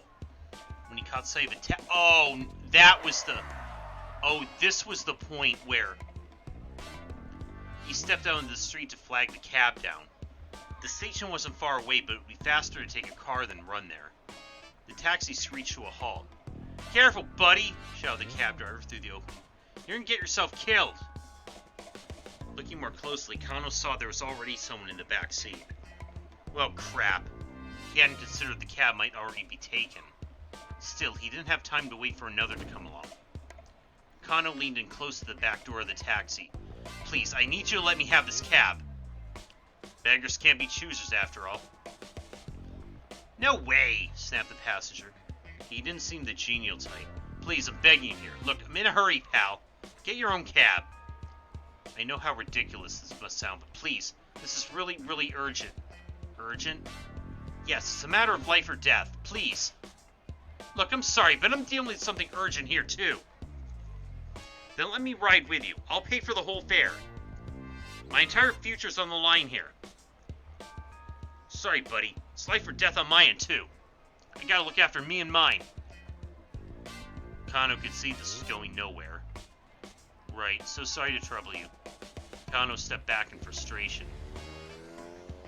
The taxi sped away. Kano scanned the area looking for other cabs. Instead, he spotted the man with the attaché case. It was a stroke of dumb luck, but Kano wasn't going to lose sight of him now. He decided to follow. Oh, so is this... Wait, hold on.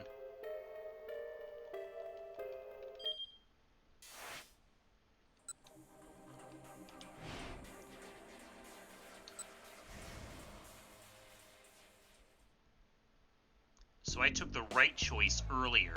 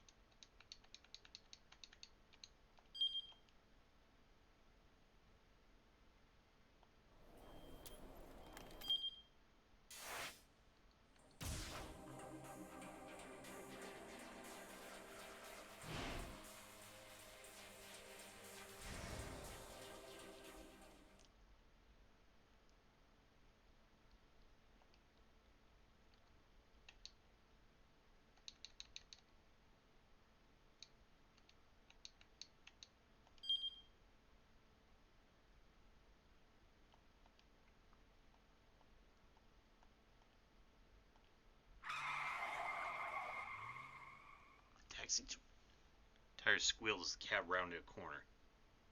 The shift in momentum made Norikawa topple over in the back seat. There we go, 10 minutes on the dot, the driver announced. Norikawa righted himself and looked out the window. Shibuya Station. I knew you could do it, Mr. Kimizuka. He told the driver how to get to Heaven Publishing. Should be more than 5 minutes further. Sir, if I may ask, just why are you in such a hurry over? Son of a bitch. Beg your pardon? Kimizuka bristled. Not you, the guy who's waiting on me, Norikawa said. I'm gonna give that son of a bitch a piece of my mind. The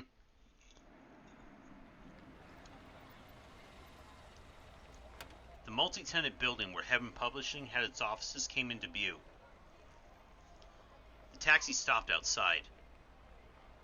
Norikawa opened the door as he hurriedly reached for his wallet. Then he stopped. What if the worst had come to pass and he needed to take Toyama to a hospital? Should he have the taxi wait here, or would it be better to call an ambulance? Sir, is there a problem? The driver asked.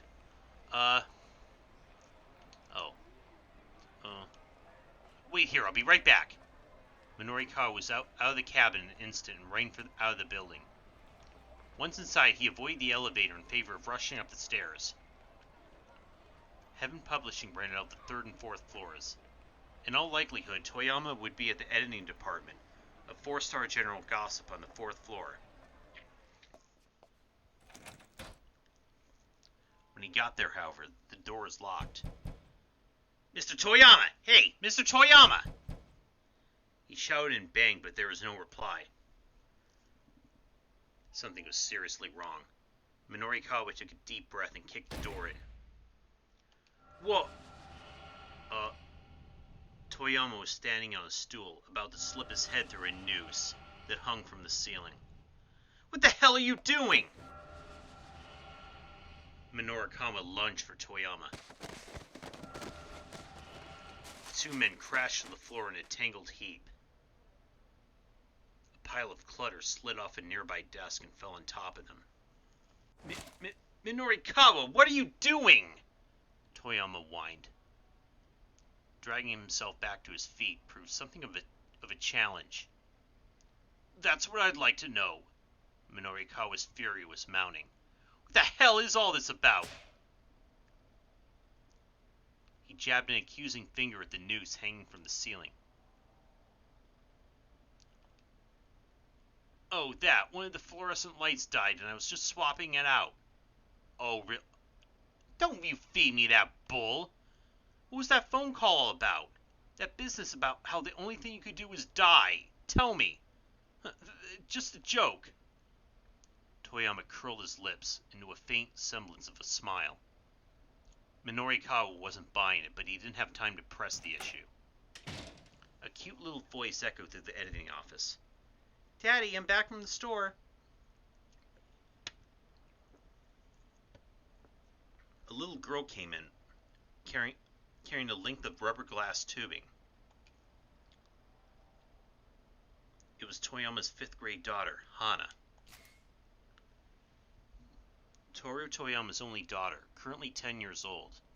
The night Hana was born at Shibuya Central Hospital, there was an unexpected fireworks display outside the window of the maternity ward. As he looked out at the bustling rockets, Toru decided to name his daughter Hana, after the Japanese word for fireworks, hanabi. Norikawa stared. Toyama, you were planning on using the hose to... He hesitated to end his sentence with, gas yourself to death. Well, you know, it's almost gas heater season after all. The hell it is! It was a beautiful sunny April day outside. Well, you know how sensitive I am to the cold. This was getting truly ridiculous. Norikawa got right up in his face. Listen, just explain to me what the heck is going on, okay? He kept his voice low, but his eyes were steely. Hana clung tightly to her father, gazing worriedly up at the two men. No, it's just... Toyama let out a long, heavy sigh of resignation. Oh. And now we gotta to progress further, you'll need a jump from another protagonist. Sometimes jump keywords might be hidden within a tip. A man named Junichi Yanagashita shows up in Tama's story at 11:20. And he lets out a sigh like Toyama's. Try checking the tip for that sigh.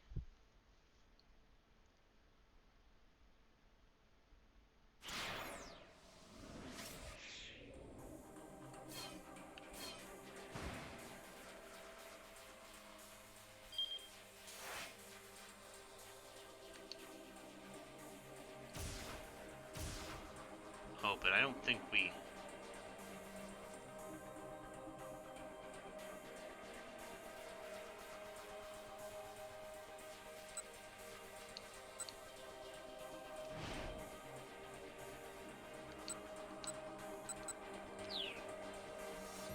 Okay, but that's 11:15.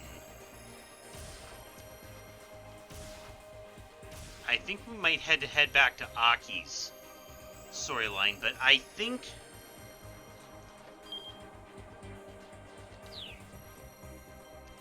folks, I've been going at this game for quite a while. This game has been really good so far, but I think for right now I'm gonna call it a night. For right now, I hope to come back to this tomorrow night, though.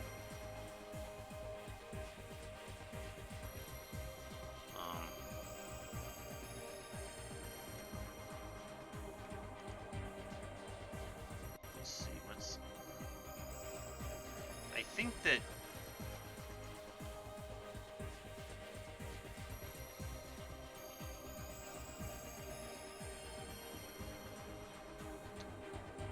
Oh man, this is... Okay, yeah. Yeah, Flame Chocobo is still doing Wily Wars for tonight, so I think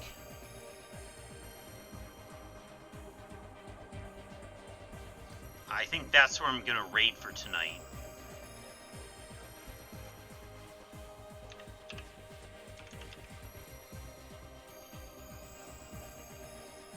If this thing... Why is Sacken so slow?